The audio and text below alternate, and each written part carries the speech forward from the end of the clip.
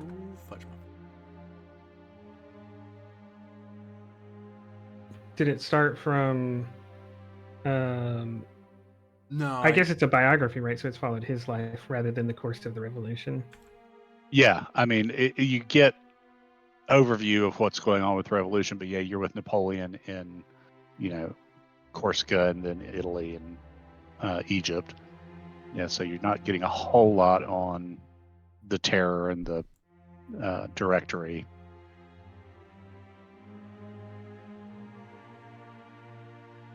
I picked up another, which I'm probably gonna have to return and check out again, on the revolution itself. I listened to a good podcast about it. It was like 130 episodes or something. there we go. I can't remember what's his name. He did one on the history of Rome too. Mike Duncan. He has Mike a couple Duncan, books yeah. out. I think I listened to his History of Rome one. I just finished that one because I started listening to the Revolutions first, and then it's like I like this dude. I could listen to some more stuff. So I listened to the. I finished listening to the history of Rome maybe 3 or 4 months ago. Nice.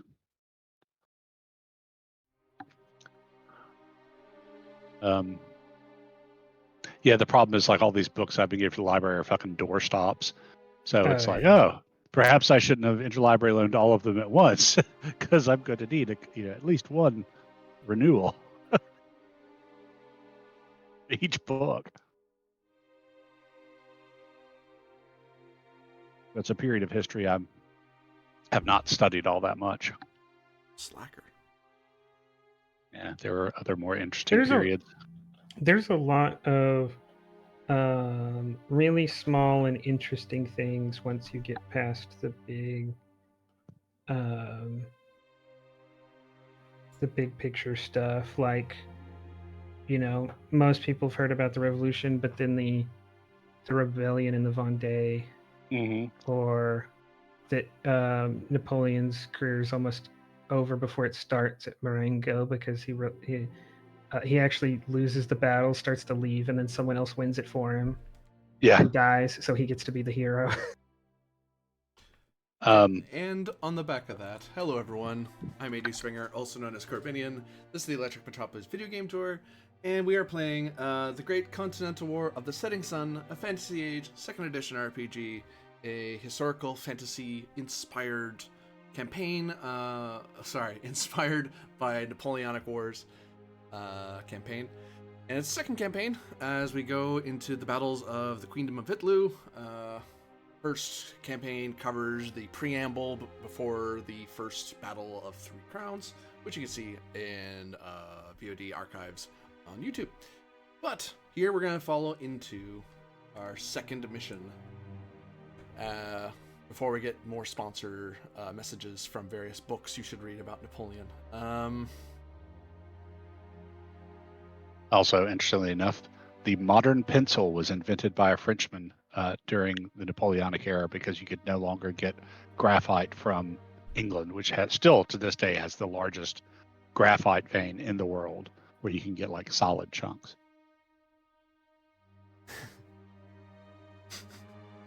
I'm just saying, the modern pencil came from this era. Ladies and gentlemen, a bunch of not nerds. The Age of Reason.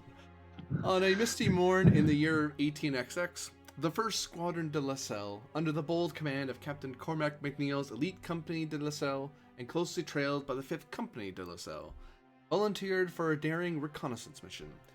Nestled within the Vitluian port village of Sailstrand, the galleon squadron obtained Major Sebastian Leclerc's approval, a nod from the 3rd Honored Battalion. Their destination? The bustling town of Seabreeze Cove, an endeavor fueled by intelligence deftly gathered by Sergeant Luciano Bianchi, leveraging his connections in the local Les Salons de la Selle. The mission's objective echoed with the intent to reconnoiter Seabreeze Cove and, if fortune favored, to seize the town before the Vitluian army could marshal a defense. The burden of salvation resting solely on the garrison of Seabreeze Cove. As they trod the path to Seabreeze Cove, the squadron's journey would intersect with the rogue Tin Islander pilgrim Owain Windridge within the quaint village of Songoso. Through wolf-laden woods to the north of Seabreeze Cove, fate would guide them to an encounter with agents of Zephyrus Nightshade, master assassin of the House of Ravens. Yet, before the first Squadron de la Salle embarked from Shellstrand's embrace, Captain Cormac McNeil found himself entwined in letters from the Tin Isles. Sergeant Luciano Bianchi, on the other hand, into a meeting with his Le Salon de la Salle mentor, Mato Riverwind. Meanwhile, Lieutenants Diego Borgia and Isabel Dumas received an exclusive summons to a clandestine militarist gathering led by Major Sebastian Leclerc. The stage was set, and the ensemble of heroes would embark on their journey veiled in shadows, laced with intrigue, and amidst the fog of war that had descended upon the Queendom of Italy.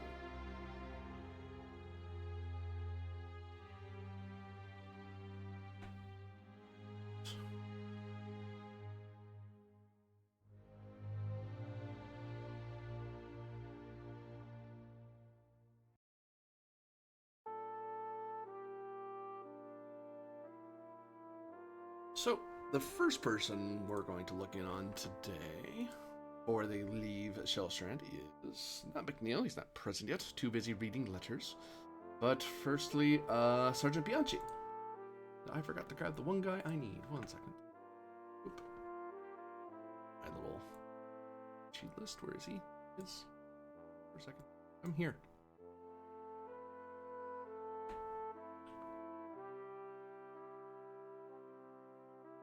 If I get offers for sponsorship for pencils, I blame you.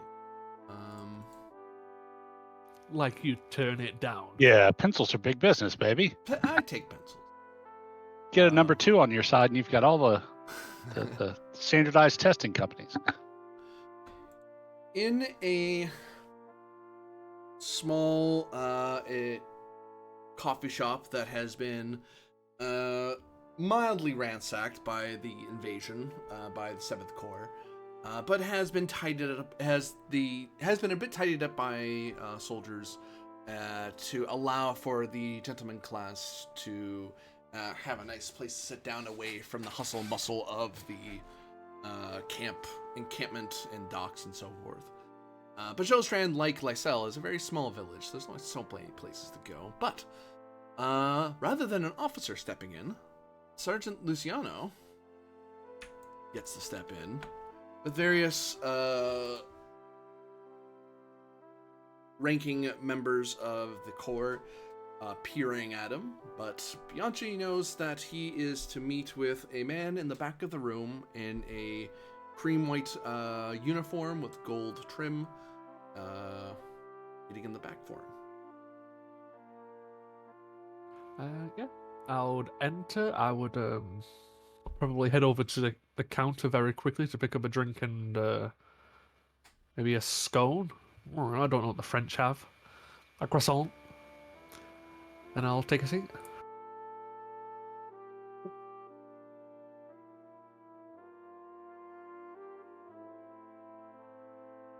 The person begins to ask you for money, and then sees your pin for the Salon de la Salle. Kind of goes quiet, peers at you for a second, and kind of pushes the drink and scone to you. Oh no, I'll still pay. What do you pay him? Tell you the price. He like he was about to say something, and then his eyes look at the pin and went, and then he just kind of the price kind of died on his tongue. What? Like, I can't believe this is going to be a question. What's the general price of, say, like, tea and a croissant? It shouldn't be more than, like, a fucking silver. I'd say, yeah, silver would do, yeah. Yeah, I'll place down a silver and just give a thank you.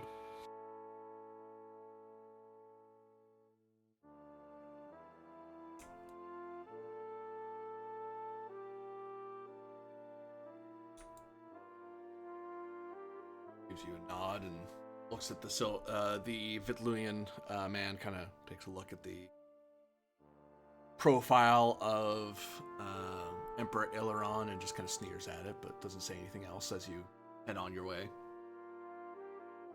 He's had to see a few times, a lot more often than he would have liked, but doesn't really get a choice in the matter.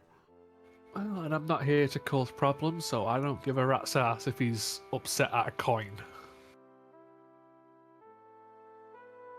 As you go to the back, you see Riverwind is himself enjoying a finger sandwich and some tea himself, which looks a little more nice than this rather more mercantile coffee house. But you know, the nicer houses are being held by the upper echelons of the core. So, Sir Riverwind. Mr. Bianchi, have a seat. Have a seat. Thank you. So I'm told that you are heading ahead of the core. Yes, under Captain McNeil, both the first and the fifth are going to reconnoiter Seabreeze Cove, and if the opportunity presents itself, take it. Well, I am led to understand that certain members of friendly to more rational causes provided you with some information about Seabreeze, and I'm here. He reaches down from the table and pulls something out of a bag, and he puts down a rather large. He pulls up a rolled up map. I'm here to correct the error. Huh. Well, that would be most kind of you.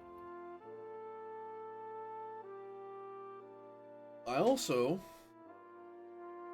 wish to charge you with something, monsieur. Something that would be a benefit to the salon. Well, if it is something within my power to do. Well, if you manage to do it, you're looking at a doubling of your previous finances of the funds you raised.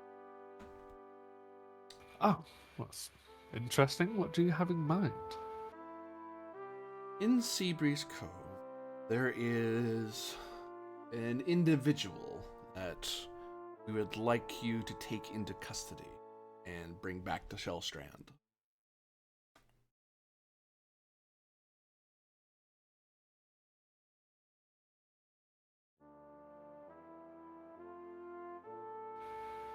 Very well. Does this individual have a name or a title?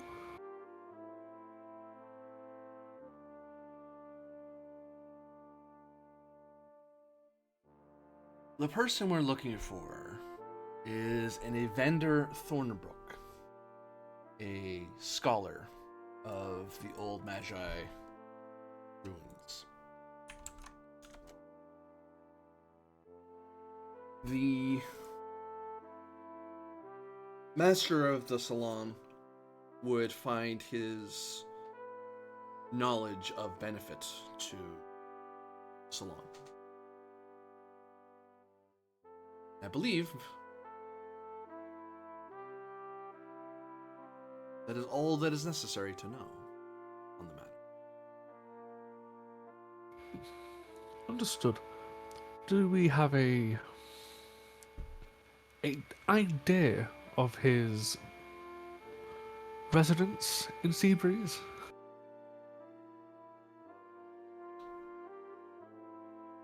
Emotions for the map. For you to open it. Yeah, I'll unfurl it and take a look.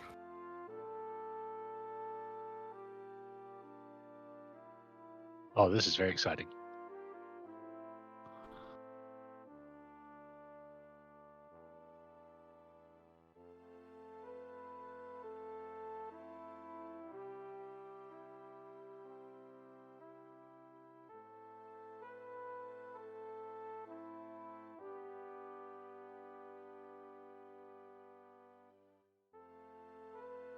Ah, yes. You will find them in the mire, just outside of town. They are not one to be allowed to perform their experiments and research within the walls as of previous entanglements that the Master Scholar has wrapped themselves in.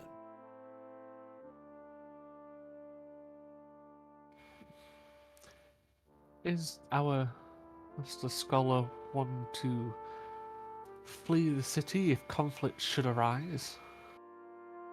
Indeed. They will not want to be caught up in any sort of longer attack, hence why your intervention on a personal level will, especially so far from the actual war, will catch him unawares.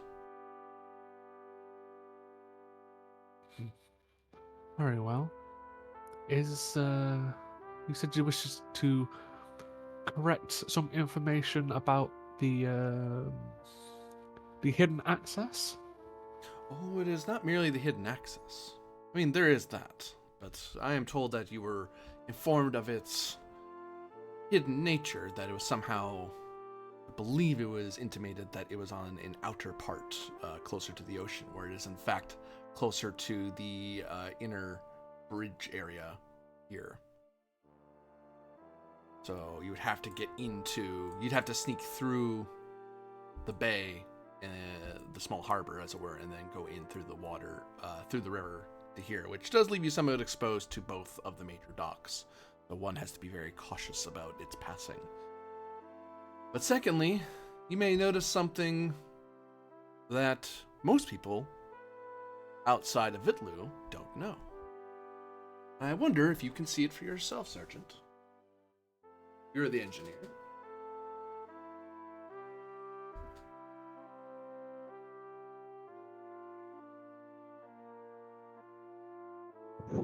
He sits back and enjoys his tea for a moment. Pulls on his sandwich.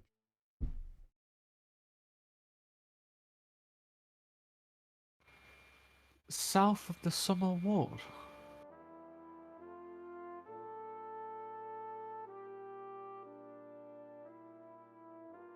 Mm-hmm. That's a very odd place to place a residence. Either a rather quirky individual lives there, or it could be an attempt to hide the fact that that part of the wall had recent repairs, meaning it's not quite fully set compared to its surrounding counterparts. Give me an intelligence roll here. Intelligence engineering? Yep.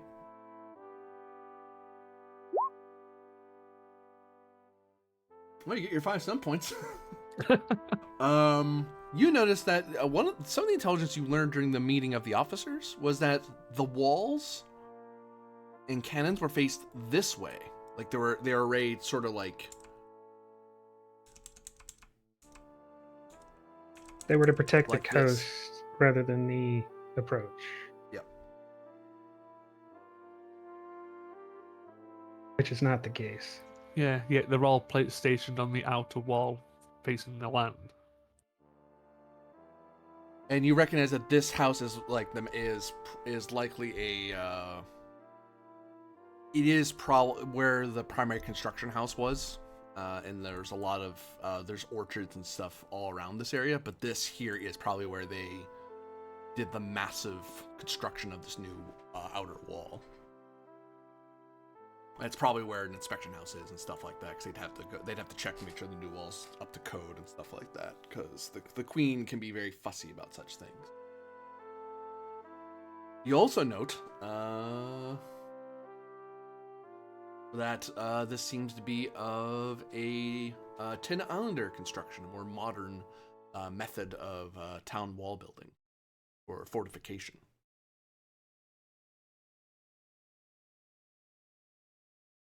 Oh.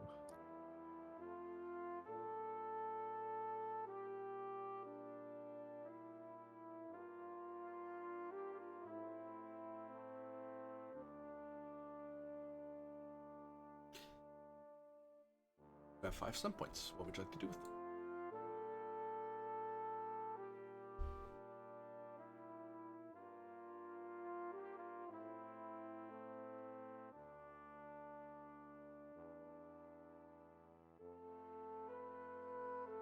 Well, the easy ones would be insight and extra information. I'm just thinking of some questions.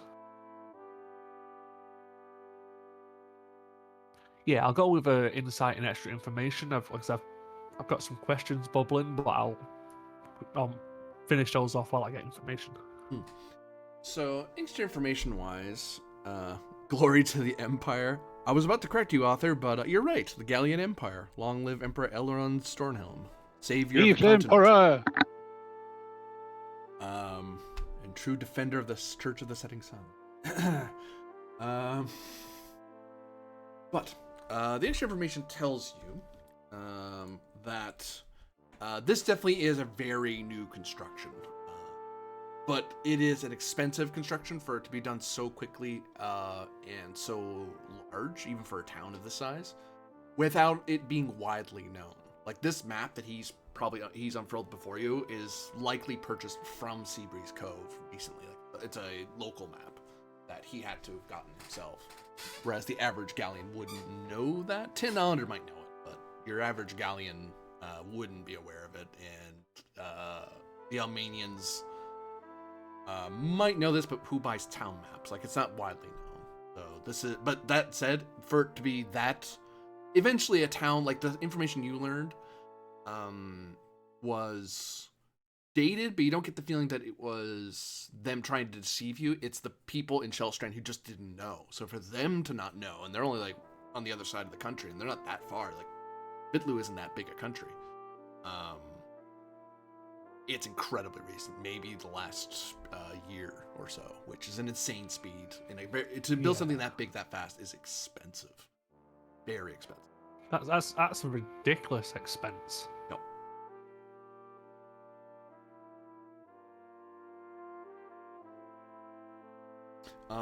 And as for insight, what sort of role did you have in mind? What were you hoping to follow up that knowledge with?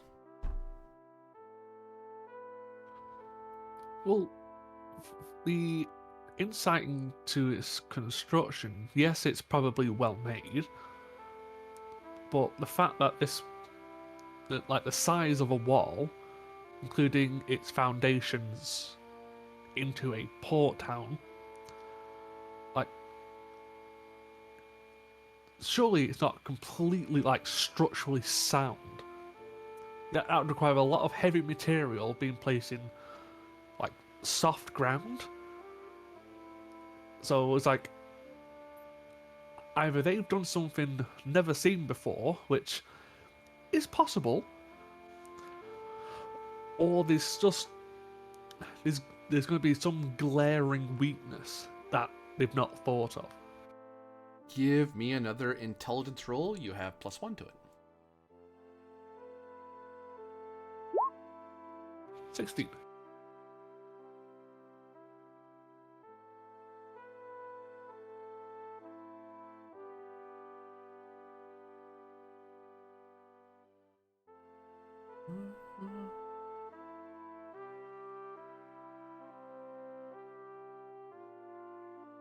Not that.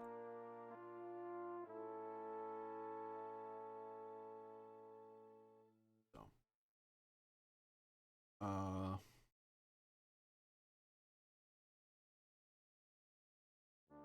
16, you said? Yes. You just made it. The technique that's used here seems to be using an old Empire of Magi building method that allows for rather rapid wall construction. So it doesn't so much have a particular weakness in the structural sense. It's actually firmer than some walls that are built today. However, the problem with it is that it is made with the intent of ancient warfare, not modern warfare. So it won't have the same level of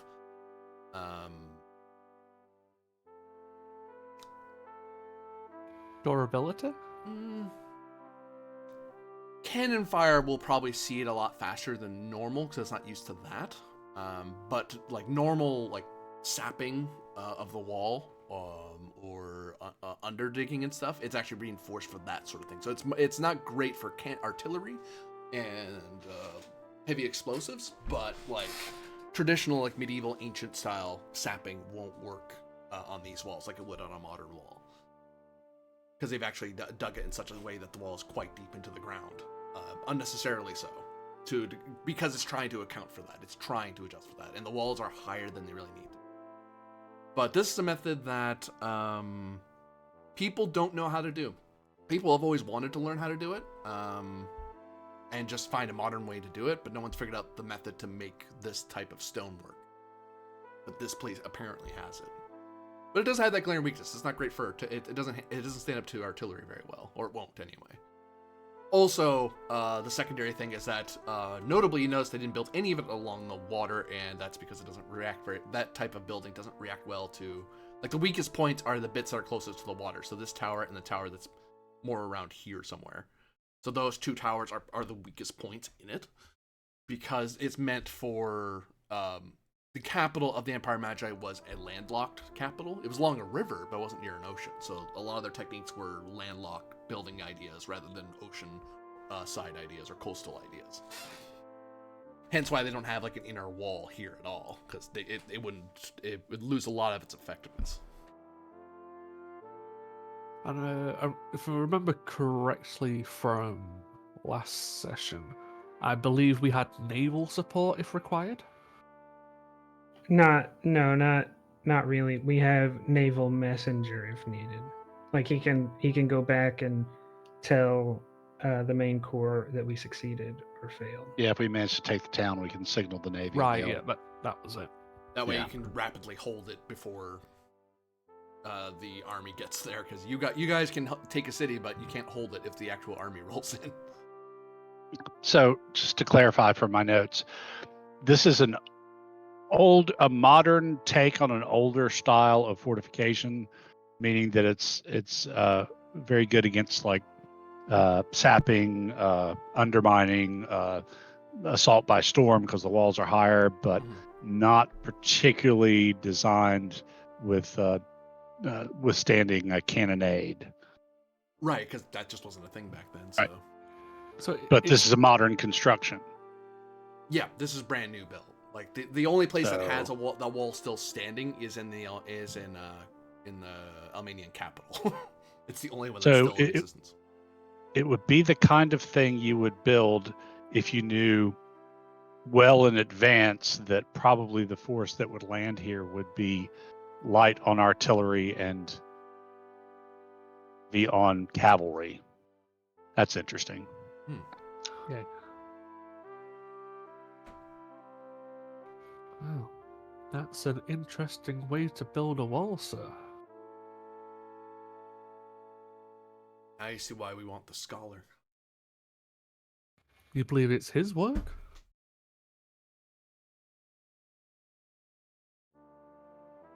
There are very few masters of Magi engineering. Most of them either leave in Kaiserberg, Lumerburg, or Lindcastle. But for Vitlu to build something like this, they need someone who knows the old texts and knows them to an almost obsessive degree, and of one individual in all of the northern part of Vitlu.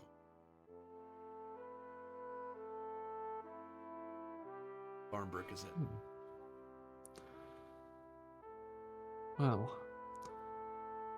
the two approaches would be if I can requisition some artillery, which I don't think they would give us too much, or a naval assault, but that would require the entire 1st and 5th to dismount and go in by the dock. These are certainly things you should discuss with your officers, but the Salon merely cares for whether Seabreeze stands or falls. We want our scholar alive.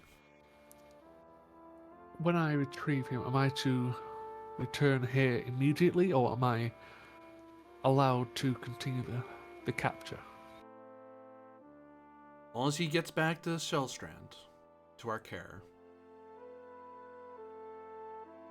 I would leave him in the care of one of our salons in Seabreeze Cove, but it is not beneficial to either of us to expose them before your battle engages. You'll need them for after the battle. Yeah, of course. I'll come up with a plan and execute it to the best of my abilities. So.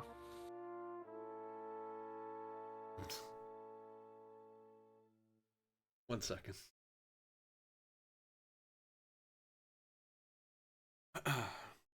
Sorry, say that again.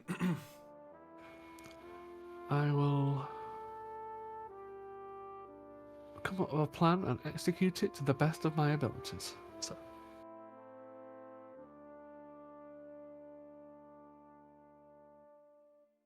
One chance, Monsieur Bianchi.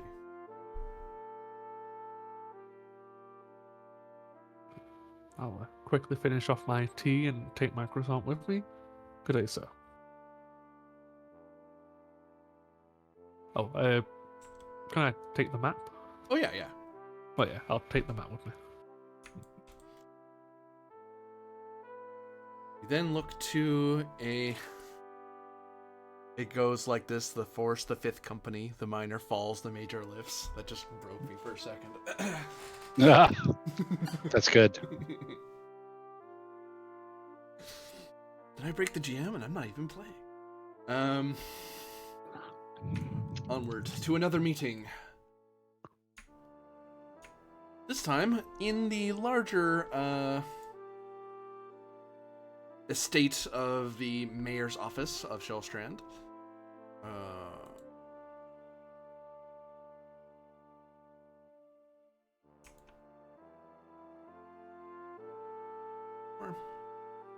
As Leclerc has called Borgia and Dumas his office. The two of you, when you arrive at the building, it is a bustling hive of activity as various matters, strategic and tactical, general and specific, are operating. The might of 20,000, larger than that, isn't it? That's the core. Of 20,000, yeah, these fates of 20,000 coming and going here. And you two as lieutenants don't draw too much more attention other than you'll get, like, from the Sioux lieutenants, you'll get a salute, like a passing salute as they're off to do something. But you two are two of many lieutenants and other officers that bustle around this place.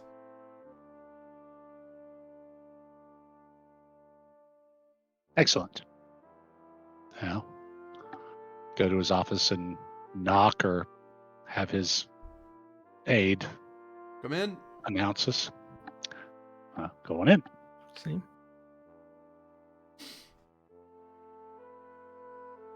You see Leclerc in what would have been a sort of dining table area, or some sort of conference area, but that has been repurposed with a desk at one end, very smaller writing desks along the walls that you're walking through, and you see him at the far end. He kind of, Major Leclerc kind of gets up and walks out around in front of it, his militarist pin playing on his uniform. Good morning, lieutenants. There.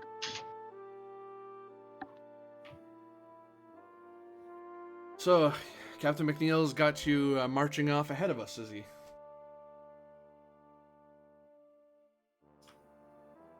Well, we think we might be very effective as a small flying column for reconnaissance, if nothing else, but also to take advantage of whatever chance may deliver us. Either of you ever been to Vitlu before? I've not had the pleasure. My family has some interests here, but I've not personally been here before, no.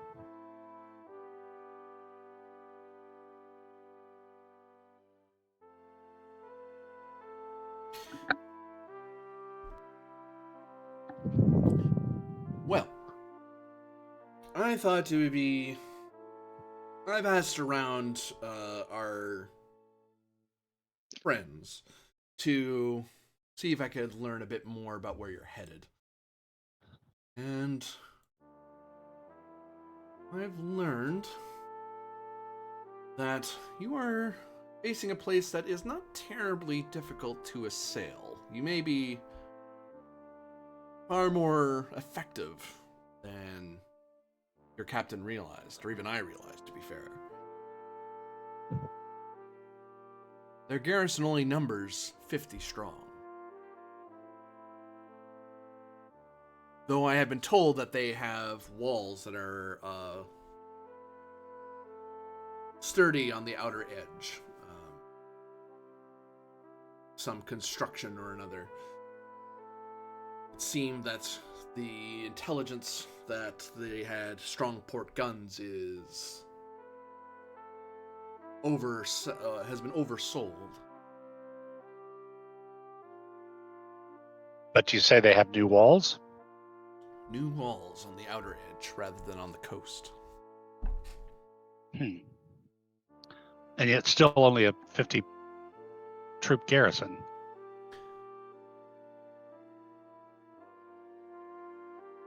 And that's why I believe that they have more than simply their garrison awaiting us if a prolonged combat ensues.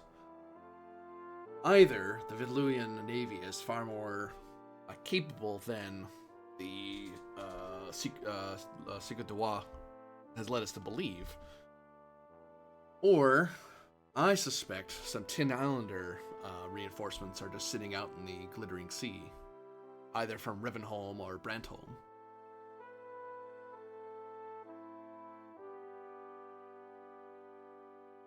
But, as you say, with a flying column with enough speed, I imagine it can be seized long enough for you to call in the Corps to hold it, or the Navy to secure the port.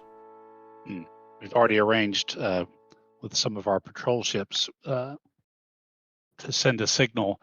We also have information that there may be a old smuggler's route into the city that a small group of us might be able to take advantage of.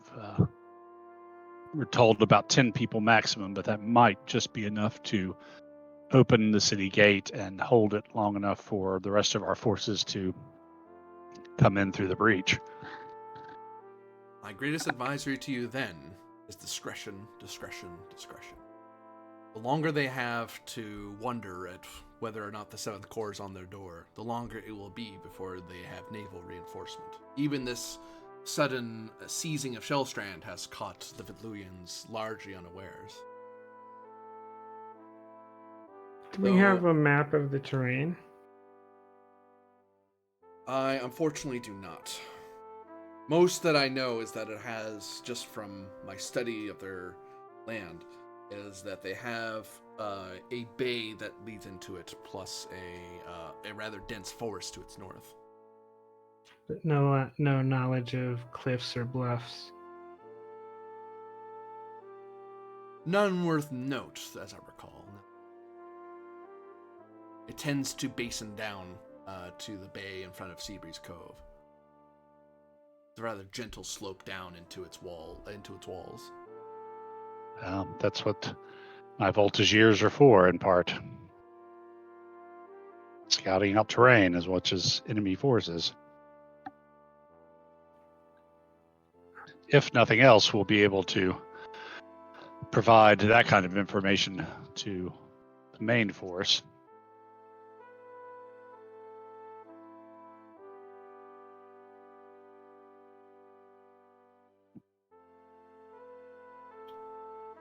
I wish I could send more of the battalion with you, but it is...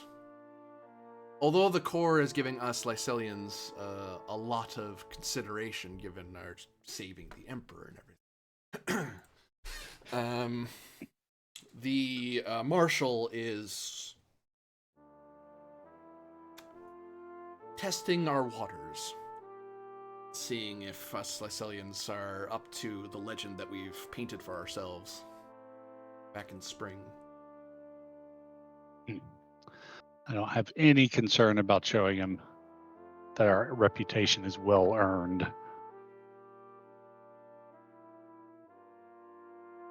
Do we know anything about the government of Seabreeze Cove? Is it a council, a mayorship, governor? My understanding, it is led by a chief magistrate in the old way. I believe the Swiftwinds are in power currently.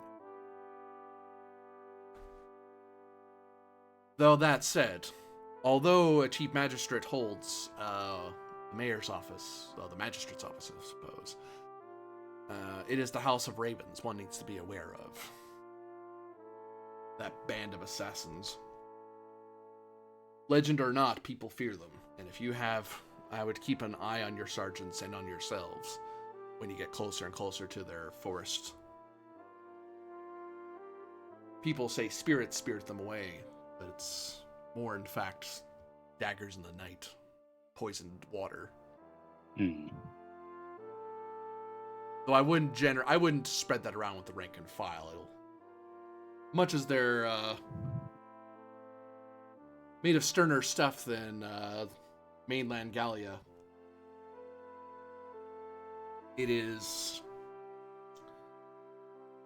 a frightening thing to consider your mortality is not from a distance, but in your sleep. Soldiers can take a brace of cannon and shot, but they can't imagine that their fate is sealed before they even begin fighting. Understood. Certainly, if there are partisans to deal with, then I would hate to be a Vetluvian anytime soon, because retaliation for partisan work is usually swift and uncontrollable. The Marshal has been... I've already seen some talk of the upper officers too.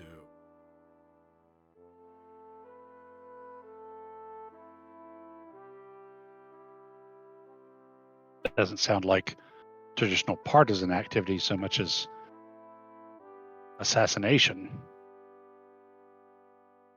One can beget the other. Fair enough, but if they're smart about it, they won't let it. Assassination is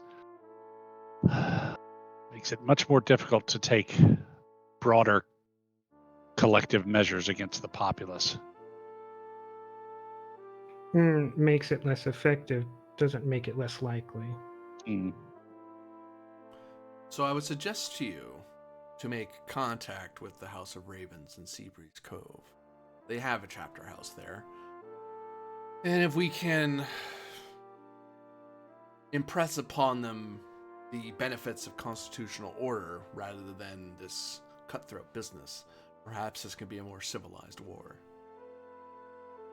For all sides.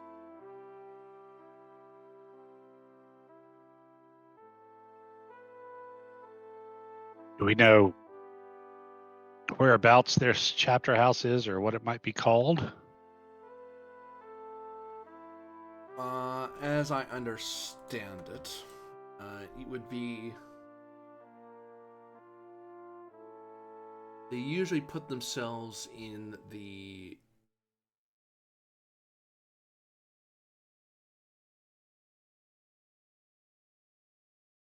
older parts of the city. And if I call Seabreeze Cove correctly, I believe Cheese Park is where they're situated. It will literally be called House of Ravens. Their public persona is a tailoring and haberdashery sort of business. Though everyone on the Setting Sun continent knows what the House of Ravens really are. Oh gods, let's not tell the captain he'll want an entire wardrobe made. What's your make of your captain? I don't see him as a friend of constitutional order, but he's no monarchist from what I can tell. He holds no positions. And is proud of it. Shakes his head. Neutrality is Although, the shield of the cowardly. I wouldn't go quite that far. More of he's his own man and a bit too old to take much stock in groups that he sees as newfangled, perhaps, but certainly no fan of the current ruling cliques in the Ten Isles, particularly those overseeing his homelands of Strathcliffe. But you're right. I think it unlikely that he will ever become a friend of constitutional order, but he is invested in Gallia's victory, although with his diplomatic background, he much prefers bloodless victories and coups to pitched battles, which who can blame him?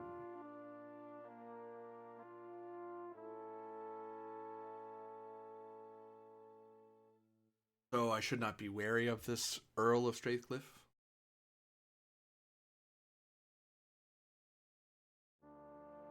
Or rather, we shouldn't?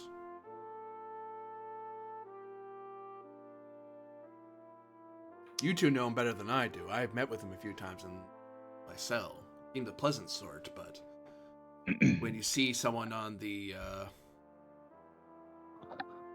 anvil of history and then find yourself unmolded to anything, one is wondering if it is a brittleness or a weakness that belies you or something else entirely.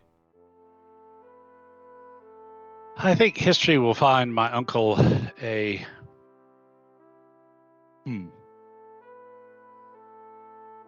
well-built and flexible pivot more than anything else. In fact, I have a suspicion that he may wind up being tremendously useful to Gallia and the Emperor, particularly if some of his domestic interests in the Ten Isles bear fruit. I would not be surprised if he might be open to replacing some of the petty kings or even the High King eventually. Eyes on him, I'll keep them. What'd he say? Sorry. Eyes on him, I will keep. But I don't think he is traitor or anyone dangerous in that form. I think he may be more upset about being taken away from his vineyard and peaceful retirement than anything else. Well, he knows who to blame. Exactly. Well, if the two of you trust him, then I will trust him for the time being. Good luck on your march. Thank you, sir. Thank you for the information. It's be very helpful. As we go to leave, I'll talk to Diego on the way out and say, well, the entire plan has to be redone. Cavalry against a wall is pointless. Well, but if we can get the small group in, potentially get the House of Ravens on our side, if we can open and hold the gate open, cavalry is the best and quickest route into the city.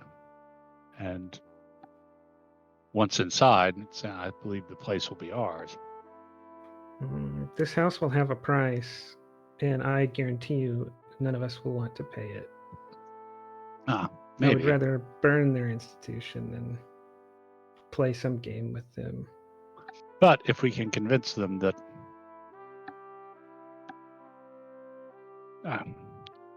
ultimately the city will fall, if we can convince them that our way is the least likely to cause damage, mass looting, and a sack, then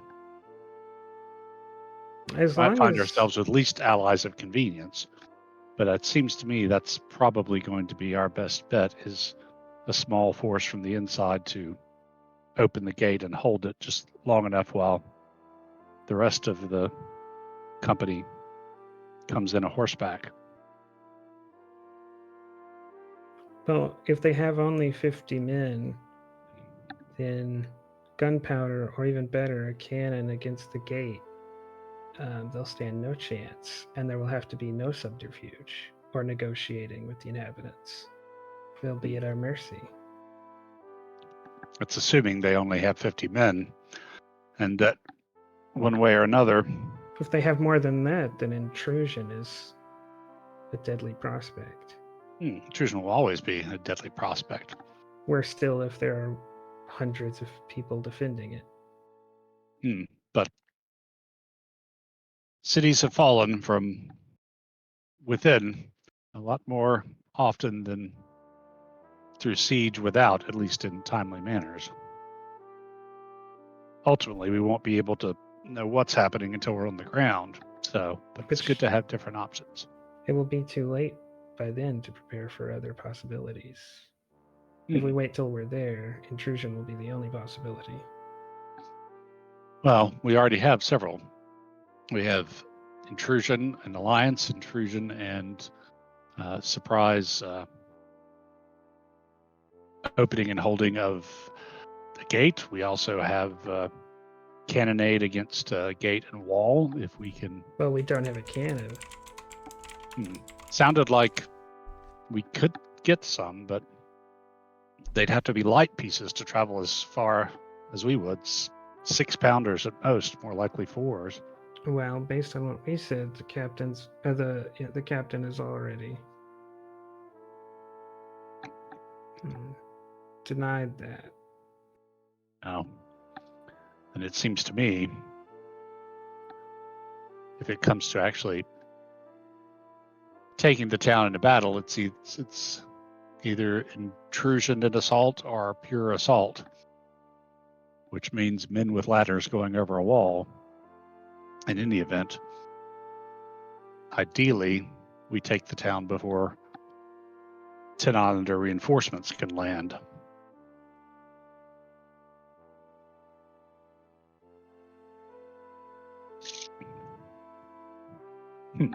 I wonder if the artillery could spare any. Need to find out if any of our people have experience with cannon.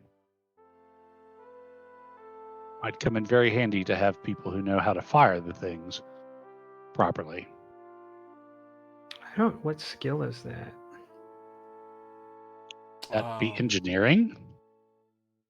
Engineering or... That's what I had assumed. Intelligence engineering. Yeah, it'd be intelligence engineering, yeah. Okay. Then you Cool, have 2 people already. Yeah. I think, maybe I'm wrong, but I'm thinking McNeil has engineering too, but... I think you'd be wrong. Okay. Yanchi's the only engineer of the heroes you're aware of. And Dumas. Dumas engineering? I keep forgetting that. Yeah, I have engineering. Yeah. Because I didn't realize what they would be useful for. If I had known, I would have taken the other one, but I didn't. Engineering. Yeah, Borgia was the one who chose to do military lore in college. Hey, you wanted to take up harsh artillery there, Dumas. Yeah. Because if we can take the town before reinforcements arrive, if we can control and fire the seaward-facing artillery, we might be able to keep them from arriving. Theoretically... I think he said there is no seaward-facing artillery. No, there is. I think. They don't really have any seaward-facing defenses. No, I know that. No, he said that. He said the coastal stuff was lighter. Major said that. Oh, I was thinking that the walls were in addition to.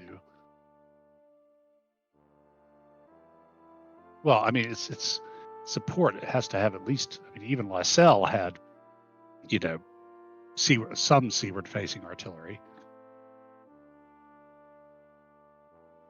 So best to assume there's some, even if it's not heavy.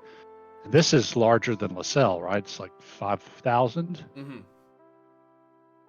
Lysel and Selstrand are both villages. Seabreeze Cove is like a large town. Okay. It's one of the large coastal towns of Fitlu.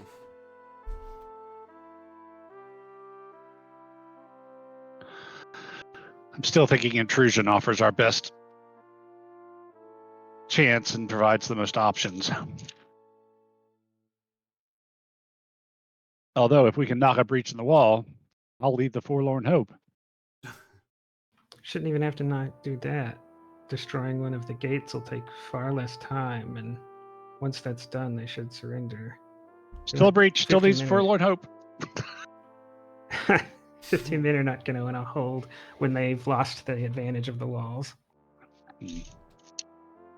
Again, as we said from the beginning, I think if we're able to take the town, speed will be of the essence. We need to get in and get it mostly secured before any theoretical reinforcements can arrive, if they haven't already.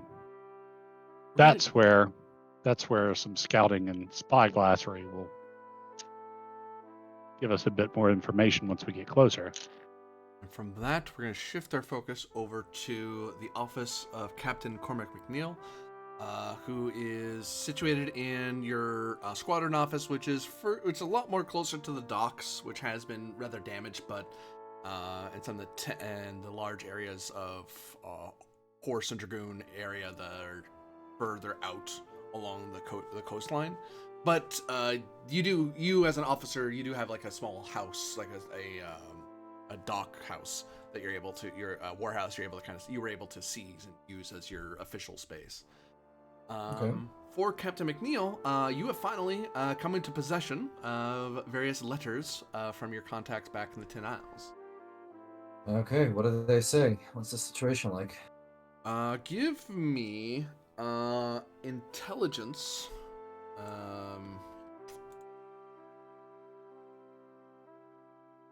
Focus you probably don't have, but I'm trying to give you one so you know what you can buy. You might want to get.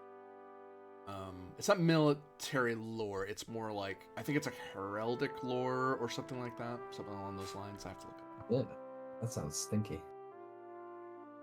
Let's try. Here's a 15. Does that do it?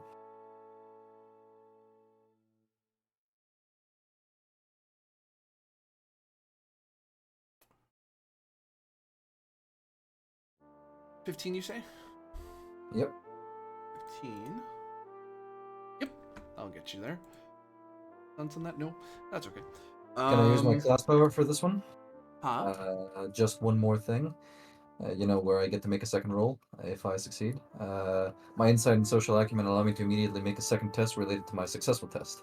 In action time, this occurs as a free action, cannot be used to make an attack roll. Just the second roll, I guess. Oops.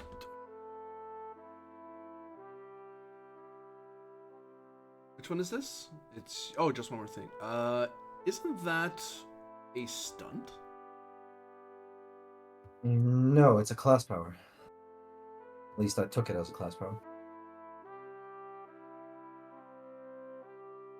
What do you mean? I think it was your class power? stunt advancement, though. Yeah, it is related to your class, but there are no like strict class powers. Well, there are some class powers that only, like, especially for Envoy, there's a couple they get, like Dazzle, something only they get, But that's like specializations. no, even then, Dazzle is a pure Envoy thing. It's just you being an Envoy, you can dazzle people. Yeah, and like pinpoint attack is a rogue Yeah. class power, but there are. I think that something else is a class specialization that's for envoys. Sorry, class stunt that's for envoys. I think it's called one more thing. I commented on it like it's a Columbo thing, right? Yeah. Pull it up.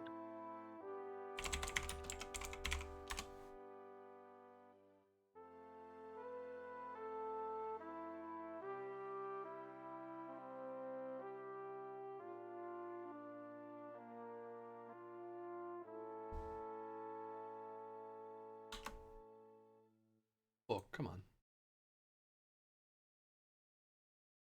Okay, do it this way.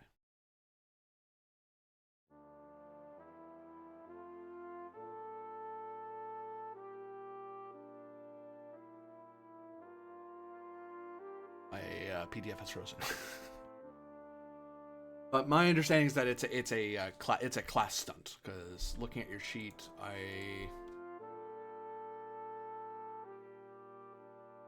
because you have your talents: diplomat, linguistic, inspire, novice, expert. Just one more thing, should have an SP cost, a stunt point cost. 2. Oh yeah, it's a 2 SP cost. Okay. Yeah. I actually had it in the.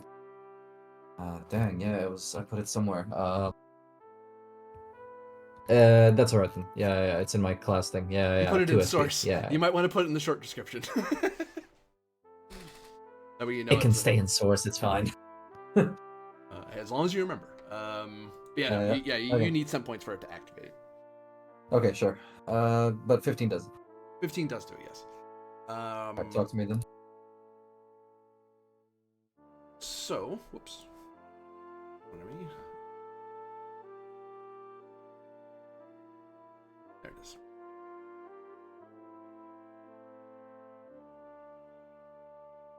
You know that at present, the Kingdom of the Tin Isles is largely focused in its, has an overwhelming amount of wealth that it's built up, and various specialty goods it's gotten from across the world that have allowed it to ply its, it doesn't have as much influence Is in Gordy the... cutting off for everyone else or just me? Say again, sorry? Are you cutting off for everyone else or just me? Just you, bud. Just me. Yeah, Okay. just you. Could you say again, please? The Kingdom of Ten Isles has a focus in wealth, primarily. It has various goods from around the world that it's gathered and has amassed to a massive sort of war chest of more in the mercantile sense. But it does have a rather robust, modernized navy as well. So the Tin Isles are very much in a position to wage a long-standing battle or war, with the Continental system in place. It's just a matter of finding the cracks and seams in the Continental system to find ways to push their way in and find ports such as Vitlu. And you get the feeling from your readings, from the letters, that Vitlu isn't going to be the only place this is going to happen. It's going to happen to other places as well, such as... It sounds to me like they're trying to spread out Gallia a bit thin with what they're doing. Yep, and the Almanians as well, because they need to... Right. Okay. So, I have some, if I recall correctly, I have average support in the House of Lords. How am I with the common folk, or the people that represent the commons in the House of Commons?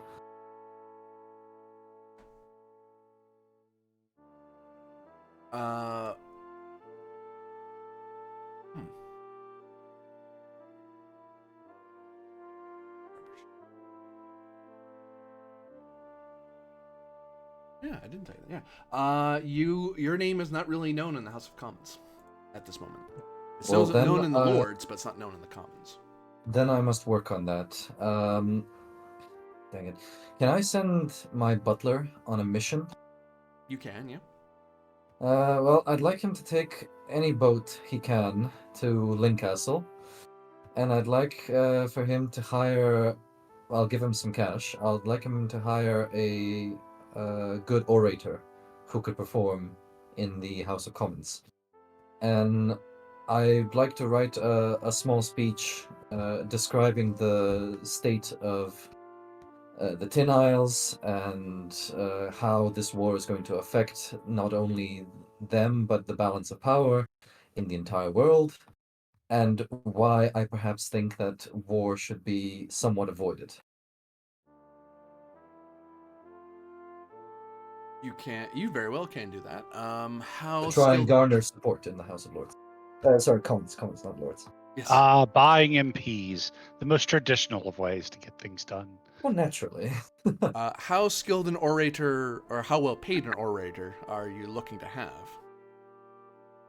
Ooh, well,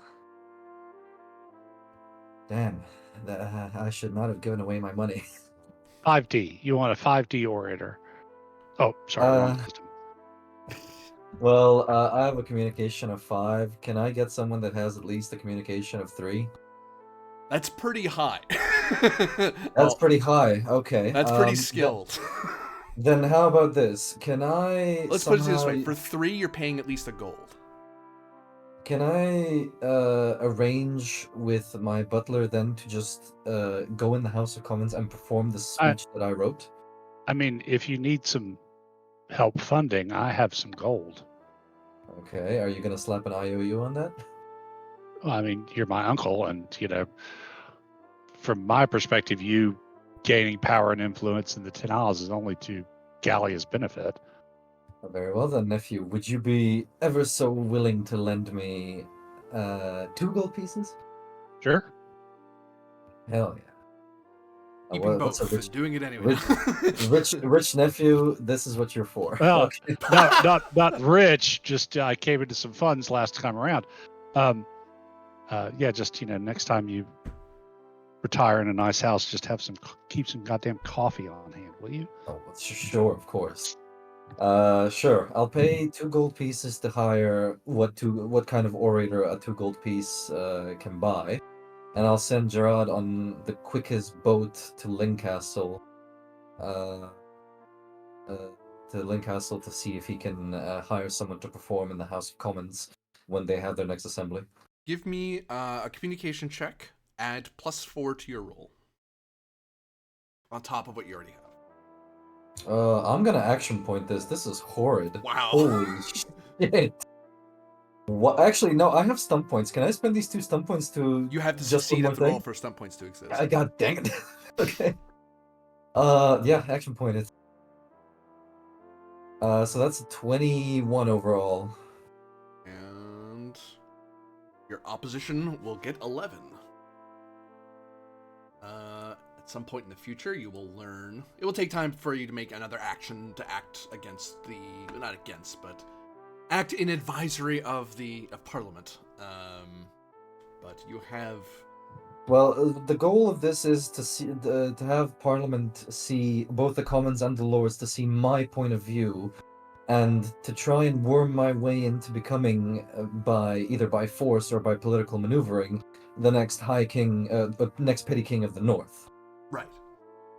Roll for me 2d6 and add your communication and tell me how much you get.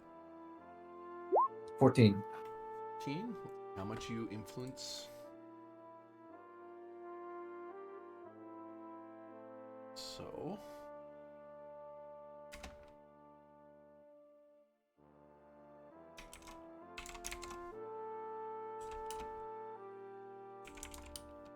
What's his name? Right.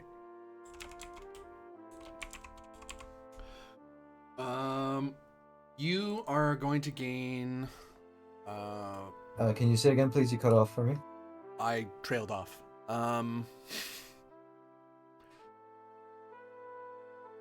You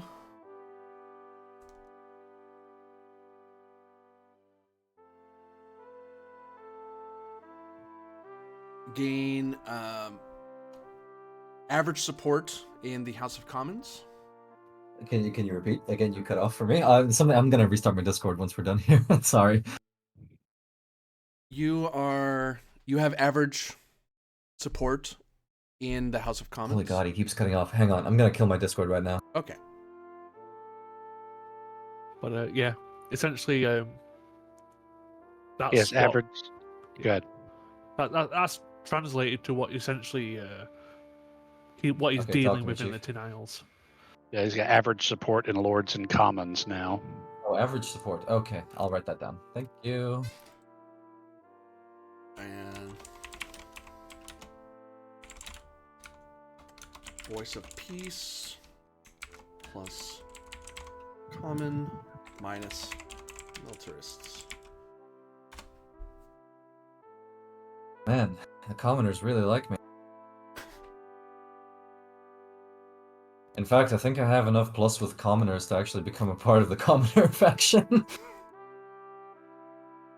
Oh man. Okay. That is not your faction. That is not at all Corbic's faction. No, but a king has to also be a king of the people, you know? Yep.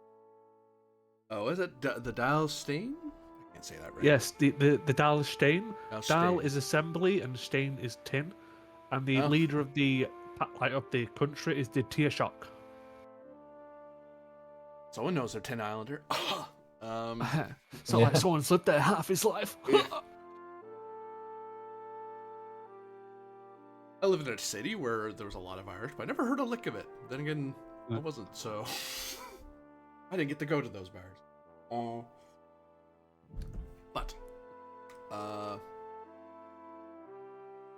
yeah, I believe with that, the group of you are able to gather up outside the walls of Shellstrand with your squadron.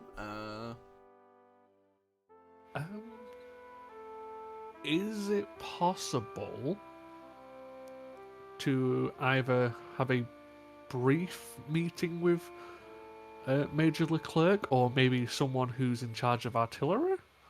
As a sergeant, no. You're not important enough.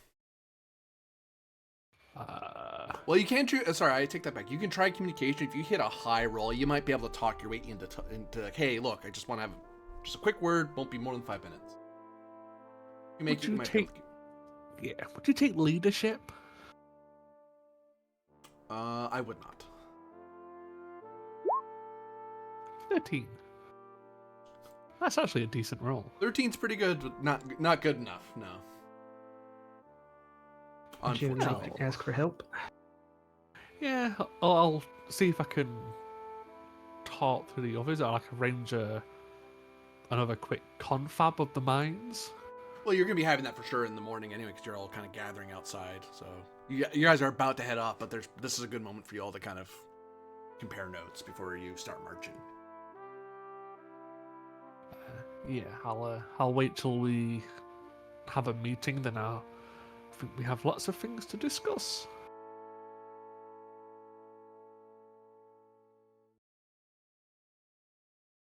The four of you meet in the morning air. Lieutenants, Captain.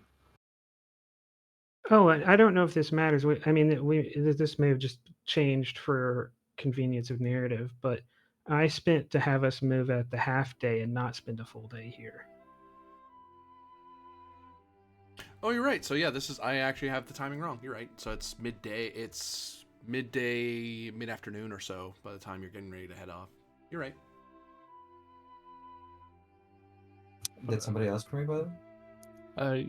Yes, I was wondering if I could speak to you all about our coming excursion. Bianchi, step into my office, please. Well, all of you, but certainly, sir. At ease, please. We've known each other long enough. Do Isabel and Diego Yes. follow? Yes. Pistols At ease, drawn. all of you. Wasn't at attention. You're into but me. okay. Yeah, you're into me for 2 gold. I'm not standing attention. Are you going to hold this over my head the entire day, nephew? Oh. I'll pay you back. McCormack has found why you don't get financially involved with subordinates. I'll pay you back, Diego. When Atlantic Oh, Bank always gets its debts repaid. What's two sovereigns between family? Two I sovereigns, clearly plus shouldn't tell interest. you how much I have then, sir.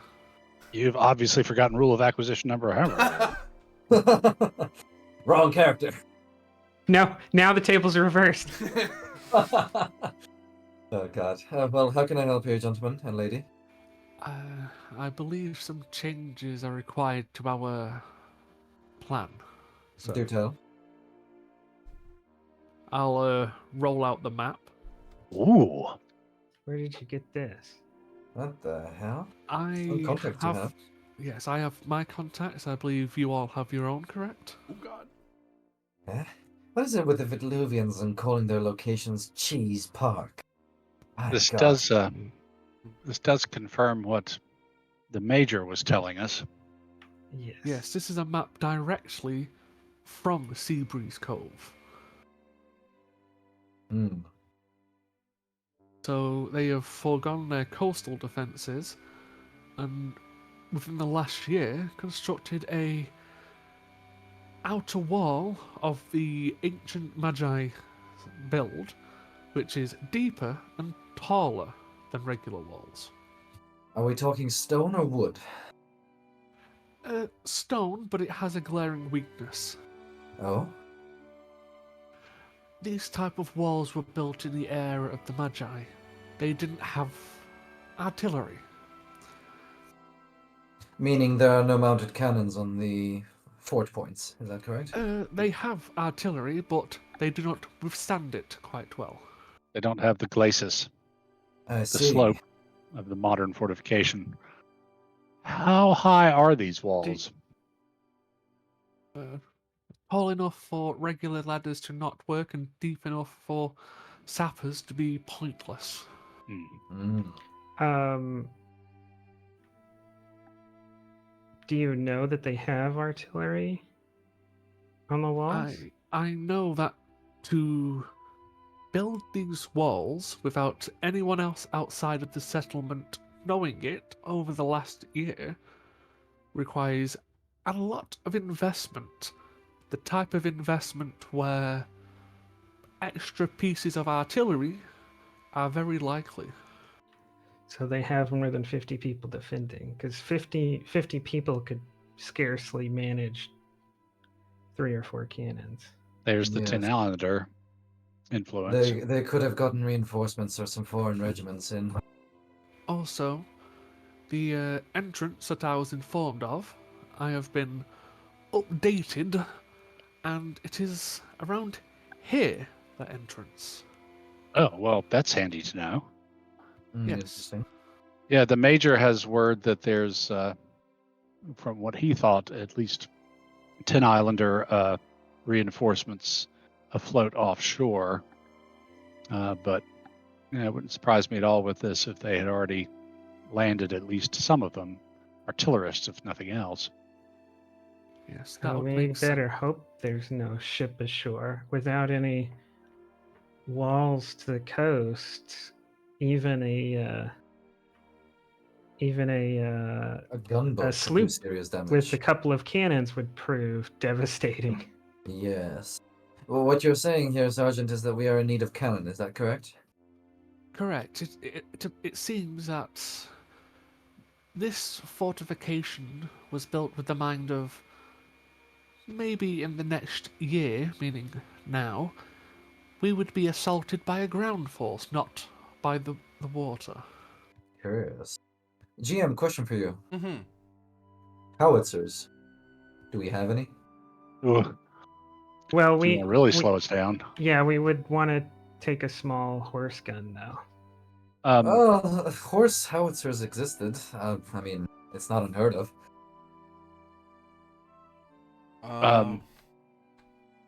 There would there's be also- some. There would be some in the 7th Corps, but the squadron isn't assigned any. Right. Beyond, like, I think you guys requisitioned 1 or 2. No, Or you we waved that off. yeah, because we didn't have any of this information, we waved it off. Yeah. We thought there were no external. Well, defenses. okay, I'm going to be frank with you, Sergeant, Lieutenants.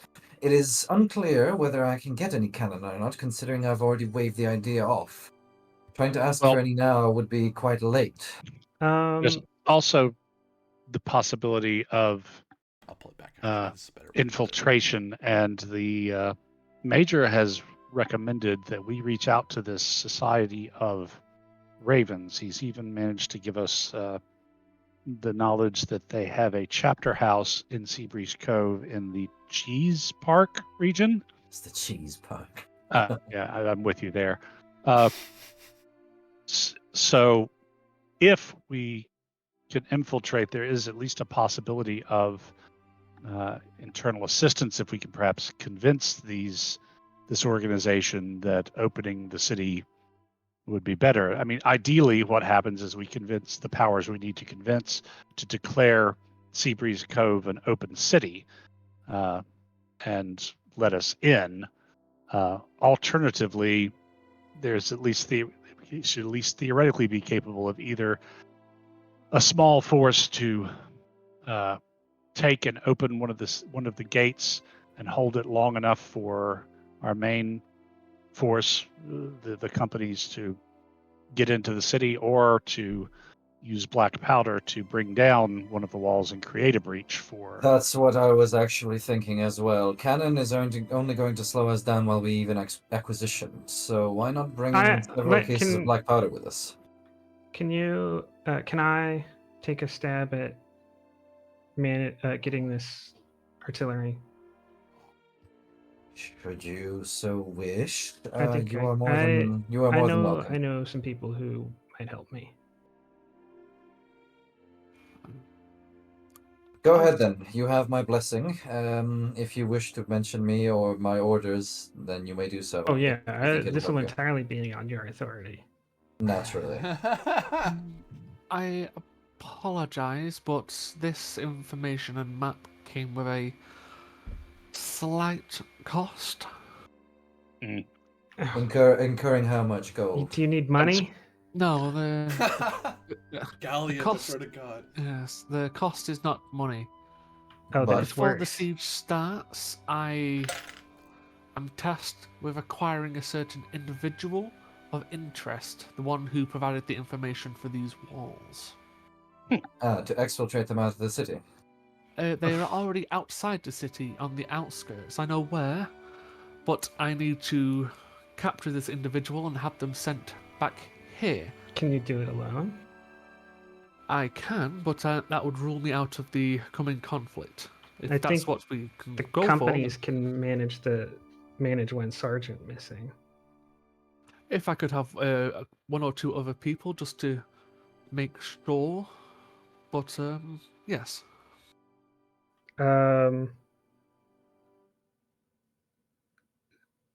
That'll be at the discretion of Lieutenant Safwan, but if you have any difficulties in getting this from him, let me know. I'll talk to him. Nonsense. I'll assign 2 men from Lieutenant Safwan's division to yours. You may even take, if you want, some of Dan Rousseau's men. I didn't require too many. It's just You can have a pick of up to 3 or 4 men, depending on how many you wish. And just to underline, we need to avoid anything approaching a siege. Whatever we do needs to happen very quickly. Yes, I'm very well aware, and preferably I'm hoping that before we they can can be scare them reinforced. with. I'm hoping that we can scare them with some scare tactics we used to employ back in the Tin Isles when there was an unruly fort. But we'll see that. We'll see about that when we get there. And But I need to acquire my the- man before the conflict, because if it starts, I believe he may go to ground. Yeah. So before this all gets started off, right? We will, Bianchi, you can pay for this map, right? And at the same time, a small group led by Diego can infiltrate the port at the appointed hour, right? When we suspect that then when it's possible that both of your missions have been accomplished, right? We'll give you maybe like 2 hours to achieve your missions, and then during that time we will try to negotiate with them, right?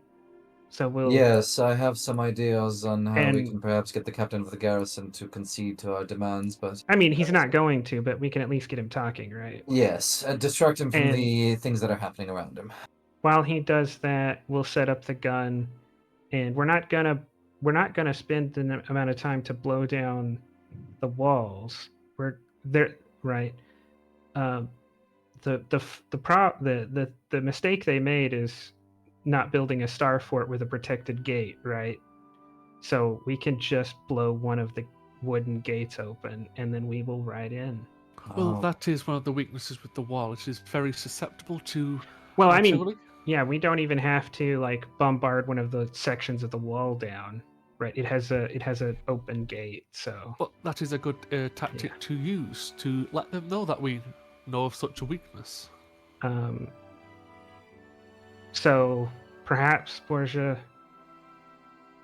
by the time you're in position, the gate will be down and Bianchi's man will be secured.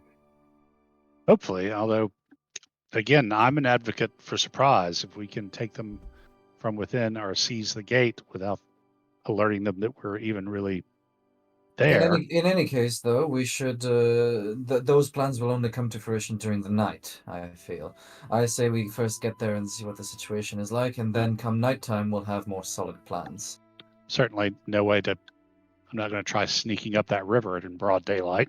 No, I would not have you do it, even if you could, nephew. But you have your orders. I think it's high time we march before we lose daylight.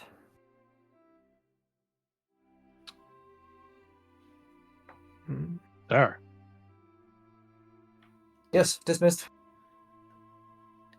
So how many cannon are you going for? 1. Just the one. Yeah, like I said, the goal is not to set up a permanent bombardment, right? It's just that these are medieval style walls where the gate isn't protected by the ground or a rise in the ground or that's why star forts are built that way, right? The gates are behind fortifications. That's not what's been done here. Fair enough. You're more liable to get one, and with one, we can keep trading out horses as necessary with some of the cavalry mounts to keep everybody fresh. Yeah, I think all we need to do is blow the gate down, and then we can ride in. And my plan to achieve that is I have Dom Rousseau is very friendly, Major Leclerc is a friend, Lieutenant Saflan is a friend, and I have a sergeant who's very friendly. Can I organize all of them to help me get this? Like I have a major and a captain equivalent to help advocate for it. I have a lieutenant to help me organize getting it actually set up once we are given permission, and I have a sergeant to help me also organize it, get it in the column, and get all the men assigned correctly. Let's call this communication with a +3.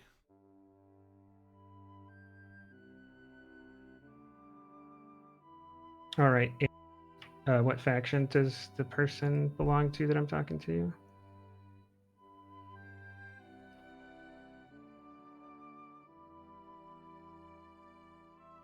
They are.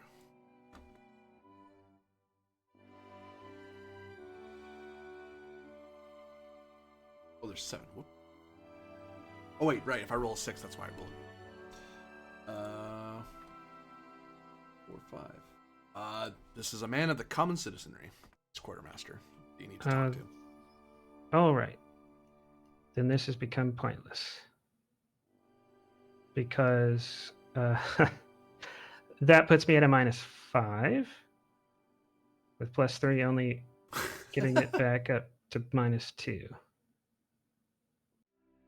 You need to find a friend of constitutional order who's a artillery officer. Well, you would think a high-ranking artillery officer was not a man of the common people, but Napoleonic France, there was that going for it. He remembers when you had to eat he values a bowl of soup. Remembers days when you couldn't get a bowl of soup. Then the revolution came. There was soup for everyone.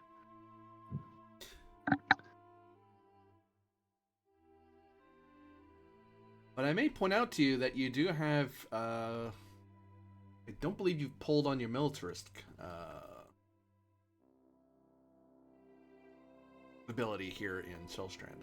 Oh, that may be because you can't. I'm gonna suggest. Well, even if I could, it's not going to get me what I want, I don't think. All it says is we get people. You know what? If you hit the target number 13 for a village, instead of getting 1d6 militarists, you'll get a horse cannon. That's you pulling on your militarist connections. In that case, can Cormac assist? What is the... Not Cormac, Diego. Who am I playing? Well, you could get us a second one. You could assume direct control. What is the role? It'd be a communication roll, but you get the militarist bonus this time because this is you. It'd be like bargaining or something like that. Oh, well then that's entirely... What about persuasion? Persuasion, yeah. Like, hey, look, could you just do me? You ask around, it's like, hey, does anyone among the friends of Constitution, or does anyone know an artillerist who can help us out here? Because the quartermaster we want to talk to is a common man. It's like, no. We'll work it out through unofficial channels. 20. So the way the bonus works, we get our +3, and then the other pluses we've earned. Yep. Okay. It stacks, yeah. Because that way you could have, even if you're of a faction but really high rep with a non-faction, it might balance out. Or in Dumas' case, it exasperates the situation if it's. But yeah, had it been literally anyone else, I would have had like I still would have had a plus or a neutral modifier. But the common folk, I have a straight negative modifier. 24. Yep. Both of you are able to get yourself a horse gun. Sweet. We got 2 horse skins. 6 pounders, I'm assuming. Yeah, and they're signed up as they want the. They're basically signed through various. They're not illegal, but they're unofficial means. So it's like, it's on a training exercise, or we want them to test it for us. Right. That sort of thing. Whereas the quartermaster is like, hey, wait a minute, you guys didn't tell me to do this. Oh, it's for training. We don't have to tell you. Don't mess with military. Hey. Don't get in our way, common man. Vault is yours with a horse cannon. It's rifled. I say, perhaps we both spend on efficiency, so we don't lose a day. Yeah. You still have some light to head off. And then you still have 3 points left after that.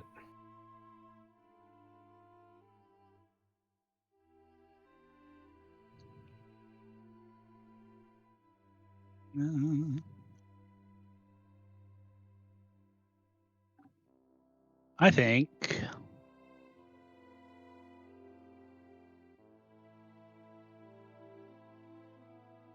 just to see what happens. I think I'll spend the other 3 on extra information, efficiency, and then extra information. You learned that the majority of the cannon is being what little you have as a core anyway is being dedicated to the core's movements into Aquahaven, because they're hoping to overwhelm. Because their thought is that Aquahaven doesn't have. Seabreeze Cove doesn't have the artillery. Doesn't require artillery to take between the Navy and whatever, depending on what you tell them, of course, from your reconnoiter. But wait, I thought we were going down the. Why is my ruler not ruling? I thought we were going like this way down the coast and not this way, but I guess we are. No, we're going to Seabreeze, right? No, I'm talking about. The core as a whole was to do this, but it looks like the core is sending the first division to hit Aquahaven from behind with artillery to kind of push the first corps into charging for it, and then the idea is that it'd be like if the second division's going this way, then the first division will meet them. Will very quickly slap Aquahaven and then rush to meet them between Seabreeze Cove and the next objective city. So the majority of the core artillery is headed to Aquahaven. Yeah. Because they don't think they'll need it at Seabreeze Cove, between the Navy and the fact that, as far as they're aware, the guns are outward facing. So.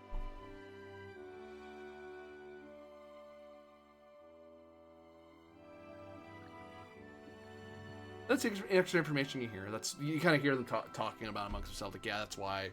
But yeah, we don't need that many because really, we're not going to be there for very long. We're there just enough to let the first corps take Fort Aquahaven, and then we're going to rush away. So after that sideshow winds up being a debacle, will be us and our 2 horse guns to carry the campaign.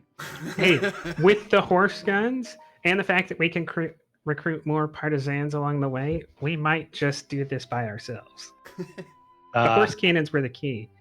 I can feel that marshal's baton in my backpack. Yeah, you guys get the people. I'm the one who's going to be funding it all. That's right. Downside of not being near the purser. You are your own purser after a while. Yes.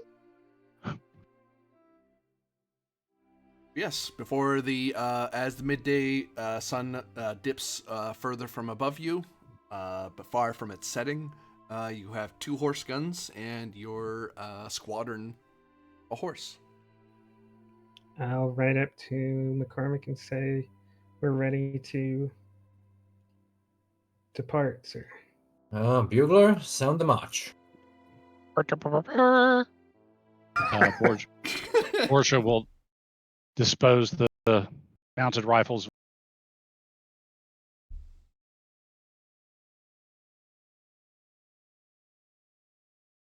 Oops, wrong music. A couple. This is their function. In March, you do along the coasts of beautiful Vitlu, away from the occupied village of Shellstrand. Your number. How strong are you? You are 125? 250 because you have Oh, that's right. as well. Some 250 people marching out of Shellstrand alone into the hostile countryside. There's no way this could go wrong. What could possibly go wrong?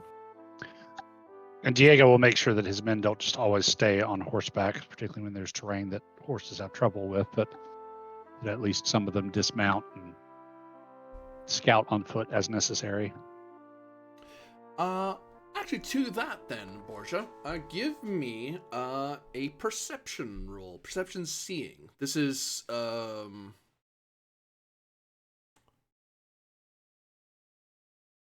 you getting you using your men to learn this sort of. Actually, I'll let you do perception seeing or intelligence military lore to learn what you can from scouting. Okay, I'll use intelligence military lore because it's all of one better. Typical. 19. Oh, probably better than me. Yep, a lot better than me. You do succeed. And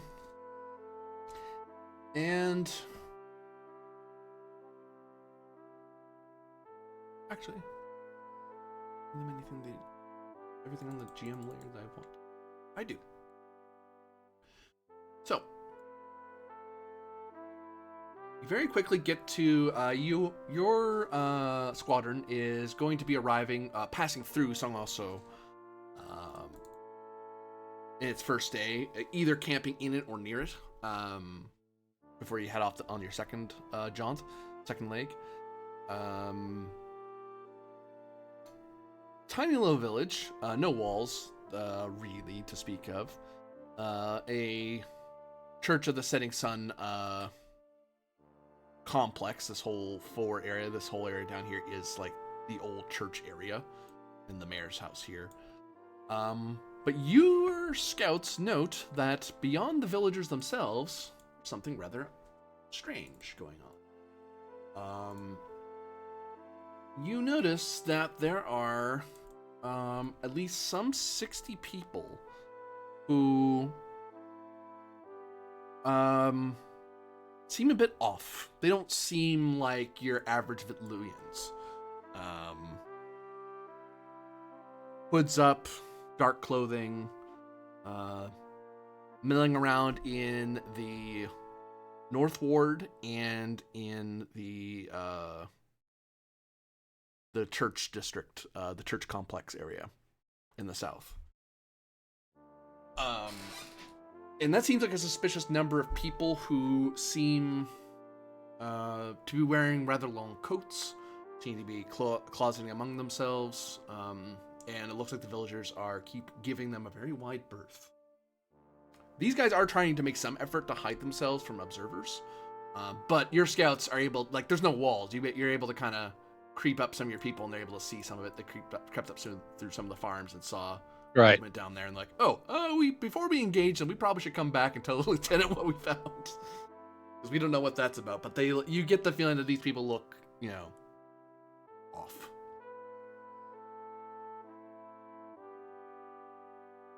Huh.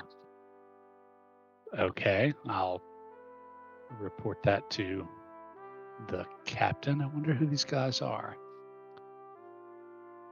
Okay. Captain McNeil, when you're told about this, give me an intelligence roll. Sure. Military lore? Religious lore. Ho ho. Ho. Monks! 16 does it? It does. You recognize these individuals. Well, you don't recognize the armament and how tough they seem, but the colors that they wear and the cut of the clothing, they remind you of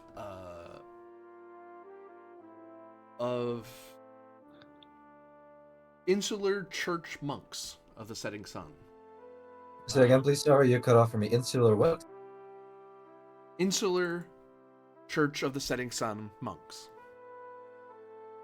GM, do I get to spend the 5 stunt points I earned on the the 6 stunt points I earned on the military lore roll? You can, yeah.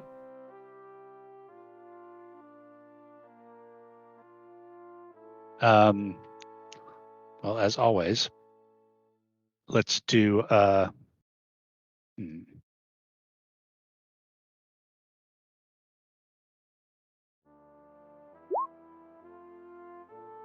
let's do extra information and compensate.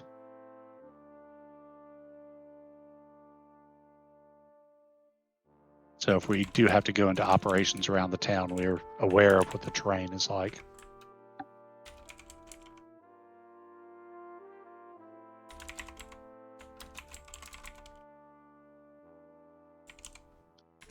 Corby, maybe you should try changing the server.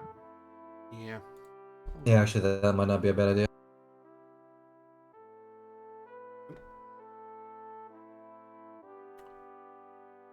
Oop, wrong one. This. Oh, they're 10 Islander. Okay.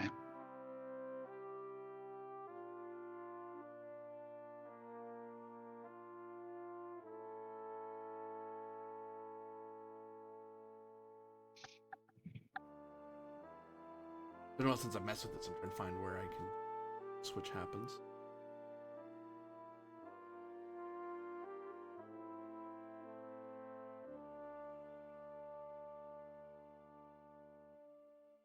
There we go.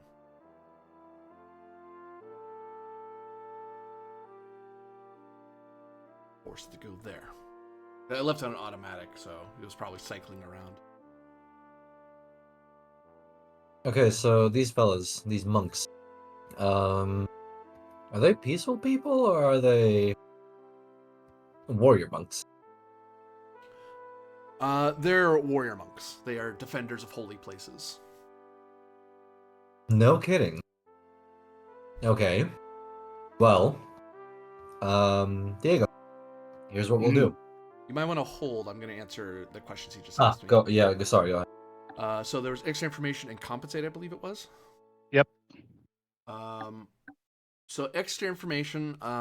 These people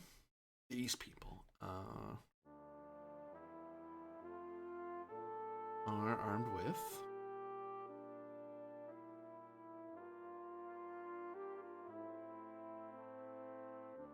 They do have muskets. But they don't seem to walk around with them very often. They primarily, in their movements, seem to be armed with hand weaponry, clubs, swords, that sort of thing. And the muskets themselves aren't like military grade, well, not military grade, but like military issue stuff. They're like the sorts hunters would have. The old, like, think more older muskets. Think right. pre-revolutionary or Van Islander revolutionary muskets. So very old, a lot shorter range, that sort of thing. Okay.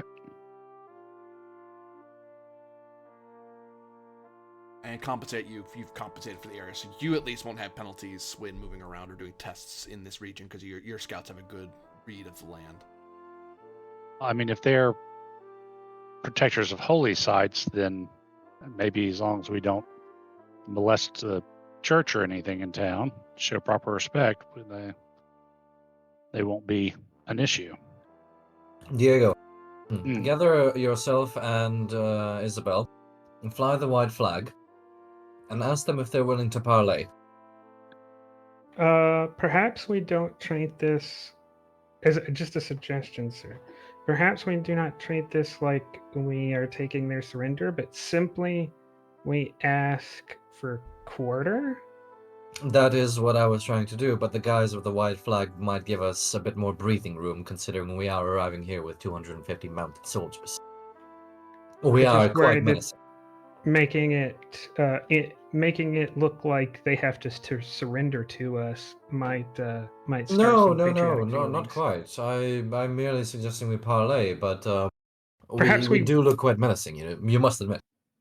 I take great care to look menacing. These guys, were they in any sort of? I mean, did they appear to be taking defensive positions, or were they just kind of in the town? They're just in the town. Okay. Probably just shopping in their normal day, or like doing their alms or something. Yeah, I mean, it may not. We can. Oh, I don't think Sure. I'm not talking about negotiating with them. I assume, McCormack, you were talking about negotiating with like the mayor or something. No, I think he was I'm talking about the talking monks. about the monks. Oh. Perhaps we don't engage with them at all. Perhaps we go talk straight to the mayor. I mean, I don't Somehow know. I have a feeling that there is a larger force at play here than the mayor.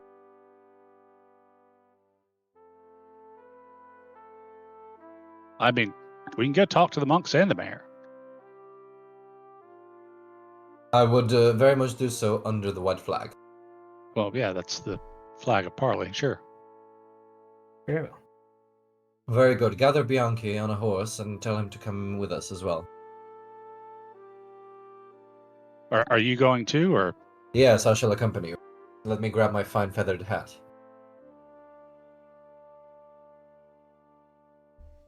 Basically, leaving command of the squadron to the Dame while you're away. Yes, the Dame can take care of operational details while we're away.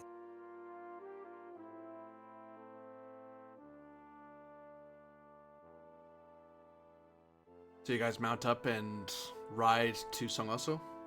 Yes, Diego, you're a Stark fellow. Here, hold the flag. I was going to suggest that all of you guys are going. I might be with the voltigeurs and be taking positions just in case. But if you want me to come, I'll come. We shan't be assaulted by them, I think, not while we are under the protection of the flag, but yeah, come along with us. All right. I'll give the voltigeurs orders to take positions. Positions where? Well, I mean, we've already kind of snuck around to various points, right? With like a small detachments, like 2-3 people, yeah. So Yeah, I mean, I've only got 25 men total as the Yeah. voltigeurs, so let's kind of flank the town. Maybe, get some folks where they're kind of within here where we saw the monks, and over here where we saw the monks, and some kind of down this way. Keeping cover and just kind of. Just as a point, though, this might seem, if they are discovered, overly aggressive from us, or as aggressive posturing. I mean, we invaded their country. We're already in an aggressive posture. But I mean, they're scouting. I'm not getting orders to engage. I'm giving orders to be in decent positions. I also want them to be, able to keep an eye on this road coming from the south. Oh, very well then. You know best for your men. Intelligence military lore. Do you know best? Yeah, and obviously I don't. I'm going to need to re-roll that.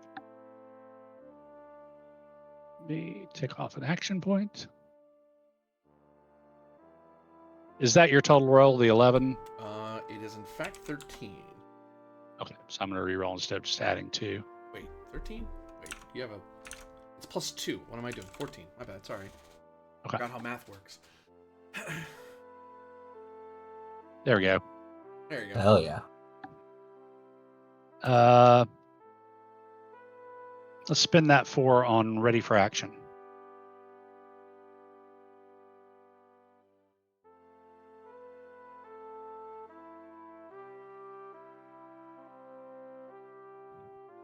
Which stun table? Exploration. This where it is efficient. Cover your tracks. Brave action. There it is. Very good. Okay.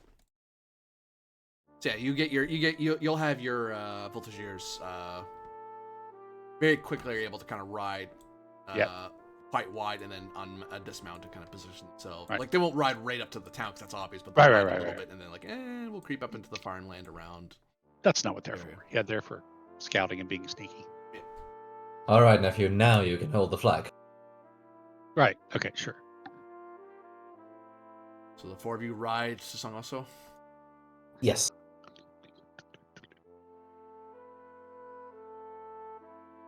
How am I supposed to hold the flag and clap the coconuts at the same time? I don't understand. You nestle it in your arm.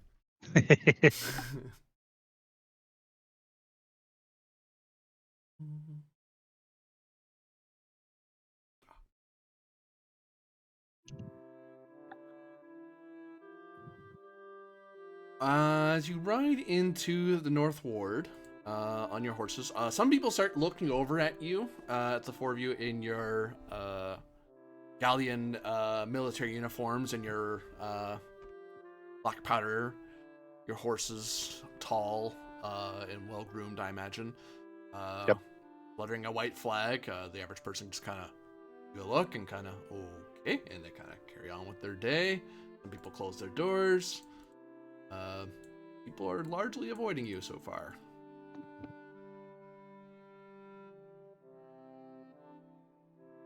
Is that a plan?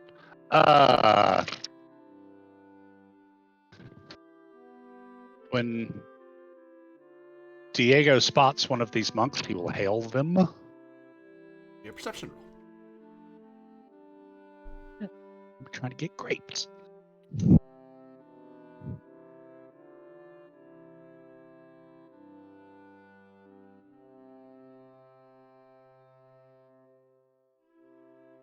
Perception. 15.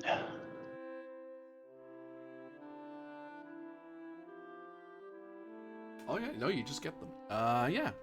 You see a few monks kind of in an alleyway talking among themselves.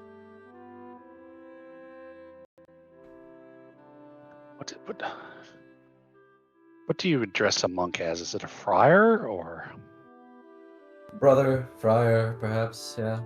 Well, friar would be higher ranking, but I assume brother would do just as fine. Oh, brother monks. Education.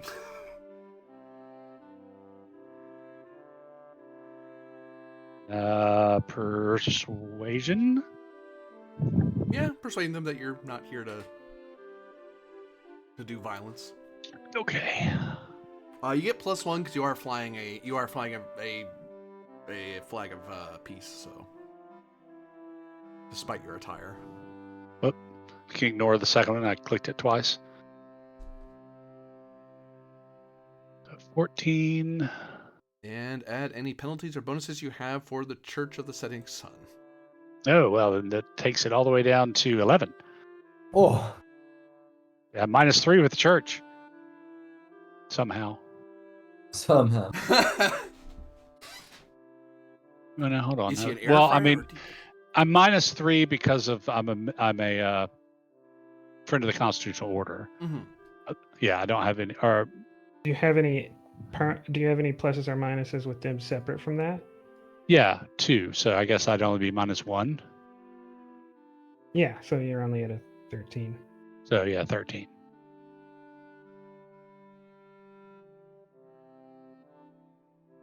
Well, 13. Okay, that's a lot better. One of the strapping men kind of walk over to you. This guy looks a lot less like a guy who enjoys bread and solitude and gardening, and guy looks like he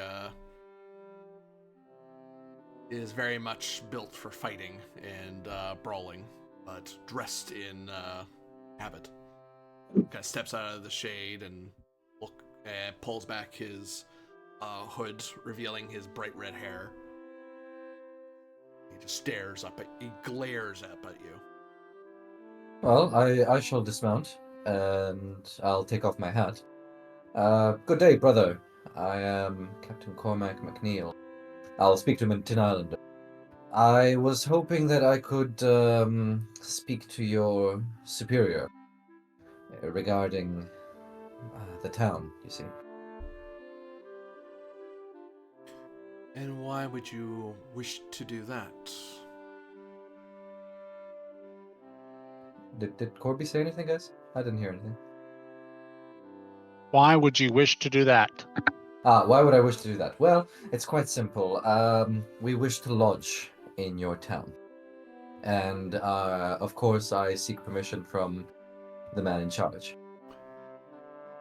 Just the four of you? No, brother, there are 250 troops outside of here, and we would very much like to lodge in or around town. Diego just grinds his teeth a little bit. I Way to see. give away our numbers. Then I think you'll wish to speak with Friar Woodbridge. May you lead us to him? You may find him in the church. He will be staying in the rectory there. Very well. Thank you for your time. Your accent. Hmm? You're from the north? Yes. Back in my day, I was... You know what? Never mind. Quite a long story. I'm sure. A long story for a man of the Isles to be dressed in blue. The setting sun be with you. And you as well.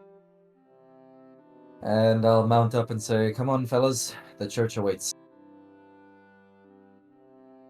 Diego will ride up kind of next to McNeil and kind of under his breath go, with respect, sir, perhaps you should not so quickly bandy about our exact numbers to... Oh, I didn't know you spoke Tin Islander, Diego. Well, that's fair enough. It's hard to remember somebody speaking a different language. Would you like me to put on an accent? No, that was totally my fault. You said you were speaking to him in Tin Islander, but, you know.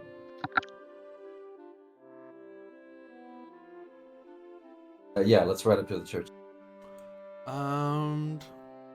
As you pass through the old district, you see that as through the main streets, this place looks like it would be. There are various small shops, general store, a market sort of area of sorts here in front of the mayor's house. However, it seems rather barren. It seems very... Well, it seems like a rather extreme response to 4 people on horseback. Like this, I mean, some people might be a little afraid of military people marching about or riding about, but it's just 4 of you, and no one's out here. Some people peer at you through windows and stuff, but no one really. No one comes to call your guard or call you aside or anything like that. Is there a place to hitch our horses? There would be here, yeah. Well, let's hitch our horses. Diego, take the flag with us just in case. Well, the church is all the way down here, right? Yeah. No, it's on number... Oh, is it? Oh, wait, number 4. Oh, right. Damn, Yeah, we still have some writing to do. However, the mayor is right in this area if we wanted to check with the civil authority as well. The civil authorities, I reckon, have no protection. The only protection that these people have are the monks which stay here. These are warrior monks. They will not yield easily. It is them that we must ask for lodgings, not the mayor, I think. I don't think we have to ask them for anything. We're just being polite.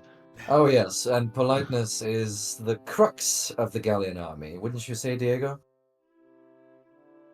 Under certain circumstances, sure. Aren't we here to show the Vitluvians how civilized and better we are? We're here to show the Vitluvians that going against the continental system imposed by the Emperor is a mistake that they will something learn to along those regret lines if they as don't well. rectify it. Something along those lines as well, yes. In any case, come down. keep riding towards the church, can we? Or are the streets too narrow here? I was confused as to Too whether you're narrow for hitching a up your horse. horses or if you're riding. No, we should ride. You guys are riding. Okay. Mm-hmm. You ride on and begin to pass through what's probably locally famous intelligence historical lore for any of you as you're passing through the Red Arch district. Yeah, I'm not gonna know, so I'm not even gonna attempt. Red Arch District. Hell yeah. Does a 10 do it? No, it's not. You're not from around here, so it's local famous. Like, I don't know, it's lots of red buildings around here. I hear you, if you have is gold, this- you can get pretty much anything you want here. Oh my god, Diego. Is this where all Yeah. the bordellos are, nephew? Search me. Oh,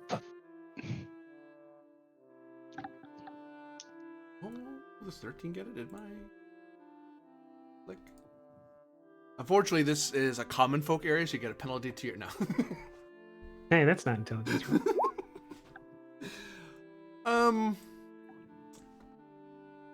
You're not entirely sure either, Duma. This is too far removed from home. That the thing all four of you see is that there's a lot of red buildings, and you notice that there are, as you get further toward the church complex, up on this hill where this place is, it's a rise. It's not like it's towering over the village or anything.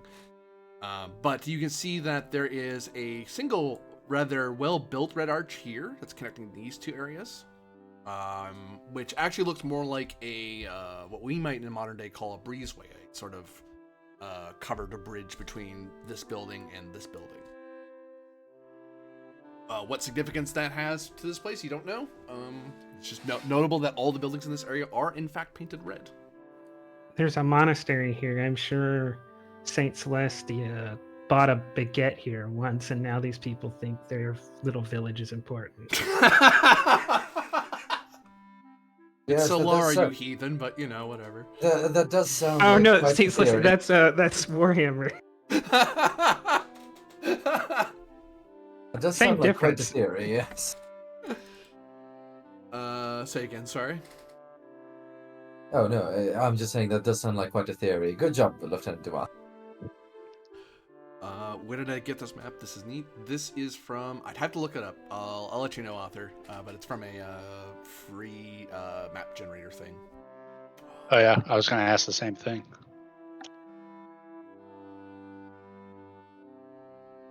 But yes, you are able to find a place to hitch up your horses in this very medieval church yards with like gardens, and there's the main church, there's the graveyard, there's the antiquary, and so on and so on. Like it's very much, this seems older than the rest of this town. Looks like more modernized, well, modern for an older town, but like they've changed up the buildings a bit.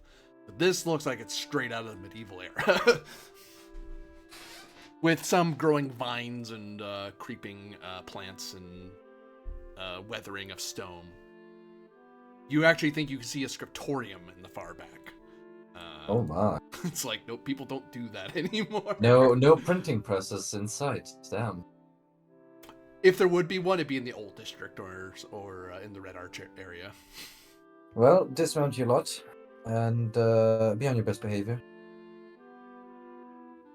Sir, I believe it's best if one of us stay with the horses. Do you feel not inclined to speak with the clergy, Luciano?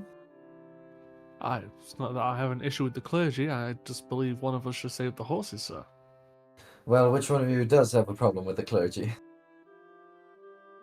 He says All to eyes three turn people to who Isabel. He says to three people who raided the Isabel church. kind of looks around and says, "All right, I would hang them all from a yardarm if I could, but Right, Lieutenant Dumas, you are then guarding the horses. That settles that then. I'm good friends with someone in the church. Oh, True. yes. I Well, the also rest of you- prominently hang her sword on my chimney to remind everyone that I kicked their butt." The rest of you, follow me. We shall go inside. You Got a notice from fancy- one of the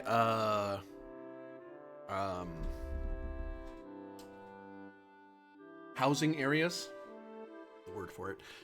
There's a church word for it. You see a variety, some 10 ladies in habits step out, who are all holding traditional-looking halberds. They look like they stepped out of a painting of Saint Solara. They don't point them at you or anything. They just seem to walk out. This is a sight that's unfamiliar to most of you. For McNeil, this isn't unusual. You've seen the members back home tend to carry those. And I mean, there are warrior monks, but they're expected to walk around with them a lot to show they're ready to defend the peace that Saint Solar secured for the Isles, etc., etc., etc. Oh, yes. There's a very quaint little monastery called Lindisfarne in the north of the towns. It's very nice. GM, just a reminder, Diego is carrying the Pistol of Flames. And I'm carrying one of her subordinates' scimitar as a glaive and part of the banner. Yeah. So they watch you. They don't like point them at you. They just kind of walk out and watch that you guys ride up and you hitch off your horses. They just Fair enough. You said these are nuns, right? Yep. May I approach them and ask them in Tin Islander, may we speak to the friar, please? She points to a far building. Thank you. And we shall proceed there.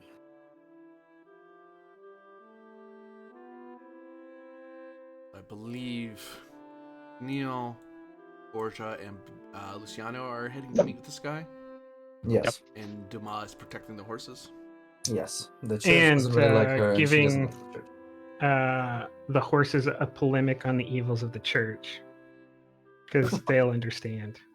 Make sure it's in Gallian, so they can't understand you. At least the Yeah. locals can. No, I speak Alamanian to my horse. Ah, yes. They shit in the courtyard.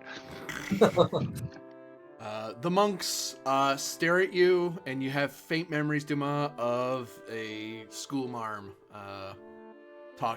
lecturing about the might of the church, etc., etc., etc., and how much one must bend knee to the all-powerful church, etc., etc., etc. The They say monks nothing. do? Look at me. Huh? The monks are looking at me? The sisters are, yeah. Oh. I'm just recalling a memory you likely had in your early childhood days, back when the church was far more powerful in Gallia than it is now. Yeah, I Minus waved the to halberd, them. of course. That wasn't really a thing Gallians did. I wave to them. I smile. I say in Gallian, not shouting so that someone at a distance would hear me. So I don't know if they'll hear me, but saying in Gallian, I'd burn this whole place if I could.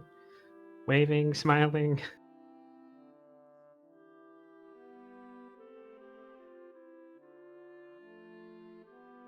They stare at you. I'm sure they do. Eventually, in the private confines of a guest house, three of you encounter a elderly and balding man dressed in a light blue habit and his a rope tied about his waist that is lined with green ribbon. It looks like the rope would have been yellowed in some fashion, like not painted, but like dipped in something to dye it a little bit, but it's faded. McNeil, you would know that this guy is a pilgrim, a traveler to holy places of the setting sun. Ah. That's what the ribbon signifies to you. That's a Tin Islander thing. I mean, there's pilgrims elsewhere, but that's the Tin Islander way of letting people know, hey. Which, if you're not church people, you wouldn't normally know that. You only know that because you're from the Tin Isles and you've seen them before. You probably see one in your own island. Yeah, I'll give him a little nod. Do I see the friar anywhere? I am the friar. Friar Owain Woodridge. Pilgrim of the Tin Island. He says in trade. Friar Wayne, good. I was just about to ask you, do you mind if we converse in trade so that my subordinates can understand me? I think it'd be polite for us to do so, yes, he says in trade. May we speak somewhere? We are speaking somewhere. Privately, sir. What is more private than my guest house? Right you are. My name is Captain Cormac McNeil of the 7th, what's our name? 7th Squadron, Elite Lysel Unit of the Galleon Army of the 7th Corps. Did I get that right? Almost. What does he know, though? Well, yeah, that's true. What does he know? And I come here with my officers, with a flag of truce, to ask you humbly if we may lodge in this town tonight, me and my troops. Diego grinds his teeth. I'm sorry if you said something you just cut off as you began saying it. Oh, Diego grinds his teeth. Did You you need to say it? stop doing that, or he's gonna have to have hippo tusk or something. Right, in his mouth right. soon.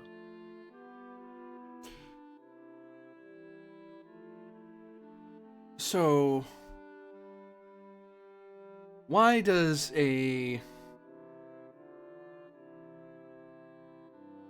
galleon military require the services of the Church of the Setting Sun? Oh, there's an excellent question, Diego mutters. A Galleon military would like to lodge in the town without causing much disturbance to the other townsfolk, to try and be as respectful as we can, and then move on in the morning. Would it not perhaps be better to encamp outside the village and be on your way without disrupting the peace of the setting sun? Naturally, but you see, if I can provide my soldiers with warm beds and hopefully warm food, it would do us much better than camping in the countryside. Not that this town looks particularly active as is. A pall seems to hang over the place, Diego says, kind of watching the monk for any reaction. Perception, empathy. Cool. Yep. He peers at you, and you can tell that he doesn't like what you just said. And you can sense you get the feeling from his look that he doesn't like what you said, and he seems to be worried about something. He doesn't make it plain, but you can see it in his eyes, the way he's holding himself. Okay, 3 for extra information. It is occurring to you that this man is not comporting himself, in the way, say, the mayor of Lysel would, or even your Captain Leclerc back in the day. Defenders of the realm. There's a certain level of protectiveness one has about that. This person is more moving about and holding themselves in a way that your fellow officers do when they're in I forgot the name of the place. How did I do that? Shellstrand. Not Like as a he's in defender, enemy but territory? as an Huh? Like he's an occupier, or like he's in enemy territory, or which both would be kind of the same thing. An occupier. Like, okay.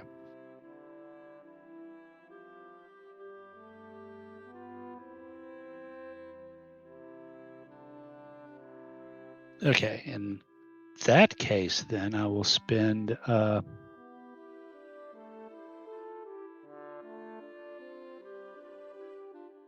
3 left.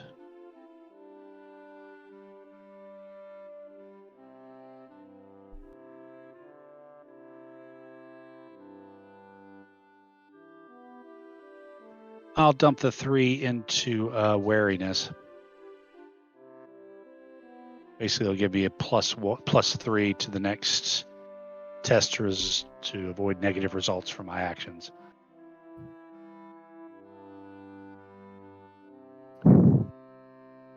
And McNeil, you can give me a communication check to see if you can convince Windridge to let you house here. He is a member of the church, yes? Yep. If that is the case, let me simply count how much pluses I have. And this is where McNeil's neutrality comes in useful. Yeah. I do have some pluses with the church. Give me a second. So here's a -1 +1, so 0 +1 +1. Well, if you have more than +1 in total, I think you have more than Luciano or Yeah, so I'm at +2 with the church Diego. overall. So here goes. That's an 18.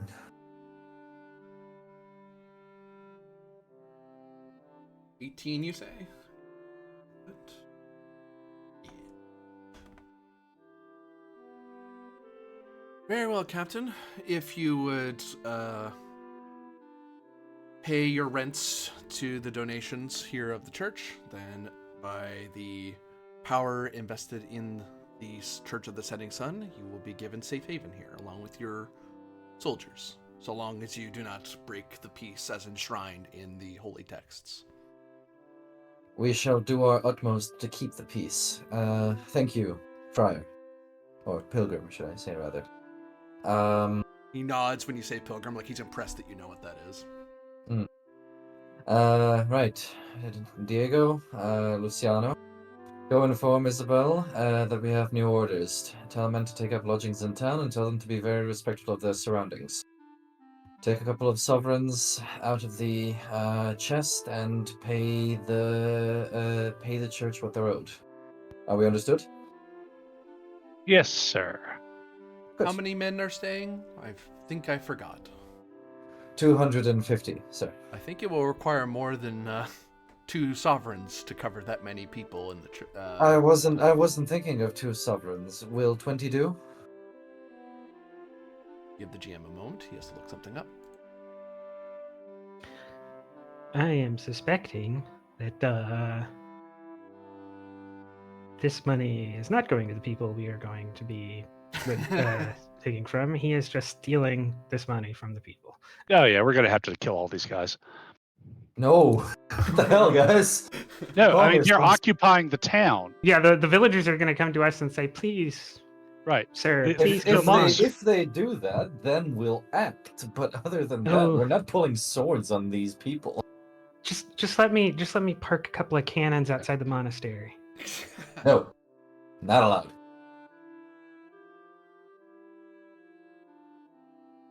Oh, fiddlesticks.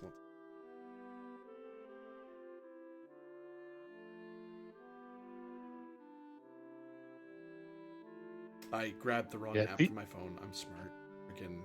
These guys have taken over and are occupying the town. The townspeople are terrified of them. Well, you know what they say? Not my circus, not my monkeys, right? Yeah, except these guys are fucking British and they're They're your monkeys, just not your. They're circus. my monkeys, but not my circus. Yeah. Technically Right. Irish. yeah, okay, they're technically Irish, but they're also our enemies and they've occupied this little town. Scotch very Irish. much. Scotch Irish. So, Scotch Irish Welsh. oh, they're Ulstermen. They're Ulstermen. Well, then we can mow them down for sure. Oh. For this many people, it would I would have to ask of you to take care of all your men plus their horses. It would be in 500 silver all, so 50 sovereigns would be required. Diego, can the war chest spare 50 sovereigns? No, Captain, it cannot. I'll look back at him. Are we? I think it is well enough that we reimburse the town for any expense. I don't see the church having terribly many fields or other lodgings available. I think our business here is done, Captain. I'll look over at Diego with a raised eyebrow. Diego stares back at him like dead serious, like, Okay, can I try to read what the hell you're trying to tell me? It will actually, yes, give me perception empathy, McNeil. Just like a secret message, stun action. Oh, it'd be the other way around. You're right. Sorry, it'd be Diego rolling Hidden communication. message is a stun action. It is so- a stun action, but hidden message is would be more communication. It's Diego's trying to get McNeil to see what he's saying. communication, persuasion, or leadership. I don't know. Those are my two focuses. No, it wouldn't be either of those. It'd be It's specifically communication empathy. Ah, Oh no, no. that's to detect it. Sorry. yeah. It's just communication. be like deception or Yeah. some performance. Okay, I'll spend an action point on this. I'll Seduction. probably regret spending it later. Seduction. Well, he's his Seduction. uncle, right? Oh Uh, man. Yeah, I no, tell I'm you, not going terrible to be able to things pull it happen in off. this Yeah. No, okay, then there's just no hidden message. There's you are looking me dead in the eye and telling me this is a bad idea. We should not do this. Right. Yeah, that's all I'm trying to do. I think that now I have no action points left. Okay. I'll turn Do you back. want one of mine? No, I'm done spending on that roll. I'll turn back to the fellow, to the pilgrim and say, my apologies. I seem to have miscalculated our financial abilities. We shall find lodgings around your countryside, if that is quite all right with you and hopefully the people of the town, and we shall try not to disturb you. Farewell, then, Captain. Go in the light of the setting sun. Good day, pilgrim. Come on, Diego. Come on, Luciano. And as Diego- you walk out to Diego, meet, what the hell was that? as you're walking away, Windrich kind of steps out of the guest house to watch you walk back to your horses. You better have a damn good explanation what the hell that was, Diego. It's very under my breath say, well, I do have a good explanation. These fucking monks of yours have taken over this town, and you've managed to give them all of not only our complete strength, but we're about to give them 50 gold. What we need to do is drive them out of this town and slaughter every one of them or take them prisoner. These guys aren't just monks. Look, This is I an know- enemy force in our way. I know you and Isabel harbor bad feelings towards the church, but we cannot afford to antagonize them here and now. It has nothing to do with my feelings toward the church. I watched the guy when I mentioned how scarce the town people were. He's acting like an occupier, like we do in Shellstrand. in Shellshore or whatever it is. And then what makes us better if we drive one occupier and substitute it with another? Mate, Captain, the 10 Islanders are our enemies. There's a group of 10 Islanders in our way that appear to be, to our benefit, terrorizing this town. Make no mistake, Lieutenant, I know who our enemies are, and I have seen no evidence of terror so far. Well, then you should be paying more attention as we ride through town. Notice how everything is boarded up. Notice how people aren't on the streets. Notice how businesses aren't working. Enough. That's not because of us. Enough. Mount up. The sisters watch Diego you does. mount up. How did that go? The captain's going to get us all killed. The lieutenant has a big mouth on him. The captain wants to spend all our money. Perhaps Uh, I should go have a word with them just to clear everything up. Basically, the monks have taken over the town and are terrorizing the populace. They're occupying the joint. Should we know the truth of that? I told you that just now. Well, I shall proceed they tell to you? ride here. Hopefully my guys follow me. Yeah, we're riding with you. All right. I explained that, this friar guy's acting like we act in places we've taken over. He's an occupier, not a humble pilgrim. Why can't I remember them? Shoreshank? Shell Strand. Shellstrand. Okay. Shell Shock? Shawshank? For some reason, the word just was not sticking. Yeah. So you guys are in the old district currently, outside of the mayor's office. Dismount here. Okie dokie. Diego, you and your big tongue can stay outside this time and guard the horses. All right. Let's go inside. Yeah, Luciano's just going to give Diego the look of, I'll do what I can to not lose everything. Diego nods. Dumas coming as well? Yes. Yes. Asking Dumas. It's an order at this point. The GM needs to clarify the free will of a character. Free will in the army, that's a joke.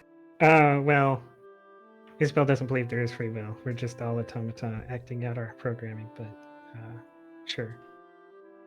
So you step into the mayor's office. A clerk behind the desk awaits. A young man. In trade. I am Captain Cormac McNeil of the 7th Lysel Division of the 7th Corps. Here on behalf of my troops, I would like to speak with the mayor. These are my subordinates, Lieutenant Isabel Dumas and Sergeant Luciano Bianchi. Oh,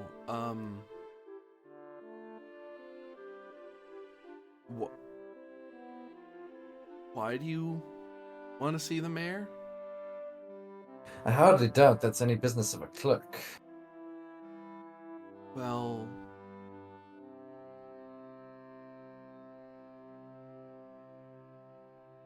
I We are don't looking think. for accommodation, good sir.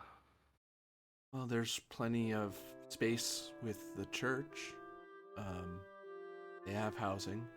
In Sorry. fact, the church is someone we'd like to talk to the mayor about. Are you the mayor? No, Where is the mayor? I'm not sure I should tell you. Listen, lad. Oh, We're here as friends. You see this white flag? It means we haven't come here to kill you all. Your muskets say otherwise. They're shouldered, good sir. As they should be. And I come Alarm. here as a diplomat. Nothing else. I wish to speak to the mayor. Is he in his office? I'll be right back. I'm just gonna walk behind him. He starts walking back and he stops as he's about to go through a door and he stares at you like, what the hell? They just say, "Let's go." You stay out here. Lieutenant Dumas, please follow the local customs.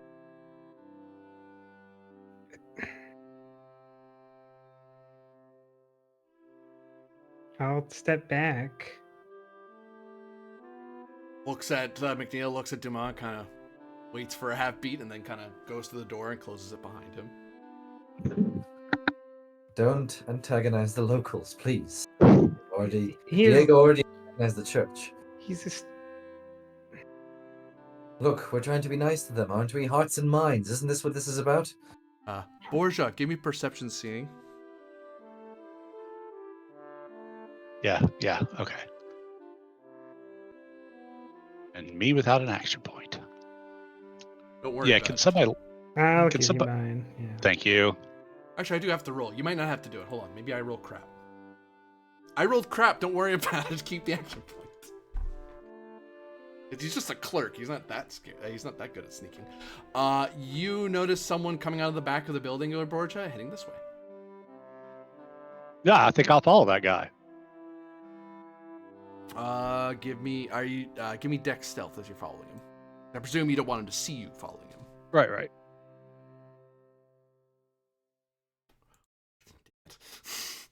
Stupid kid. I'm a voltagier. I know how to do this. See, I knew it was a good call to leave you outside. You see him, actually probably going this way. You see him heading into the guest house. Okay. Pretty much all I need to know. I'll go back. So, how? And I'll go inside. Well, hold on, because I'm not gonna wait that long. Okay. Yeah, if this guy doesn't come back in like a minute, Well, it's longer than a minute for sure. Yeah, we'll yeah, try I'll just and- go. I'll just go through We'll where knock. he went. Yeah, we'll knock and we'll go in. Not gonna knock. So you go to the back door. You just open it. Yeah. You open the door. You go back into an area. You see a couple other younger people kind of look up at you and kind of startled that you're barging into the back of the office. Hey, what are you doing in here? Where did that small man go? And where's the mayor? What? Get out of here! I don't think you understand who you're dealing Call with, the boys. monks, quick! And someone darts out of the room and starts running. Bastards. So this is what it's come to. So We need much to for the ride mayor. back and organize everyone. Ride out. Well, yeah, go out, mount up. I will. I'm gonna go there. I'll say, Bianchi, make sure the captain is taken care of. Ding, ding, ding. Yeah, A I'm large gonna church bell. I'm gonna stick to him. Yeah, I'm writing. Once I come out, do I Stop, see Diego? hold. Right Oh, there where you are, okay. Duma. No, you're good where you were.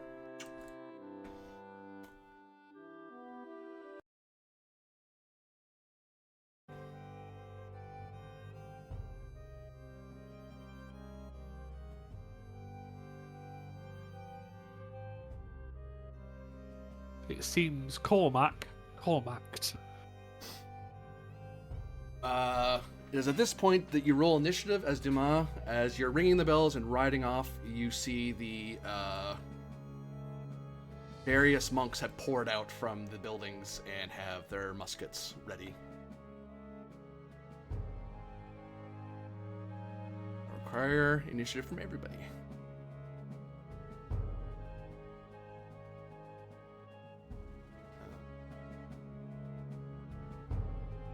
To the north, monks in the south. To the north, that was a crap roll.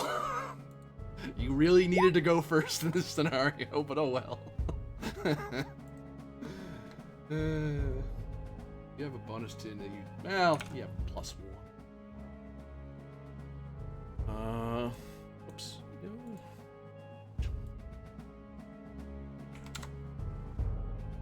No. Hey, go in there.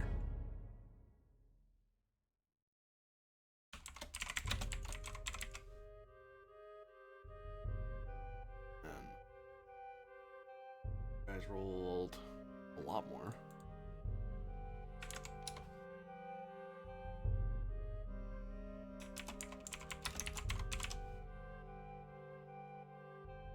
Boop.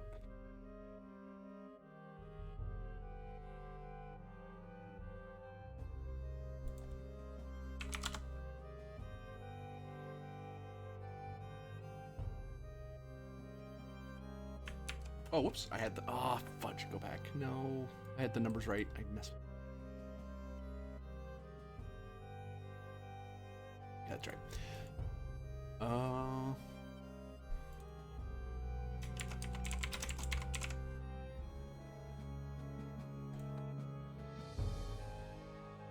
Where do you guys move?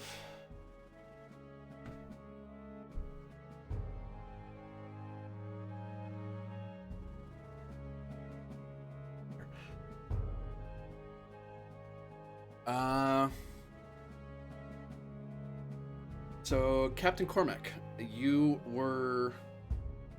see Dama riding off. You step out into the courtyard, noticing Borgia's just gotten back. Ah, good. Just the man I need. Diego.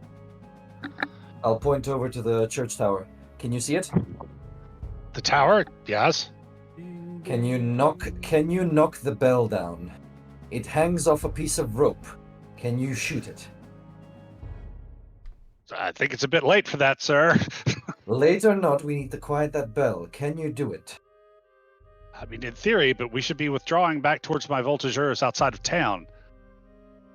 We'll do that. Knock the damn bell down.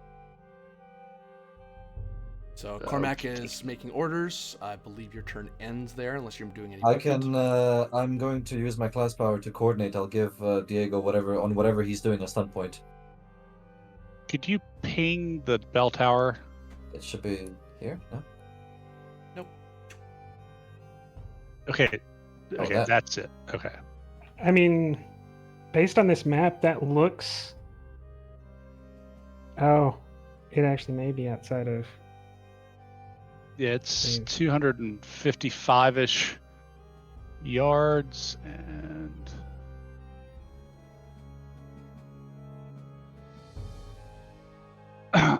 I mean, it's definitely within my range. I mean, it's long range, so I'll be at what, -10? I thought long range for a rifle was 200. So I guess it's extreme. Extreme, yeah. So what's that minus, like, GM? I'm sorry? I was looking up something. What's the minus for extreme range? So the first number is your regular range, second number is your long range. If you're within that, it's -2 to your shot.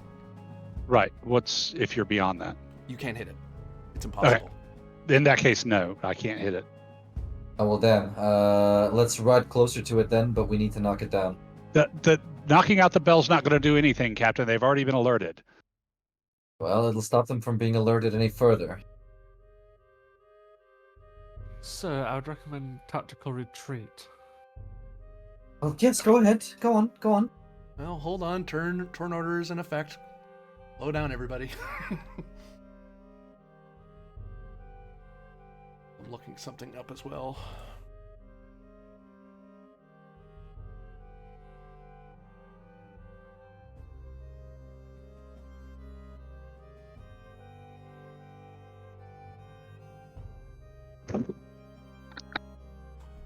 I think our greatest enemy is our captain. I tend to agree at this point. So for coordinate, this is what I was looking up because it threw me off. You have to actually do a test and get stunt dice, and then that gives people stunt points. Oh, I can't just. It says here. Well, the description says I can just straight up Whenever give one you to it. generate stunt points from rolling doubles, you gain 1 stunt point that you can give to another character. Alternatively, you can okay. give 2 of your stunt points from the stunt attack action to an ally. If you roll Okay, doubles on a shit, stunt well, attack we'll action, just you move gain out then. +1. Yeah, I'll mount up and run.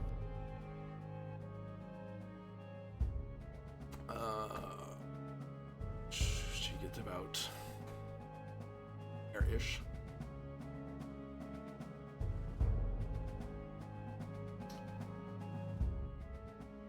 Diego Borgia.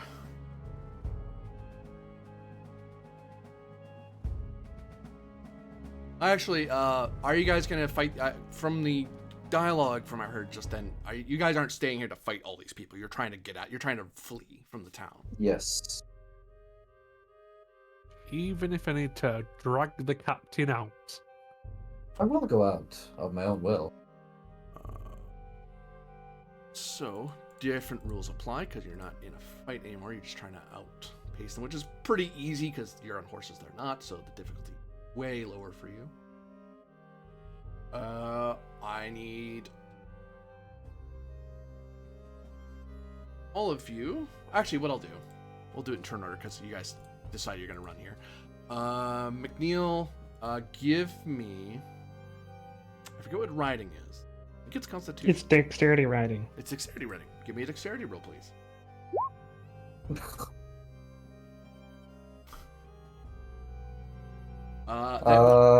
Action point it. I have a second one, I think. Yeah. So, yeah, I gotta do it. Yeah. There you go. Yeah, And now you generate. Now you can do coordinate. Yeah, I'll give 2 stun points. Well, actually, I'll give 1 stun point to Diego, and I'll give 1 stun point to Luciano. And the other 4, You can give 1 stun point. Just 1. Which one of you needs it more? That Do doesn't what? matter to me. Yeah. Okay. Diego can have the 1 stun point, and I'll spend 2 on assist for Luciano, and another 2 on assist for Diego, and then we're cool. Yep. So +2 for those you gave that to, and that extra stun point it happens whether or not you get stun points. You always will get at least 1 because of McNeil's coordinate. Ah, okay. But yes, McNeil is able to make fair escape away as he's able to ride off through the dense alleyways and get out of town and start racing away. Diego Borgia, I require a Dex riding roll. Okay, actually, Diego wants to. First thing he wants to do is to take out the whistle he uses on the field in battle to command his troops to blow as loud as he can the attack signal to the Voltigeurs who have the town flanked.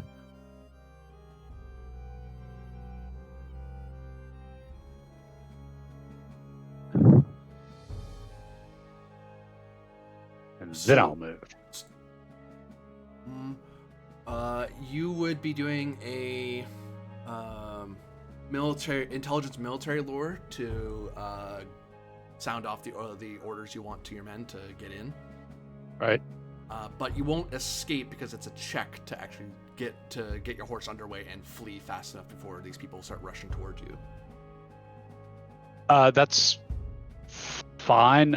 Could I, since I still have a movement minor action, could I enter a building to make it harder for them to just grab me out in the open? Yeah, you can someplace you can easily just barge into to some building. Yep, that will give me maybe some better chances to avoid and fire. 15 for the military lore roll. And I believe it should be enough because these guys aren't.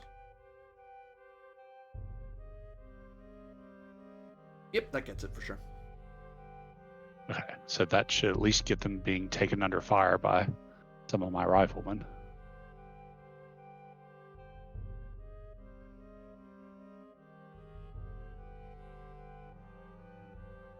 It's in range. Not great range, but in range.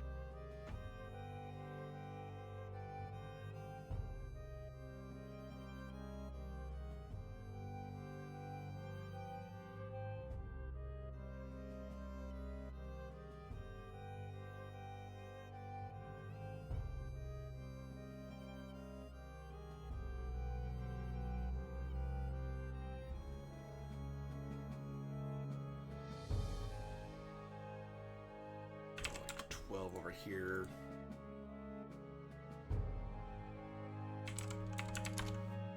$13 over here.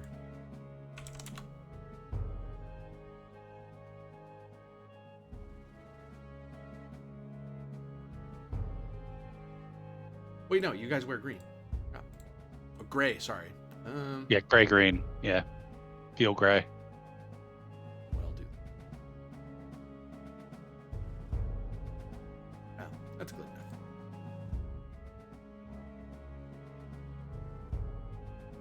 I just tinted their things a little gray and blue to indicate their Gallian forces. 200 yards. I can run almost as fast as a horse. Okay. How fast can you run? 16. That's my speed. Oh yeah, I was about to say, I have a horse with a better than normal speed, and it's only 18. Yeah. Yeah, I bumped up my dex. We're just sprinting. Sergeant Bianchi.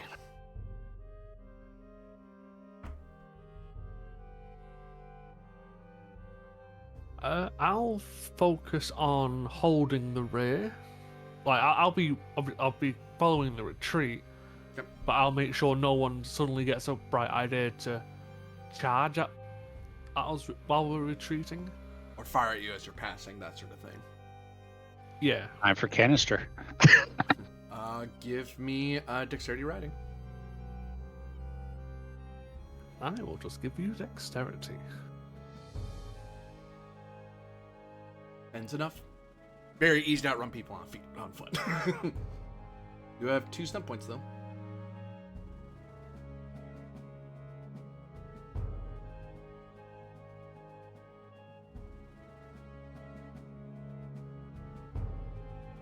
Oh, I did have a stunt point to spin for McNeil, didn't I? You did, yep. I'll 1 on boost for my next turn. Very good.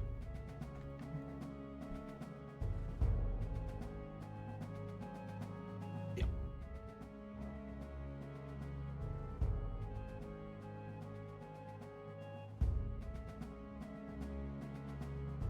Anything for Bianchi?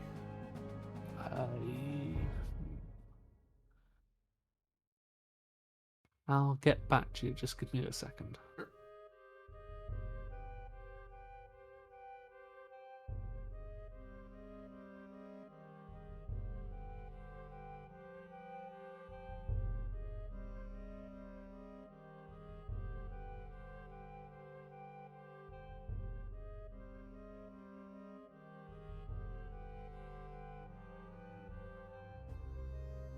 Can I just insight this one?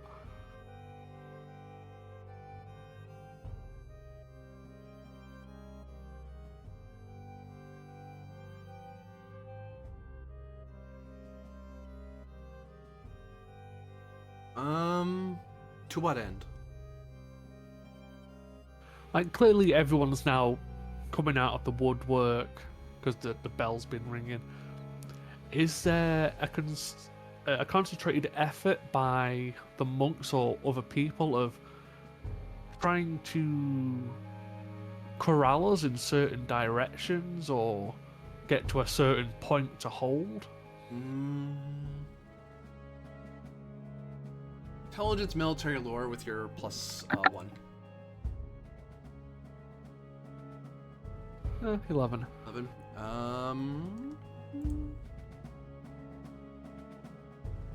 Oh, fiddlesticks! I clicked on the wrong thing entirely. No, I think 11. You say? Yep. Yes. It does seem like they were trying to, like you guys, when you ran away, you had to go the long way around. Because if you try to go through the streets, you are going to get stuck in the alleyways. Like, they're trying to make sure that you couldn't easily go this way or stay in the city. So it would force you to go out and wide. It's the only way you were able to escape easily. If you were on foot or you weren't very good horse riders, this might have been an issue. But you all know how to handle your horses pretty well. So you're able to scamper out. They seem to be concerned holding the inner city and the west side of the, trying to keep you from going this way. They don't seem to care you going east at all, or north or east. But we're specifically trying to stop us moving in this general direction. Yeah. Isabel Duma? I see that there are people blocking the road. Yep. About some 10 people.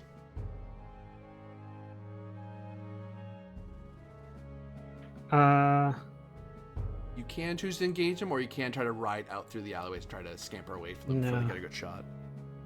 Isabel thinks this is good fun, so quick rear of the horse, lance at the ready, and charge him down.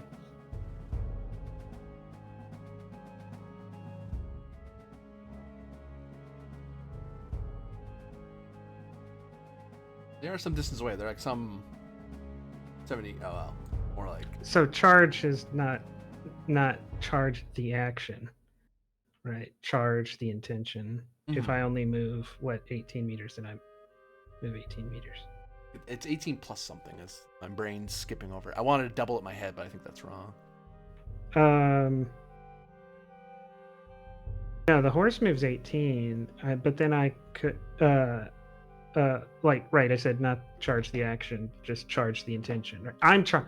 Isabella's charging them down. Mechanically, that means I think a double movement. Here.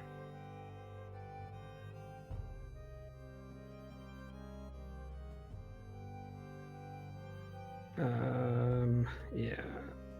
Run. Double your speed. Hey, I was right. Darn. So you move not 18, but 36. Good God. Yeah. Yeah, you're like.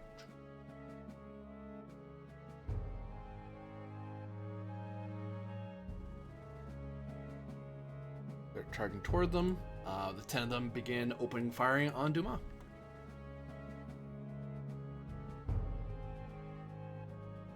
I was about to roll d20s. I definitely hit you. 3d20 later.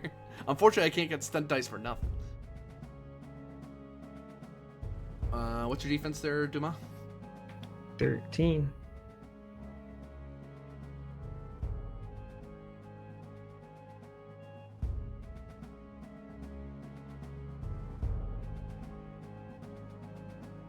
One, two, three. 3 of them hit.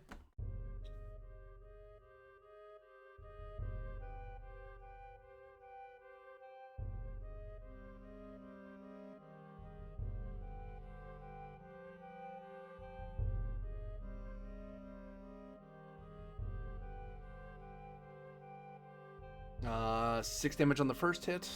No effect. 10 damage on the second. No effect. 15 on the last hit.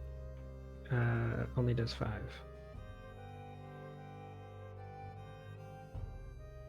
It's a long road. Yeah, so they unload their muskets at you as you close. The monks on the south. See these guys coming out of the woodwork, so they're not going to continue their march north. They're going to go over this way.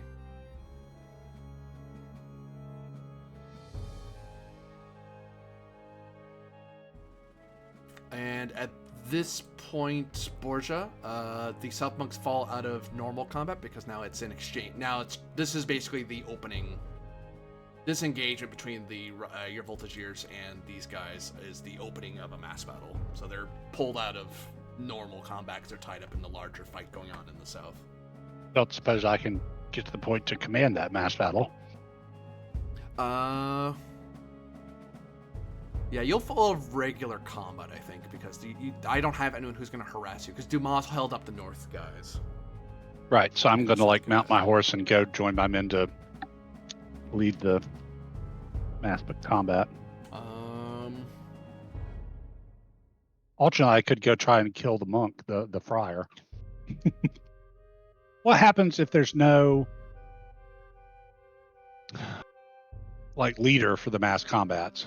It falls to a 0. So I just rolled 3d6, and somebody would take command. It's just they wouldn't have the same skills as the commander would, which is usually better. Usually, killing the commander is always good because it turns it from I get +3, +2, or plus whatever to no, I just roll 3d6 and hope for the best.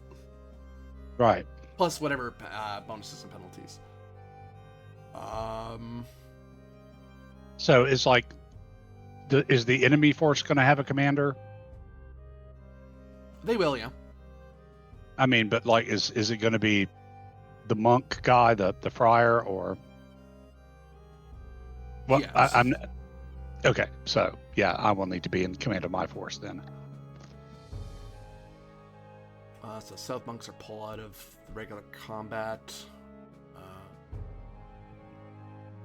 I'll put Wormridge at 0 because that's when he's going to act, I guess. So South Monks fall out of normal combat because they're part of the opening. We'll resolve that part of it when it comes to Diego. Captain McNeil, you find yourself back with the Corps, along with Luciano Bianchi at your heels. Okay, here are my orders to anyone who is around to listen. Burn the white flag, raise the regimental colors. My orders are no prisoners except one, the friar. If you wanted warfare, you got your warfare. Enjoy. And march. The soldiers cheer because, yeah, let's go fight some Vitlulians. Give me communication leadership.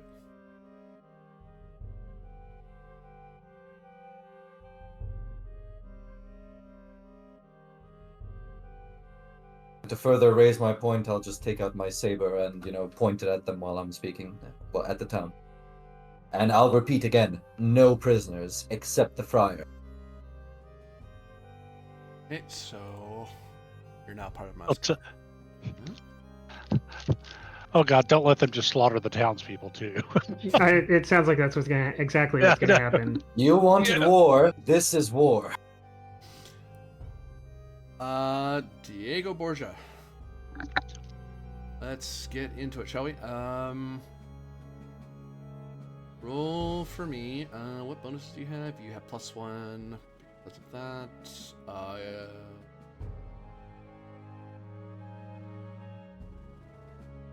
He did call the rest of the army, so the outnumbering advantage is on your side, not theirs.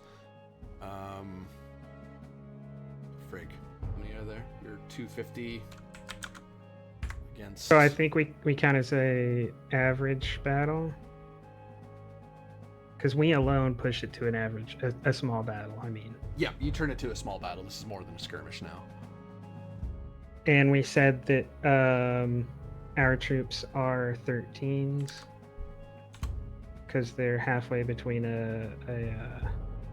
Oh no, that was for the Lysel combat. I don't know what our new cavalry is.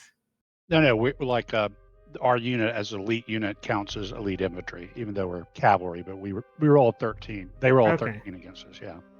Yeah, you're pulled down from elite cavalry just because of the mixed number, because of the living en masse like the regular troops. But the Lysel numbers kind of pull you up from. You're better than your average men at arms. It's like no, we have elite people. How many do they have? 60-ish. 60. So. Oh, then we outnumber them about 4-1. So they have minus 3 to their three. roll. You have +1 on your roll because of you have specialist troops in this scenario.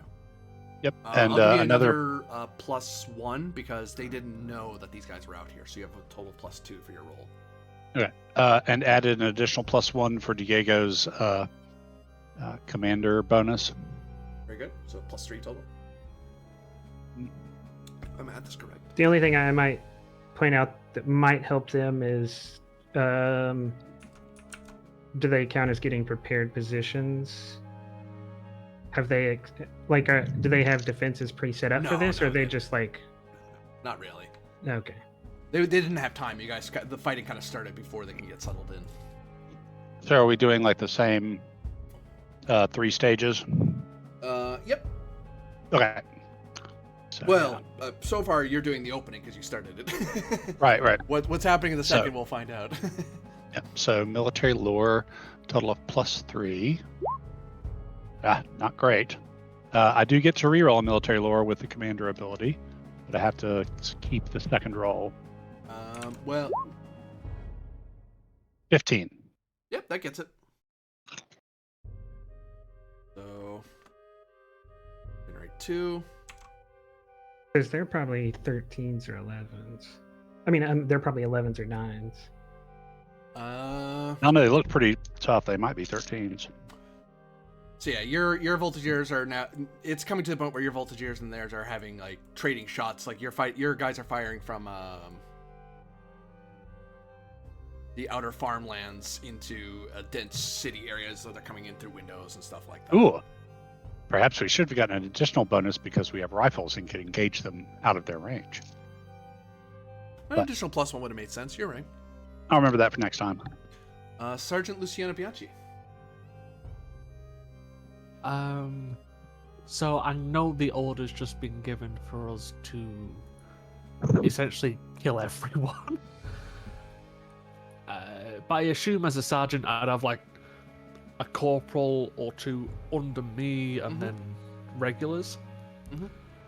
So I would give the order to the people directly under me, and if anyone else is listening, to spare who you can and to charge. Give me communication leadership.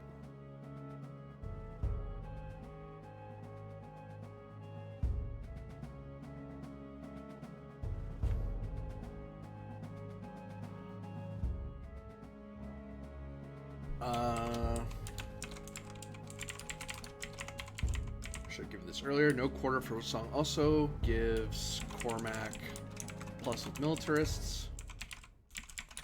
but a penalty with the common folk.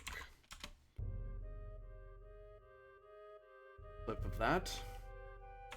Spare who you can. Van can with a C.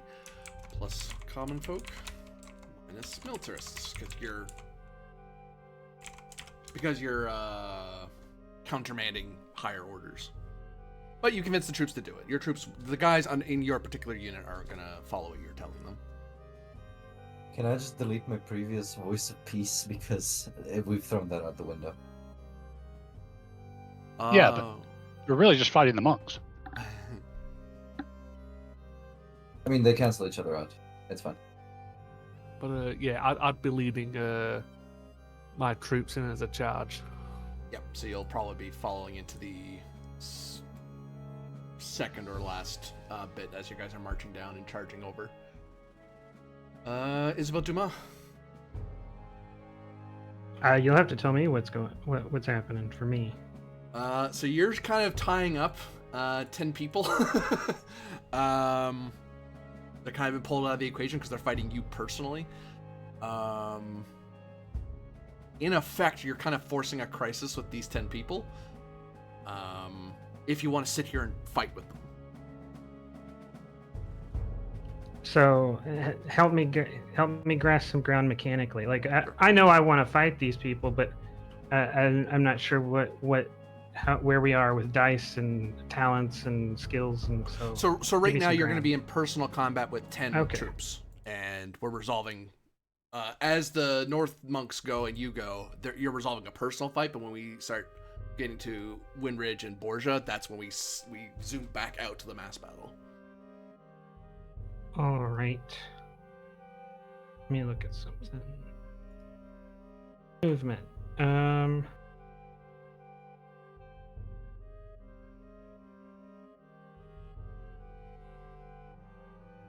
Okay.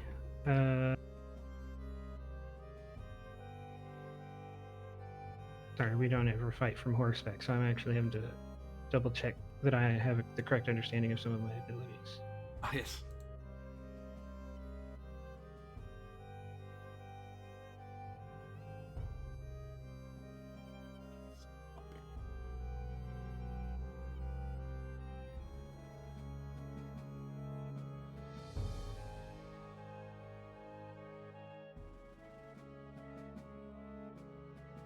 All right.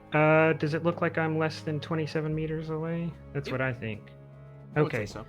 Because 27 meters, I can do a move minor and then a charge major. So they all look kind of equally important or equally unimportant? Pretty much, yeah. All right.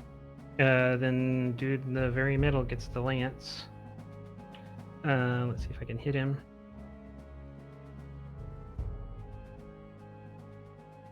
It's a crisis action to check something. They're not super high defense, I don't think, but worth checking.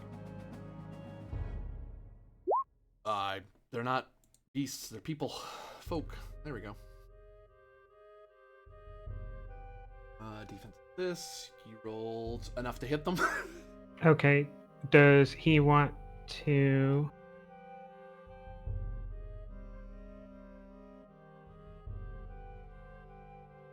Okay, he needs to make a dexterity initiative. He needs to roll dexterity initiative. Did he beat the 18? He got 13. Okay.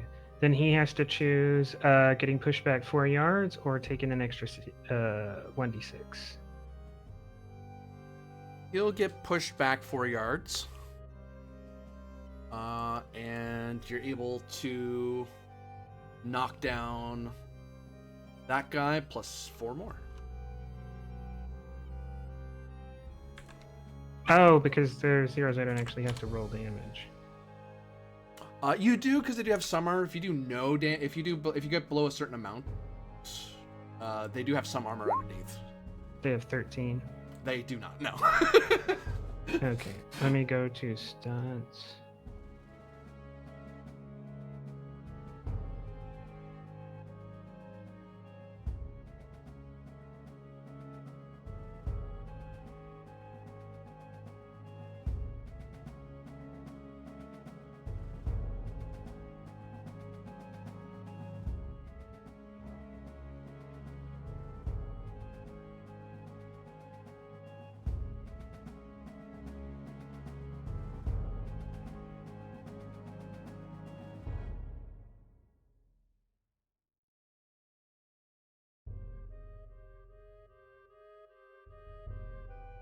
I'm gonna spend on one on 3 on defensive stance. So gotta roll a 17 to hit, and 1 on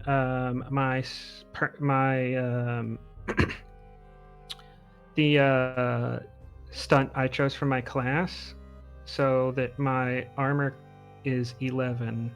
So even if they get through that 17, they have to do at least 12 damage to hurt me. Oh, what's your your class then? I can spend between 1 to 3 to raise my AR by 1 to 3 What's by it like called? imposing this hardest part of the armor towards the attack. No, but what is it called though? Oh, it's called block. Oh, okay. Yeah, Warrior, right? It does what it says on the tin. Okay, you're super hard to hit. That's not good. Good luck, North Monks. You're probably only 5 of you are still fighting him. Fighting her rather. Are you? I imagine you're slaying them as you're charging through them. You're not just knocking them over or not knocking them down, that sort of thing. You're actually like lancing as many you can and trampling who you can. Yeah, lancing and trampling. Right. They stood in close order against someone charging them down with a horse. That was a mistake. It was. Well, I mean, they're gonna take out their hand weapons and try to batter you with them. Good luck, guys. I doubt you're gonna hit this person, but you guys are smart. Trying to like club me? Yeah, they're swinging up at you with their clubs. As you're Oh yeah, because they didn't want to. They didn't want to reload. Yeah. 5. I don't think that's any hits. 18 for the 2 Oh, 14s. they have +4s. Oh, then I guess they did hit twice. And 16. I don't think is enough, is it? Nope, 16 is not. Yep, so only 2 of them hit you. Yeah, they're way better with, as you've now learned, they're way better with their hand weapons than they are their muskets.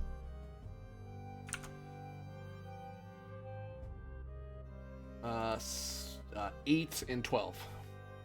Oh, so they do 1 point of damage. Now the enemy commander tries to muster up what forces he has left and tries to do something about this. He's at penalties, I think, because he's outnumbered. What was it? 4 to 1, so -3. Might be less than that, actually. I mean, it might be better than that, but That's as far as the book as goes. far as the thing goes. Yeah.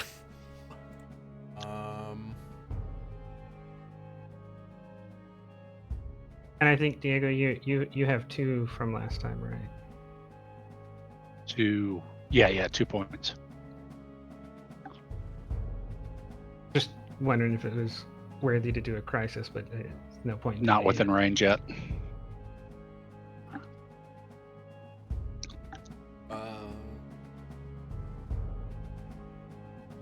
Oh, so I can add also focus, so I can. Also, I don't think this isn't. This won't be -3, so Diego, +1. right? This will be Bianchi. 13 is just enough to get something. Apparently.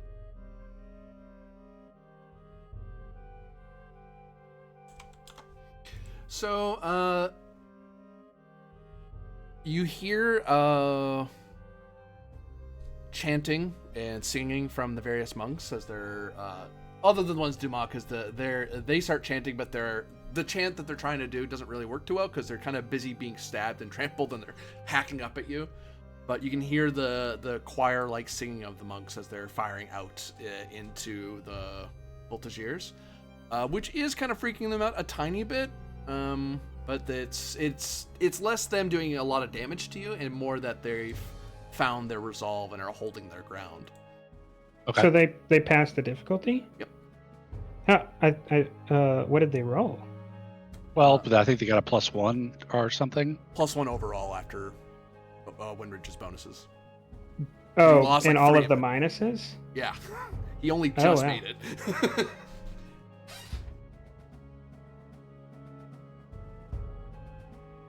Good Lord, wouldn't want to fight him in a 1-to-1, would you? Oh, I hope to. Cormac, you're leading the troops further and further into town.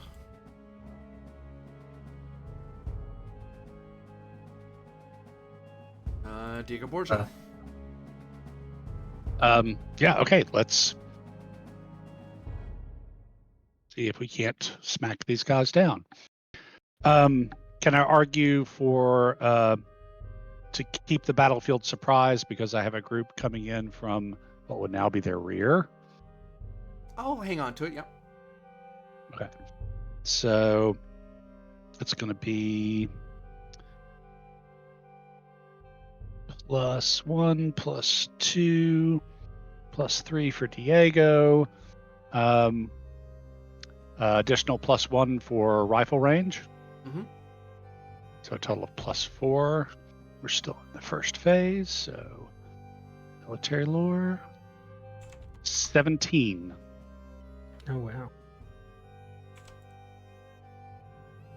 Yeah, that totally hits it for sure. I generate 6. So you're at 8, he's at 4, which means he can't. Even if he tried to force a crisis point next time, it wouldn't be enough to get him over. So even if he got a full 6 points, right? I'm just wondering if maybe I should force a crisis point at this point. Well, you would have done that instead of rolling, right? Well, I actually, wasn't within 5. I am giving it to you that Dumas kind of has started a crisis of her own, so this actually is applying to. Oh, okay. It would apply to this stage because Dumas is kind of unofficially in a crisis point because she charged So down 10 guys by herself. Oh, so like if I kill the rest of them off before the next turn, Yep, we've won. you've won the first stage, yeah. Yeah. Okay, and we don't get to spend the stunt points from these rolls. So for the mass battle rolls. Yeah, no, because there's only really. Yeah. So we're at our end a total of 8 pointers, which is galleon for points. Bianchi is following along with McNeil in the main force. Dumas. Ride out to get a little bit of distance and charge back in. Cavalry's just scary as hell unless you have repeated. I guess weapons. this time I can do aim because I don't need the full double movement. Yeah, because you're in amongst the 5 of them stabbing around and stuff. Yeah, you hit them. Check for damage. Well, no, he needs to decide, does he want to get pushed or take the extra damage? He'd be pushed. Yep. That wipes them out. So the opening stage goes to you guys, I believe, as Dumas is able to charge through them and rejoin the main force as it's marching into town. Hooray! Vive l'Empereur! Vive la Gallia! I definitely do make a show of like riding back and now like waiting for the force to move up to me so everyone gets to witness that I killed these people and then I'm coming back successfully. So we go to the main engagement. Who is going to be the commander of the second stage of this battle? We get to pick which the role is, and I think if it's Cormac, he's got the really high communication leadership. No, that's That's no, stage 3 you're that's thinking of. third stage. Oh, that's right. So it's communication leadership. So it's Cormac still is our Cormac. overall commander, right? Yep. But you've got the best roles for this stage is communication leadership. Is this stage communication leadership? It's the Okay, main yeah, engagement. I'll take care of it then. Okay, now that we're out of the regular crisis things, we're just fighting as you're marching, they're marching, there's fighting, closing. Oops, what Hey, you sorry. moved up. Those are not bad guys. Those are good guys. up here, move up here, move here. Coming for you. I'm coming for you. You hear me? I'm coming for you. So we roll off Cormac McNeil, communication leadership. Counter. Here's a 20 with 5 stun points. 20 totally gets it. You definitely generate 5.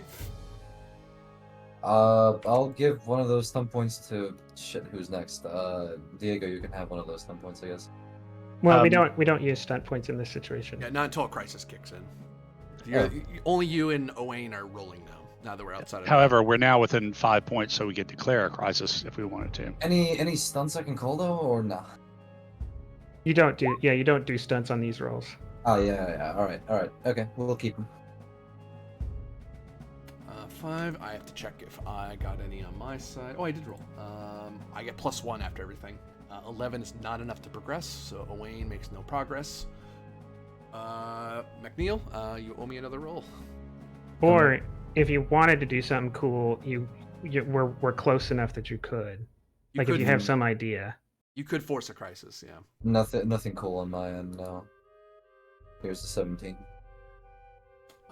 You get it. You add 3. So you're up to 8. Do I add anything? Yep. 4. I reset, so that's... Well, I might as well leave that number there. It's 4, Windridge. It has to go up here. As Cormac, you're able to march your dragoons into the old district, and it becomes pitched fighting among buildings as your guys are firing up into the buildings and securing them, kicking down doors. Oh, I mean, you could call crisis and send Luciano and his people in just to bum rush and take them out. Or this next roll can finish it if you get 2. As Yeah. long as you're 2 points. It's up to you, McNeil. Shit. You want to do the crisis? No, I'm giving you options. You're the roller. I think we can just do a regular roll. I think it should be enough. Yep, give it a roll. No need to force a crisis, because we can, perhaps in the next stage or later on, we can force another one if we need to. Yeah, you have, yeah. Yeah. So, by your order, these monks are defeated most handedly. We still need to do the third round, right? Yeah. Oh, that's true. That's true. That tells how badly they're done. So, I mean, you could do it in a slightly different way if you're willing to hear it no, out. I do not want to reinvent the wheel any further than that. No. I don't mean like that. So you could say we've defeated them because the orders were to wipe everyone out. But I also kind of gave orders to not do that. They still have to do rolls to see what happens in the closing, because some of them are going to run away. And That's what heavy cavalry is for, is making sure they do. Yeah. The final thing is to see what kind of defeat they suffer. but what I'll say, I'll because try. of your what I'll do is that because of your your orders there, Bianchi, I'll give them extra 5% off of their losses, because you're making an effort to capture people and not kill them, sort of thing. Okay. That's how I'll handle that. So yeah, it's McCormick decides what roll I have to use. You want to ride them down? Well, what the test is, right? Communication, leadership, or intelligence, military lore. Your intelligence military lore is better. They're the You same have roll. oh, take your pick then. Jeez, if they're the same, take your pick.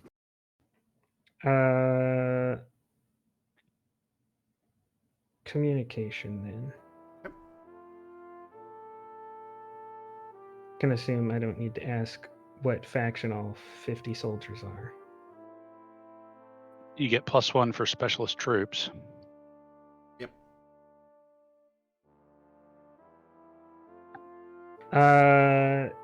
Any for fresh reserves? Because none of my troops have had to engage yet. I'll give you +1 Nice. for now in that first roll, sure. Because you're fresh in this very first stage of the closing.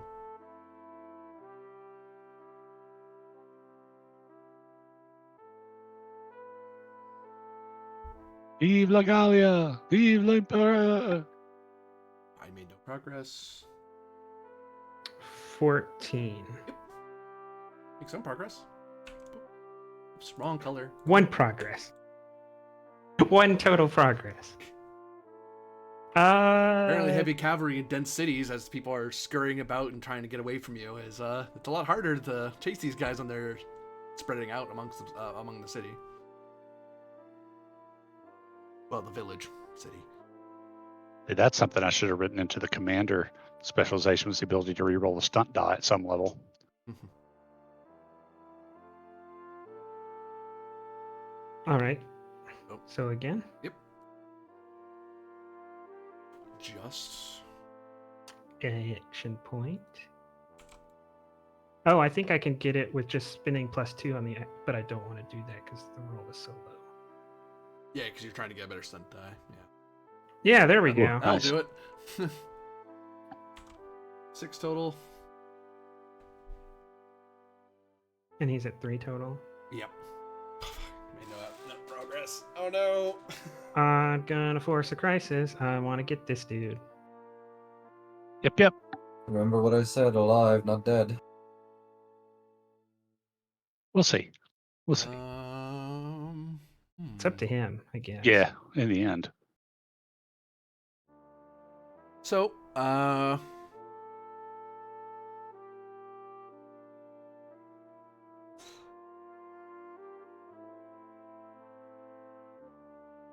as you're chasing people through town,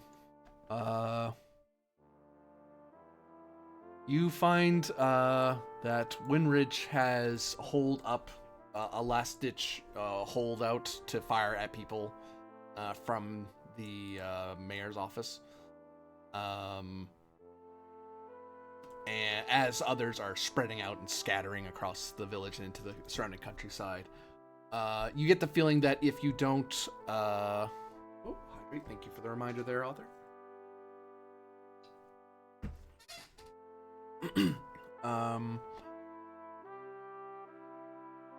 You get the feeling that this may be a sort of desperate last stand. And it's a matter of trying to see if... ask your tour guide anything. Can you explain the stunt point system to me briefly? In essence, if you roll doubles on 3d6, you check the different colored die. So in this format, the last one. That tells you how many stunt points you have, and that lets you spend it. There's a table in the book that lets you choose different things you can do. Sometimes classes have special things they do. Sometimes they can do other things. It is also used in some tests as a scale of success. So in this case, every time they succeeded a roll, we check the stunt die to see how much of a success they did. That's the short to it. There's other stuff you can do with stunt points, but that's a whole other thing. What? Duma, you are tasked with the crisis that right now, getting after Winridge is difficult without imperiling the various people that are still in there with him. Because there are some supplicants or some people who are likely stuck in there because his troops rushed in. So the question is, how are you going to try to get Winridge into custody and force him to stop fighting before too long time has passed? Because right now, the problem you have is you can't just charge the horses in because he's like in the second floor, so you can't really run him down. He's in a building. So are basically all the troops here in the area together? In essence, yeah. Okay, then I shout to Diego and Safwan. I need a volley. Wait for my signal, and then I'm gonna try to gather up my cuirassier because we have armor and are good with the sword. Mm-hmm. So when I give the signal, right, Borgia's men and Safwan's men will use the 70 rifles and muskets they have between them to, hit Make anyone in the everybody hit the- windows and make Right. everybody like flinch, and then the cuirassier will run in and storm the building.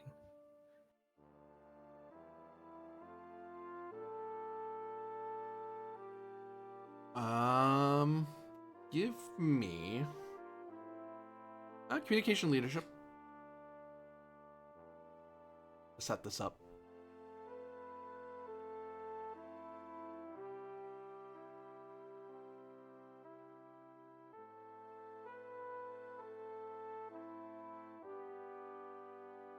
Does 13 get it? It does, yep. Okay. So you're able to initiate the surprise volley to kind of make everyone flinch and give you time to start rushing in. And zoom out a little bit. Zoom in, sorry. Joy. Yeah,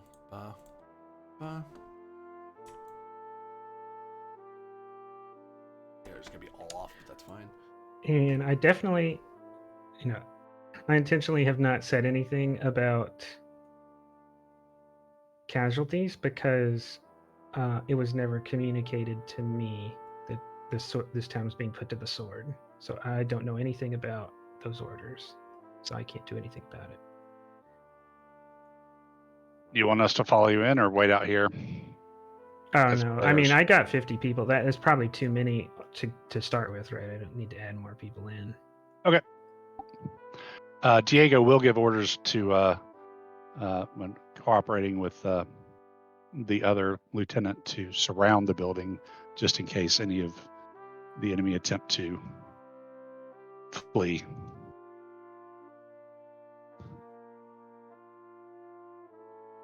Yeah, essentially, I've just got to follow orders, but I'm still telling people to act orderly and not turn into savages. Yeah, we're not going to kill the civilians. I mean, any more than we absolutely have to. I think I'm about to get surprised that might happen. I know, but it's like that's specifically Luciano heard the order from Cormac, which is kill every single person, but is still trying to go around to the different sergeants. Who's like, just And I did not control your say men. that. I said no quarter. No, you said kill them all. No quarter and kill them all. They're the same thing. Refers to enemies, not civilians. Like if the monks try to surrender, it's like no, we're killing you. You either run away or die or win. But yeah, I didn't get the feeling that you were burning down the town, but you were gonna kill. You weren't gonna give any prisoners. You weren't gonna take any, I should say. Dumas, you find your troops flooding into the building, and you find yourself up in the office. What's left of it, it's wrecked and peppered with musket balls. And you see Winridge standing there, and at his back are a few barrels of gunpowder. Of course, fucking gunpowder. So I feel like I need to roll initiative. You probably want to, yeah. Pardon me, sorry. Probably want to roll high. Probably want to use an AP, don't I? I guess I can wait to see what he rolls, right? It's true. I want to read. Yeah. Oh no. Oh, sorry, I didn't have the token selected, so he goes first. Nothing I can do about it.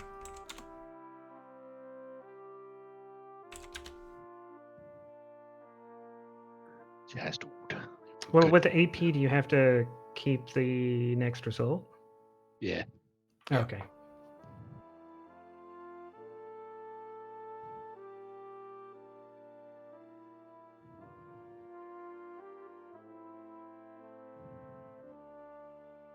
Owain says to you as he stands next to the barrels,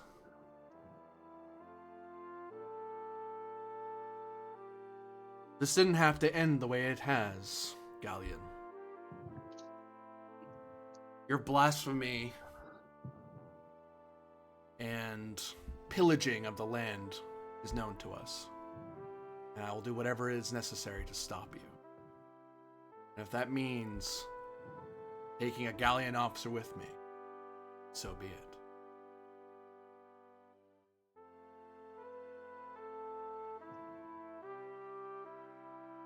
You're going to get blast pocked twice.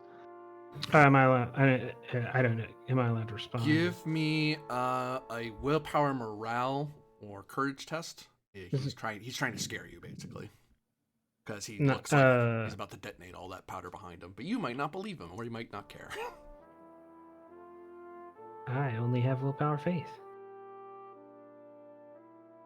Well, I could have helped you, but I'm not there. Unless this guy's standing near to a window. Surprisingly not. It's pretty good. Do you have another stunt point? Nope. Do you want one? I'll take one if you got it. Sure. 17's what he got, by the way. But I'm probably not going to spend it here. I'll take it back for now.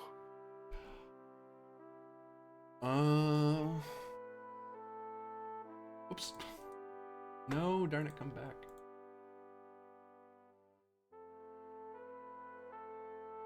I have some points.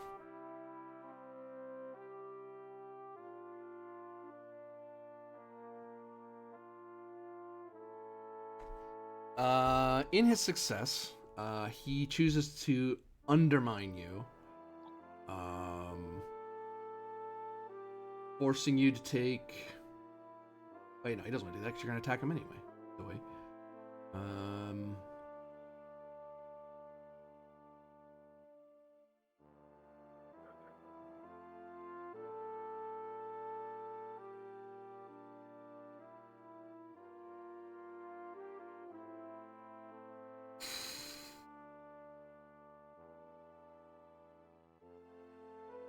I'm deciding what he's going to do because I was expecting to get some points.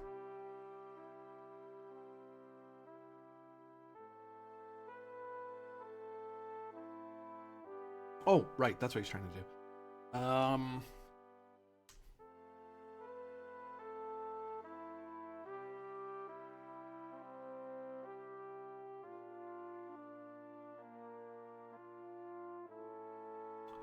He is going to basically sway you in a negative sense, on top of what he was already doing. So in essence, he's intimidated Dumas. He comes off as a very threatening presence around you. So doing things around him is at a -1, just because he seems that you believe him when he's saying what he's saying, and it's very likely that in continuing to engage this guy could result in your death. But you're not like sent flailing your arms away. You're just spooked by this guy. He's coming off very creepy and stuff.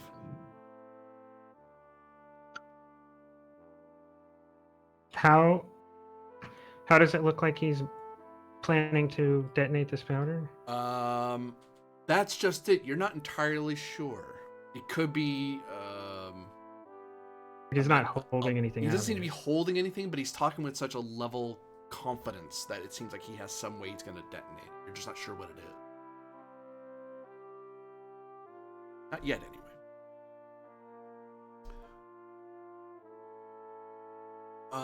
And I didn't do it to your troops. He did it to you, so troops are just kind of waiting to see what you're doing. Well, not all of them. Some of them are downstairs fighting other people elsewhere in the building. But there's some troops who are behind you waiting to see what you're doing. All right. And for me to force you to flee because you're a major character, I'd need to sway you like that 2 more times. Regular people, that's a morale check for them, and they might just jump. But you can, heroes tend to stand their ground when they're threatened like that.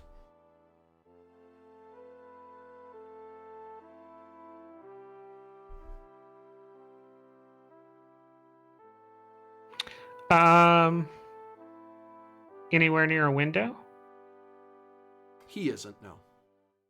There are windows to this room, and they're shattered from all the... That's why this room's peppered with shot. Good thing we didn't hit the gunpowder.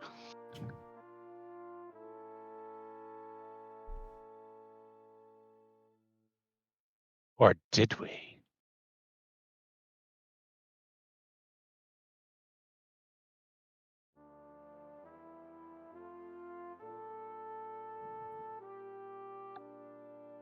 I feel like I have 2 options. One is go for the attack and see if I get stunt points. The other is pick one of the 2 cost stunts and just try for that in general, which the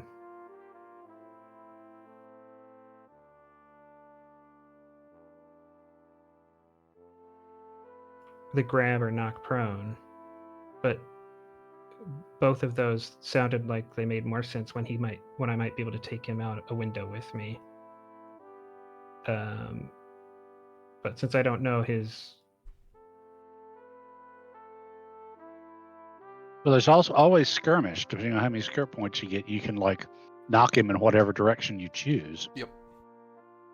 Like I would say you'd need all 3 skirmish. You'd need at least 3 stun points. So if you're purposely stun attacking to hit him with skirmish, if you hit, you get +2 just for stun attacking. You're not doing damage. You're just trying to hit skirmish. You'd get 2 stun points and plus whatever other stun points you generate. You would need 3 stun points total to get him out the window completely.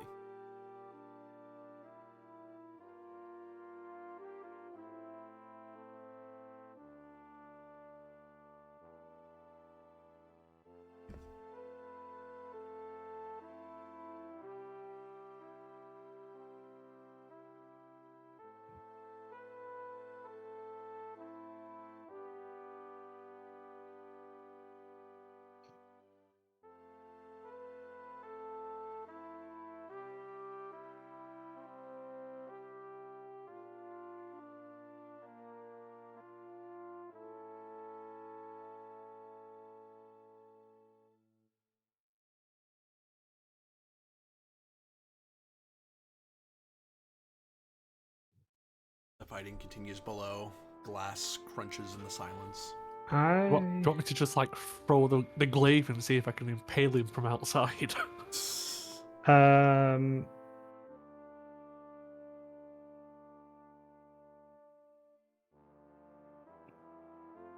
I'm gonna attack him because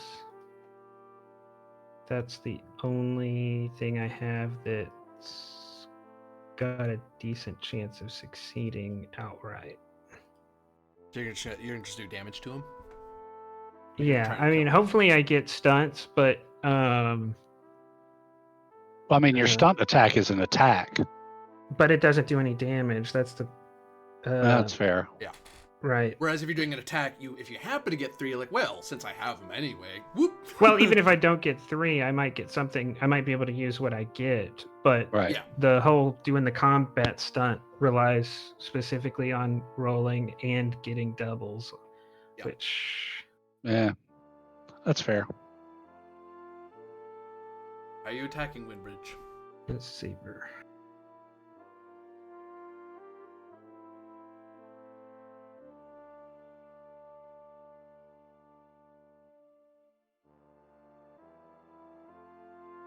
It's a aim and a charge. That definitely hits. What does aim do? +1 to your roll. Gives you plus, yeah, Oh, okay. to hit. You hit him, but he does not go down. Yeah, As he turns didn't into the figure blow one of hit it. would do it. Huh? I said I didn't figure one hit would be enough.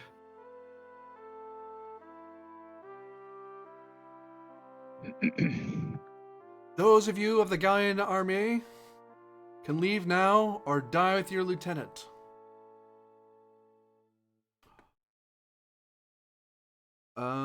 Give me communication leadership, Dumas, to see if you're able to keep your people here, unless you want them to get out of here. No, I will let them go. I feel like he's made a mistake in spending time on this. Yep. So your troops are like, nope. Get out, get out, get out. This is the point where McNeil, Bianchi, and Borgia are now aware that the troops are leaving. And they're yelling, they start yelling, gunpowder, gunpowder, get away, get away.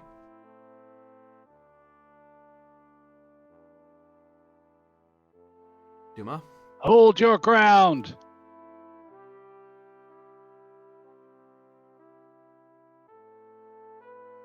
Any man who retreats, I'll shoot myself.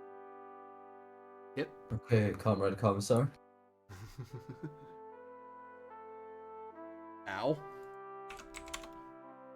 Still moving as they bring up an arm and they kind of wrestle with you as you're trying to cut them down. French didn't flog, but they actually shot a lot.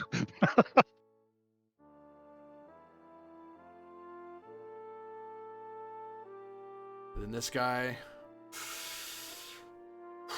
he begins to pray. Oh Lord, he's gonna use hot hands. Ooh, he might not have done it yet. That's not enough. He's praying, and it looks like he was. you see, he looks like he's about to abandon defending himself to grab at something, but he doesn't. He just he kind of interrupts his own prayer, and he's like getting ready to defend himself from another swing from you. Saint Like- Solara has abandoned him. Does he have to convince himself to do it, or? Yeah, willpower, courage, or faith. Oh, right. I guess doing that makes sense. Doing something suicidal, he may not be able to summon the courage to do it. Yeah, because we can't be buried in consecrated ground then. Going straight to hell. No, the consecrated ground will be buried in you. Right. He's gonna be all over the place. Ugh. I had to live through the bug thing. You can live through me describing an explosion. Right in the mouth. That's what I get for talking crap. I get hit. Ow.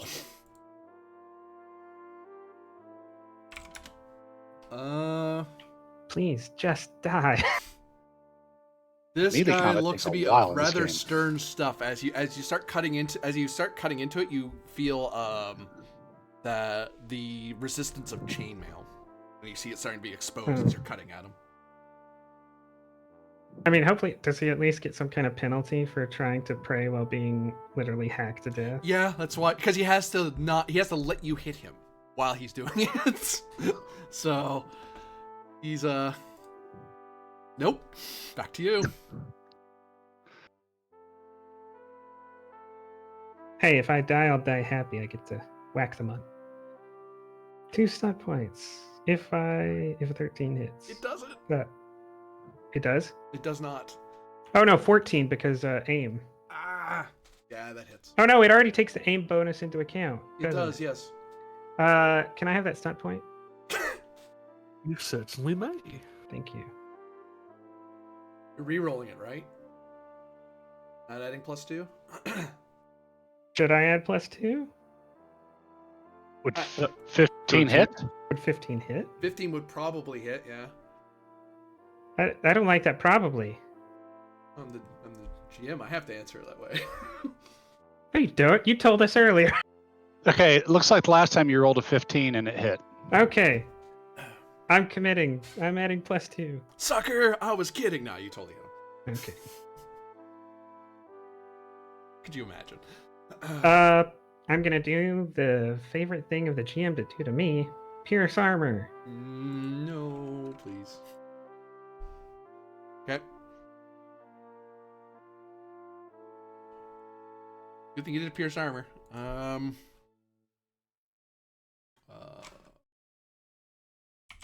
Ow. He's still fighting, but he looks pretty hurt.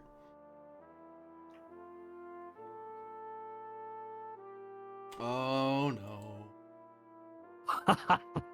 Oh no, is that enough? It is not.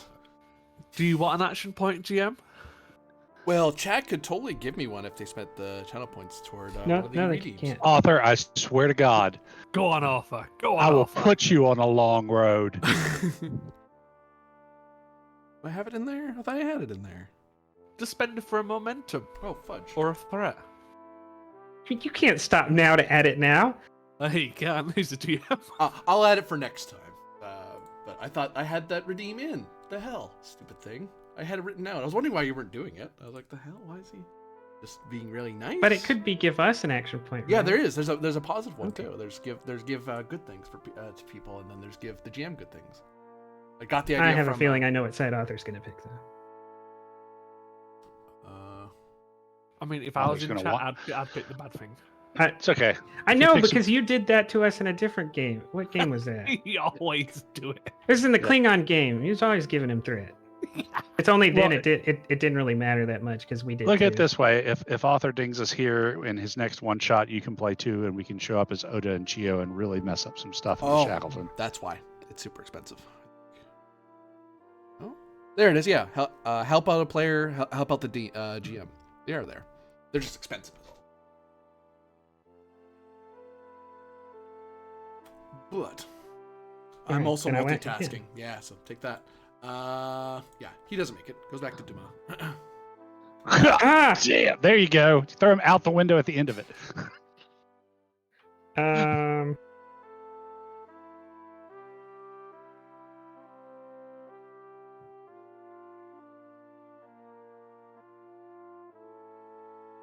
I'm making an ancient alien AI for Gungnir. Don't worry about it. See, prepping saves lives. Just set subspace on fire. It's just an interstation on fire again. It's okay. We'll lead the fleet out of Stovacor. All right. 6 stunt points, Yep. which I will spend on lethal blow. Okay.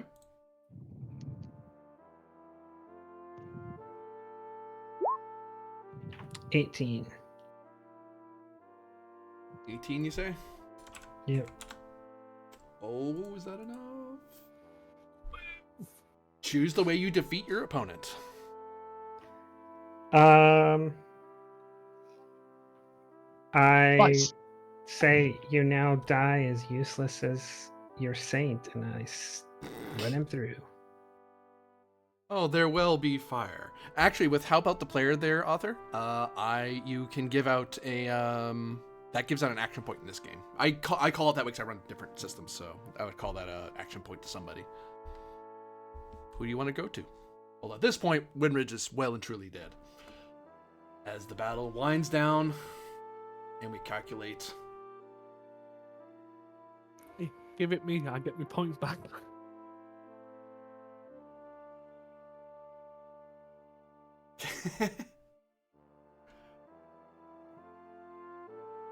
All right. Casualties. There they are. You guys. So, Commander, this goes to. Oh wait. The overall. Sorry, I forgot about something. You did. Sorry, that came off condescending. It did? It really did. This would have been a moment where We Are the Champions could have been used. Yeah, that's the one Oh, special yeah. stunt point thing you can do, yeah. I keep forgetting about it because it's the only thing they had. But, Captain McNeil. Yeah. I'm going to figure out how many people you lost, or were hurt in the fighting. Not a whole lot, I imagine, but we have to check. So for each battle stage 1, you have +3. You outnumber them.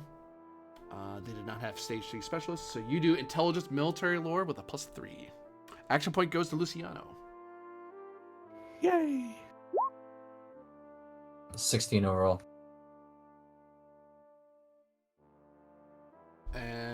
16 totally gets it. What is your stunt die? 1. 1. So you only have 30% casualties.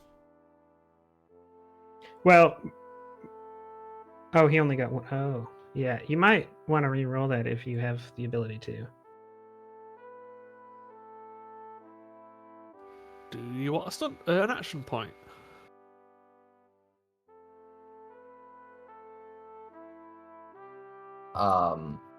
I'm sorry, I didn't catch half of that because you're all cutting out a lot. I'm very sorry about this. I don't know what's going on. So Do you want an action point? Sure. The more stunt points you roll, if you succeed, the lower. Oh the yes, casualties. please. Yeah, Yeah. okay. Let me roll that if you got one. Yeah, I'll give you an action point to re-roll. 3, better. is better. It's -15 off of 35, so Down to 20%. you only have 20% casualties. Of those casualties, 1/3 are dead and 2/3 are wounded. I have to roll for the other side. Figure out how badly they died. Plus, oh yeah, don't I prevent 5% from being Oh, killed? you prevent an additional 5%. You prevent an additional 5% from my side. Yeah. And he gets -7 to his roll. Yeah. I mean, I totally failed.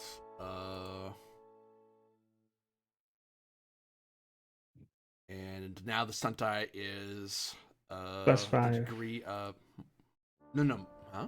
+5. It's +5. It's 30 +5% for each success die. Yeah. That's why I was reiterating for audience sake is that Sorry. it's the last die. If you fail a test, sometimes rolls will say the degree of failure, and the stunt die becomes how bad the failure is. So an additional, it would have been an extra 15%. It's only an extra 10% because somebody went out of their way to spare people. So they lose 40% of their people. Well, they have 40% casualties.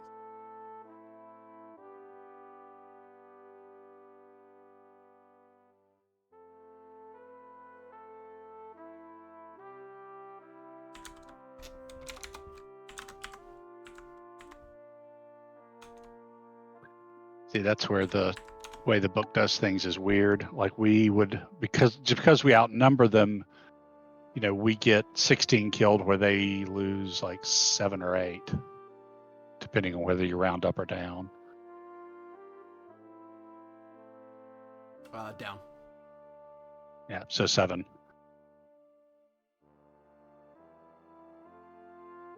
Oh, I see what you mean. That is kind of weird, right? Well, the thing is too, of the casualties, like that would be if you were going to spare them all. So at this point, it turns into there was going to be that many survive. Due to Bianchi's mercy, 8 of them are able to escape. Essentially, the rest are killed to a man because they got. Sadly, the leader did not survive. Is that correct? Yeah, he was killed. You have one specific order. God damn. Well, yeah, but I didn't get that order, No, so I that's couldn't fine. follow it. That's fine. Ah. The village of Songoso is a battleground. Its streets trampled by horse feet. Various buildings shot up by musket fire. Yeah, we're definitely camping outside of town now. Oh no, I think Why we we can own the totally camp town? inside. Yeah, we own the town. We can totally camp inside. Yeah, but it's a shithole now. It's much nicer to camp in the fields. It's our shithole. The church is untouched. Oh yeah, not for long. Besides, we're going to have loads of work because I will give the order to if the church has been hoarding supplies, I want to know, and if they have been hoarding supplies, I want them redistributed among the population. No, Diego will take the voltigeurs and make sure the church isn't holding any supplies. I'll be right back to clip this off. I just have to step away briefly. You see, you don't even have to organize it. All you have to do is say looting is allowed, and they will go do it for you. Yeah, but you gotta give back some. Where do we want to keep track of casualties and stuff? Maybe we get him to make another handout. Oh, I can add it to the description of the 7th Corps. Okay. So yeah, probably we need to do some recruiting here in this town that we've taken over. That we've liberated from the tyranny of the church. Meow. Meow.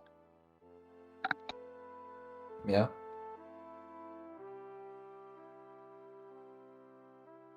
Yeah, so we have 216 healthy, 34 wounded, and 16 dead.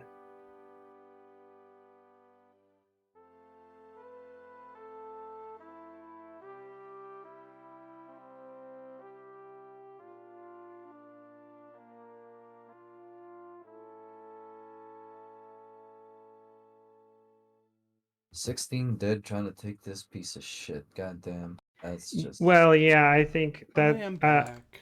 I was thinking about what Inslee said, and it might actually be like the outnumber penalty may not be worth committing extra troops because you're guaranteed to lose more people.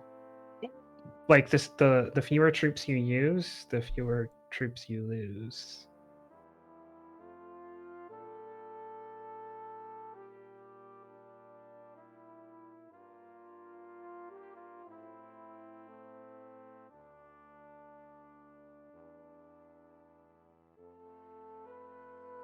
And some experience to be handed out here, because you did secure the village of Song also, or at least get through it.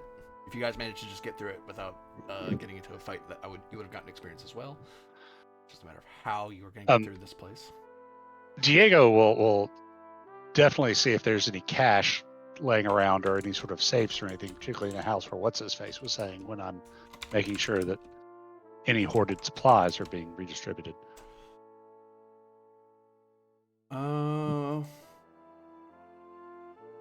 Yeah.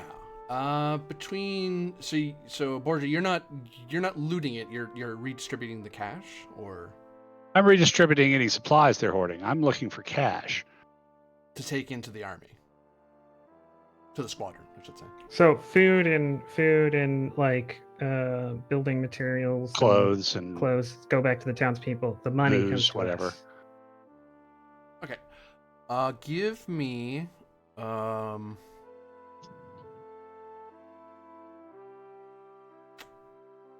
friggin' it is a perception check. It's called searching. I think it's the focus I'm thinking of. Sure, I'm putting in the right tasks. I'm not. Searching is what I'm looking for. Perception's searching. Okay. Because this is you covering finding if anything's hidden. Right. 14. And I'm gonna see how well he hid. Succeeded. So I'm gonna take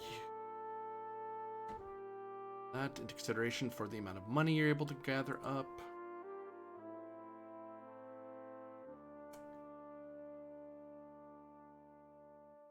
Go.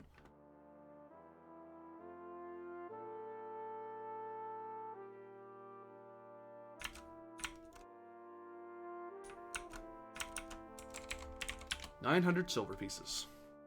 What you're able to find hidden away in the various church. And this is not including the reliquary and the antiquary and stuff like that. This is just money that they took as church tithes. Yeah, I'm not going to break stuff off sepulchers or whatever. I'm just looking for cash. And you find I'll add on that with a success die of 6, you're able to find a variety of supplies that will be you're able to find a lot of supplies to redistribute to the people here. McNeil, I would like for you to give me communication leadership to see about impressing upon these people your yep, that'll do it. I honestly don't know what to spend the stun points on. So if I'm just gonna no crowd appeal. Just spend everything on crowd appeal. Okay. You are able to. You're able to convince these people largely of your intent, and correct me if I'm wrong, of your intent that you were fighting the monks.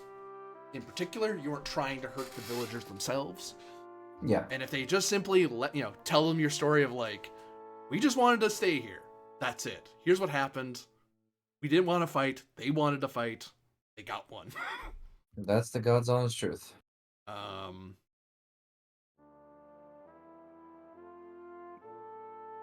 So,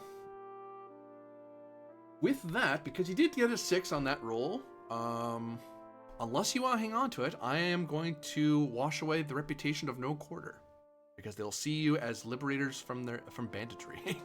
Yeah, I'll wash it.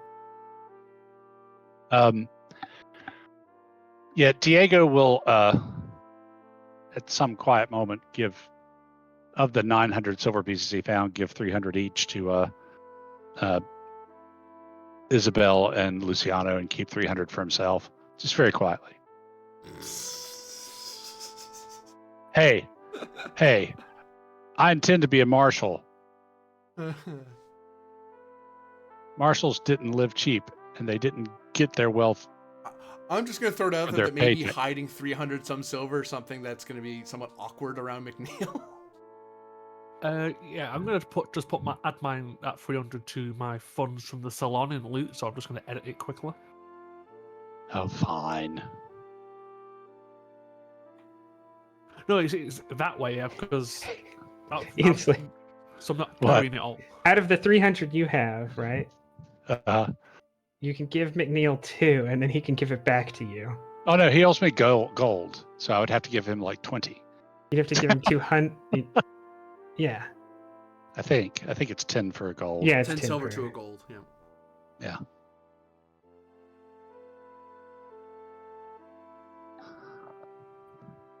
Fine. Where did we get gold from? I think I got it from gambling.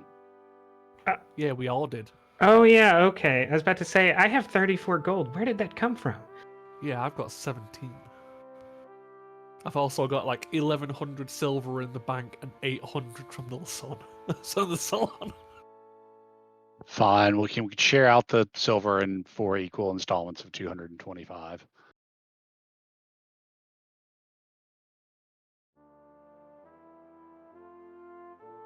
That's only if McNeil hears it. If it cut out, he doesn't get it.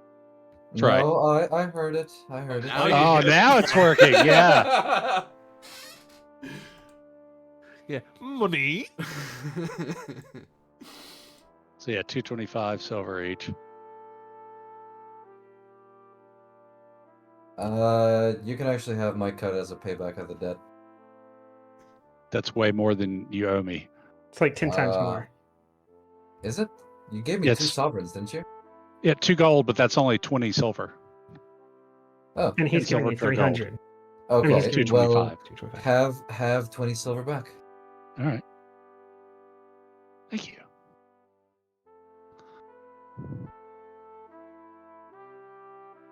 $12.35. Is it possible to spend an action point that myself, the corporals underneath me, and my men get good accommodation, considering we were purposely trying to spare people? Maybe Yeah. ingratiated ourselves. You'll be pulled in. You'll be invited into people's personal homes, like some of the nicer homes, or given nicer beds, that sort of thing. Any chance that Diego can get some sort of military bonus for his leadership and preparedness of putting troops out to flank the town, all that good stuff? Not with the level of opponent you were facing. No, I thought about that Okay. too, but you guys did outclass them and outnumber. Fair them, enough. so. Sigh. It's a matter of course. If you had lost, you were going to get a penalty. You were going to get a negative reputation. It's like, how did you lose against a bunch of bandits in a village? They were So monks. check They had scary robes on. check my math, guys. I have us at 3020 experience points, 3020. Yep. Okay. Yeah. Yeah, we made it. We made it to 3,000 a lot faster than we made it to 1,000, I think. Well, we had that big boost when we hit level 2. I mean, Oh, we yeah. started at like 2,500. So, what do the 4 of you do on your after as the night as the sun sets on Somoso? It's as various dead are being buried and your soldiers are being are making themselves at home in the Lulian village. I will pay a call on the Dom because I'm almost surprised she didn't right away when McNeil came back and gave the order.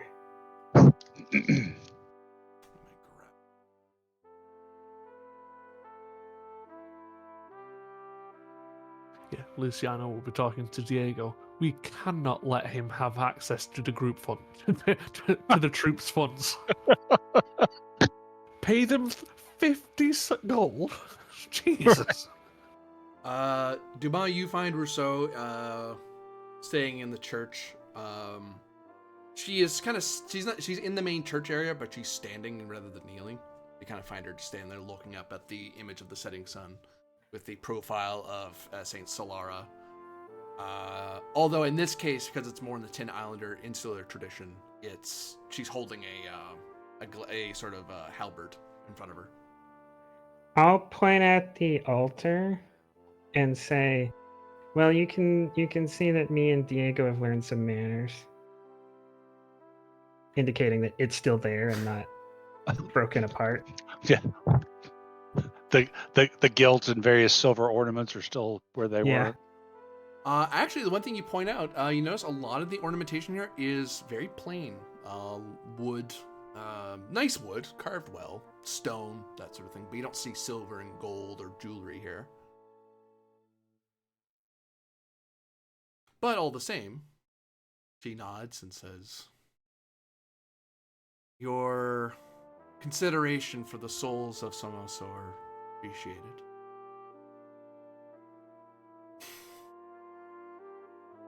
Why monks of the insular orders of the Isles seize this place is beyond me.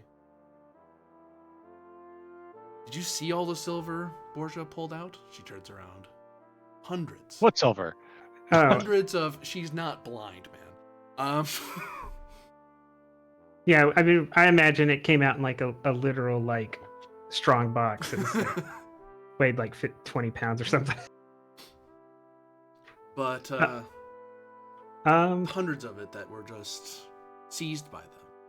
How many people have they taxed under their so-called tithe?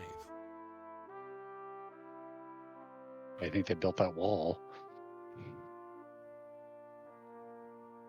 well, you've seen from your own perspective what the church can do, but I'm sure you have many stories of the great things the church can do, but that strong box with the silver in it, that's the church we saw in the Capitol.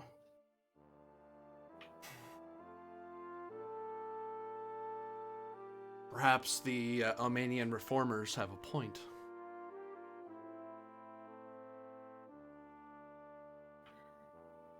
Maybe these Yes, insulars... but Although what surprised me is the insulars taking such greed.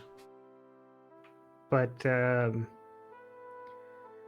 don't think you would find much comfort in the Alamanian ways. They may have polemics against corruption in the church, but their extremely stringent and antiquated ways are far less enlightened than even the church of Saint Solar. Yeah, Solar, right? Yeah. Sorry. Trying not to get my Warhammer mixed in there. Yeah, let's not bring that into that. Vive l'Empereur takes on a whole different meaning. As he steps from his golden throne, clad in his golden armor. I mean, I kind of imagine that Saint Solar looks like Saint Celestine, right? Like armor clad with wings and a sword, right? In Yep, some it's not far depictions, wrong. yeah. A warrior, a battle sister, if you will. Anyway.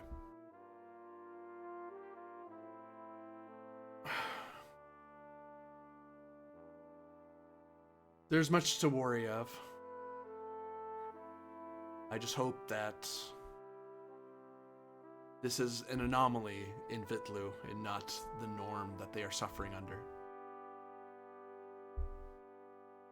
Perhaps you can understand why some order is needed. Say a constitutional Give me a order. communication check. As part of that, there was a place I was going. Mm-hmm. More than just that. Saying, like, I had more to say that might affect what you're going to ask for, right? Feel free. Is because Isabel's going to say, I have restrained my more revolutionary ways to seek the alliance of both the militarists and the revolutionaries and the church, all in the Friends of Constitutional Order. And I saw today that you chose Gallia over the crude interests of the church. Even if your heart lies with the church ultimately, and I want to give her back her sword.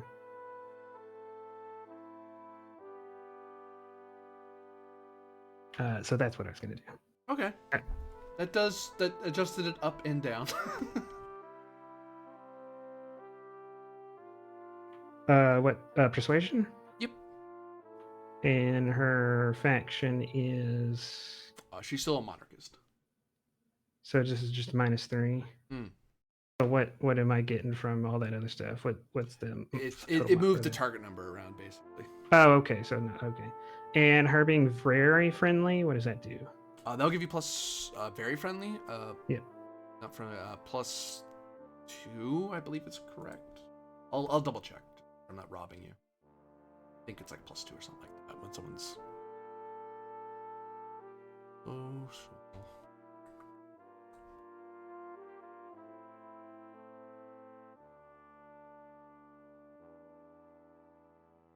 Social encounter.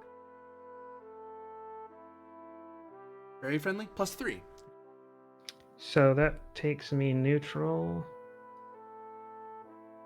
And last thing, good quality clothes. +1. Okay, so +1 overall.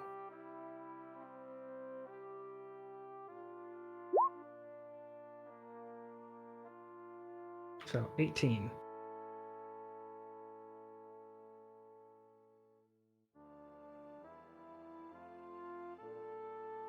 Perhaps it is the crowns on their own that are failing us.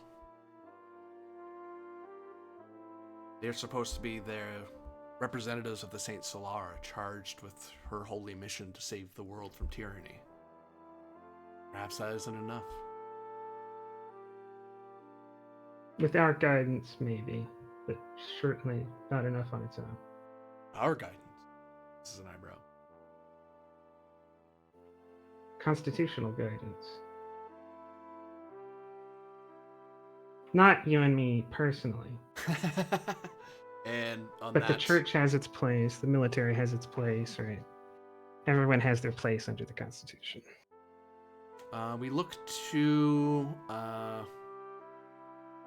McNeil. What are you up to as the night draws on?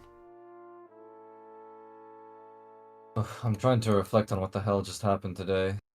A lot of dead monks from your homeland, and for some reason they're ripping these poor people off. Because there's tithing, sure, but they were asking for way more than is really necessary. These people were basically occupied by these monks for some reason. I'm not even entirely sure I don't know why. what's going on. And I don't think there's a way that I can find out about that right now. Anyway. You can try to give me intelligence religious lore. You might be able to piece it together on your own. Intelligence military lore, sure. Religious lore. Religious lore. Yes. 16's pretty good. That might be enough to get it, even without the dude. The friar, rather. The dude. I mean, like, that's just your theological opinion, man.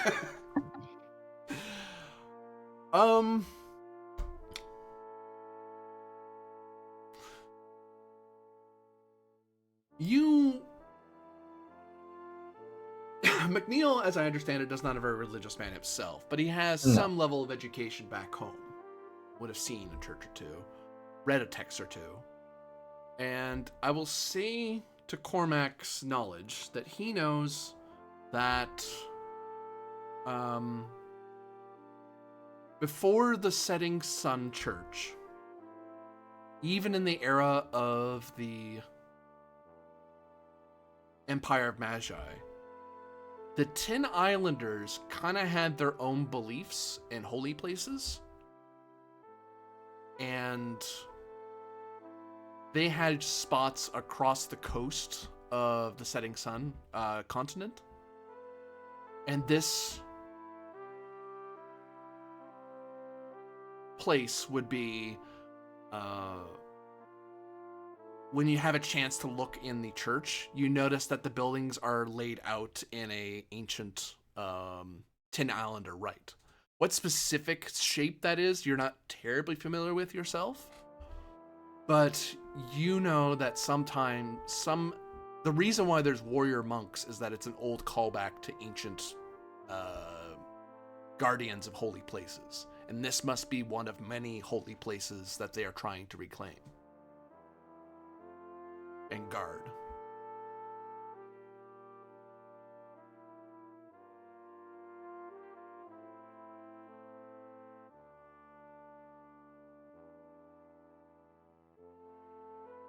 Okay, that's.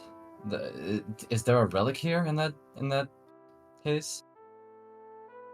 You can check the. You go to check the reliquary or the antiquary. Sure, yeah. If there's a thingy there, that might be useful.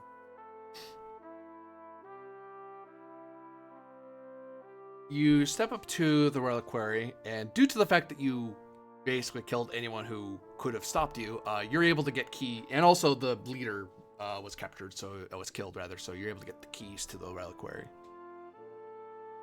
Okay, so what's in there? You unlock the heavy door and pull it open, and inside.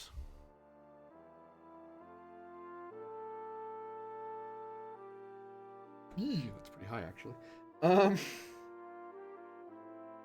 Hold on. I thought I was gonna roll lower for what random thing you were gonna see. Now I have to think of a much more impressive thing. 1 second. You find a spoon of great quality. Must have been an important person here.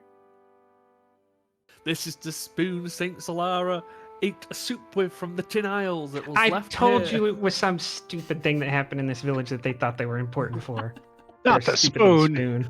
The spoon of Solara. It's the baguette that she ate once, perhaps. See, that's how you know Fossilized. she's a terrible saint. She eats baguettes with a spoon. Ah, It's a terrible cutting instrument. ah. Mal de fromage.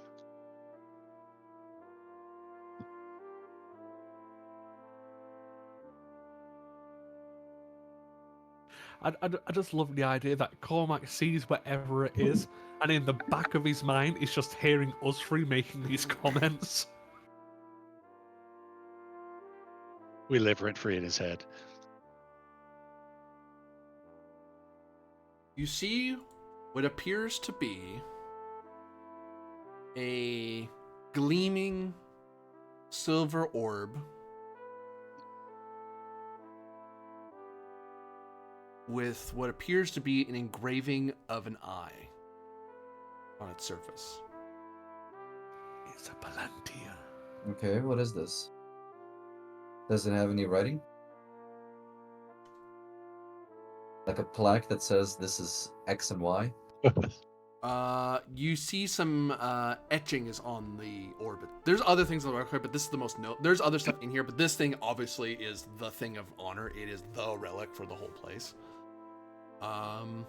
You see that there is no plaque that writes out what it is, but there does seem to be some etching on the other side of the orb. Like there's one side where the eye is, and there's etching on the other side. Okay. How is this thing guarded? Is it under a glass case or?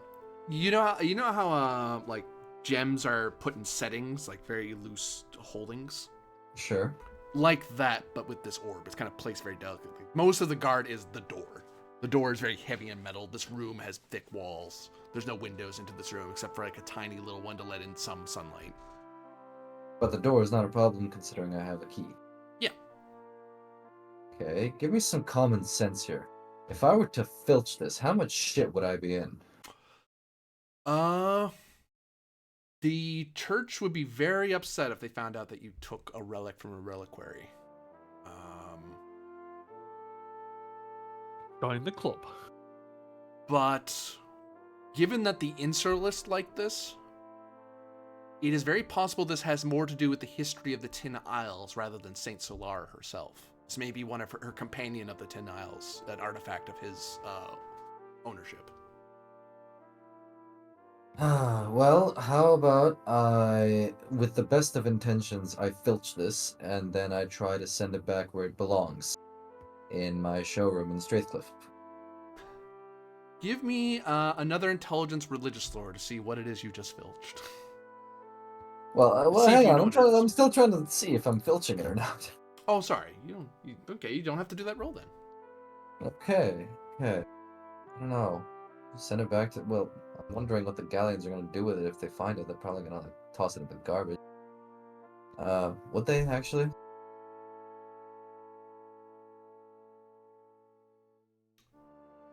Might be a powerful symbol in your ascent to the Petty Kingdom. That is true. You found the Yep. Stone of Scoon. Yep. I'll filch it. Into my hands it goes, and into my collection it goes.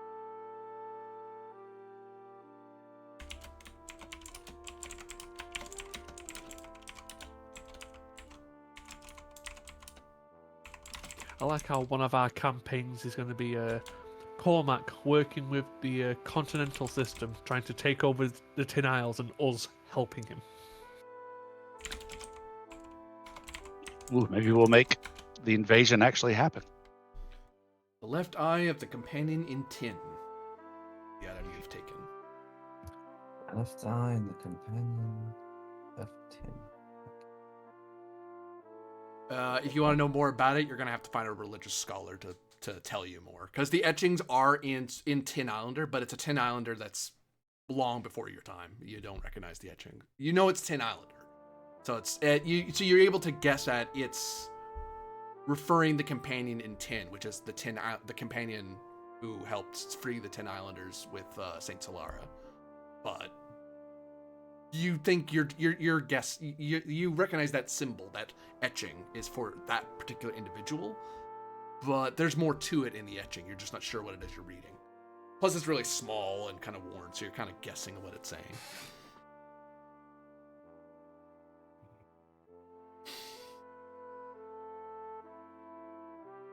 Okay. And Yep, what more reputation you filching. get will depend on whether or not you tell anyone you have it. Oh yeah. Well, Gerard's not here anymore to take care of my personal belongings, so I'll just try and keep it on my person for the time being. See, that's how you filch, Borgia. You take small, valuable things so no one can see you're taking out hundreds of silver pieces. I'm That's how failing some to hear people what we village. did that was wrong. Right, yeah. I mean, yeah, you're both robbing it. At least they don't starve. But no, yeah, this seems.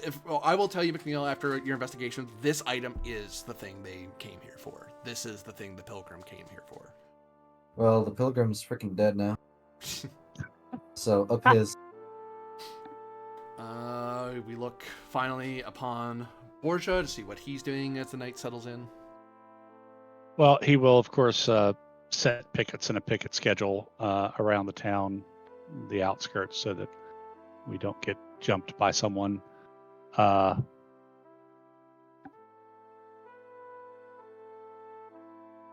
Before we leave town, I want to try and recruit if possible, but that may be something for the next day, or do you just want to go ahead and take care of it?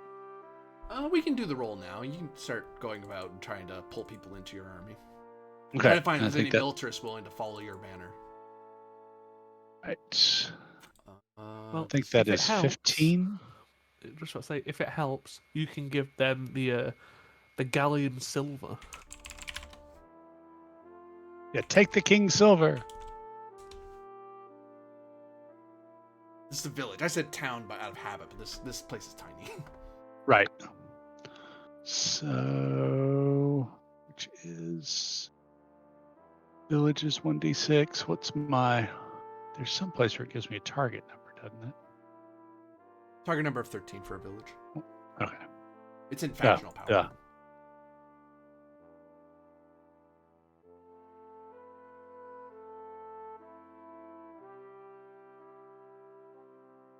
Yeah, but it's not. I just saw it in factional power, but now I don't see it. Weird. I swear I just saw it there, but it's not there it is. anymore. Communication, leadership, or strength intimidation.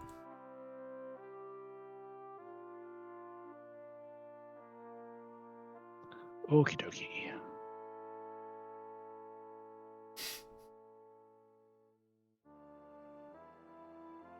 Don't know what you spend stump points for in that situation. You're able to recruit 4 militarist loyalists who care only for that see you guys as champions, or at least you as a champion of constitutional order, and will volunteer into the 7th Corps. Hooray! We're only down 12 now. You could, like, for the 6th, you could maybe sway the people of the town to increase their opinion of us and maybe efficiency. Oh no, you could do crowd appeal maybe. Maybe it'll grab more people. It's 1 additional person per 2 SP. Would that work, GM? Oops, I clicked the wrong thing again. Clicking things is hard. Bring me back to the days where everything was a command line. Yeah, Terrible. that was so much easier. What's your communication? 2. That'll be enough. Yeah, you can. I'll let you spend for every 2 you spend, you'll gain an extra person you're able to appeal to. Cool. Someone who isn't really a militarist, but they kind of see other impressive soldiers and veterans. They're like, yeah, we'll join up with you. It's like, oh, okay, well. Okay, Or so at yeah, least I'll spend. soldierly leaning people anyway. So. Yep, I'll spend 6 on that, so 3 more people. Yep. 7. I updated it, so. Hmm. I added the number of healthy, wounded, and dead to the 7th Corps little thing you put up. Oh, listen, yeah. 34 wounded, 16 dead, 223 healthy.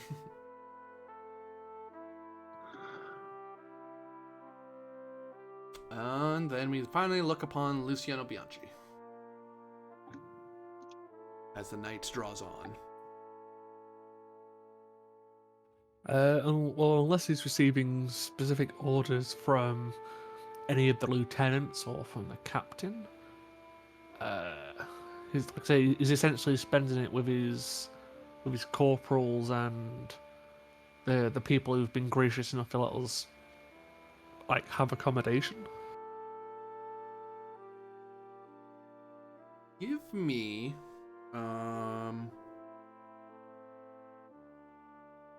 perception, empathy, or communication investigation to see if you learn anything from your hosts and from your men, because they're talking to people in town and generally are getting less an occupier, more of a we're your group's being treated as one that's stopping by. Well, that's a 0 for both of those rolls. Wow. 13 tells you that some people tell you horror stories and ghost stories of the woods of Seabreeze Cove, or ghosts and the dishonored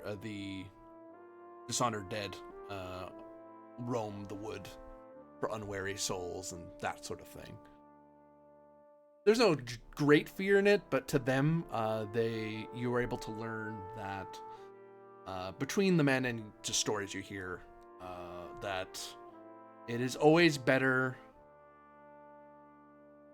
to have a silver in your hand when walking at night to stave off the ghosts. Interesting. Yeah, I'll be rather generous with our host, and I'll hand out like 20 silver from my personal fund. Okay. They graciously take the money. But I'm making sure we don't get killed in the middle of the night. No daggers on pillows.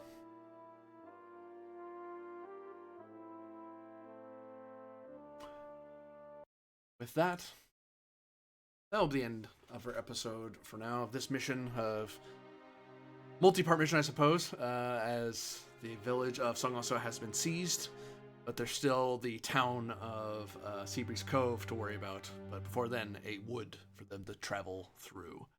For now, everyone who is watching, thank you very much for watching. For those playing, thank you very much for playing.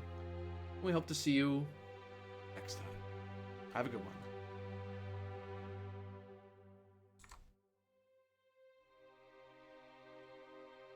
Well, that could have gone worse.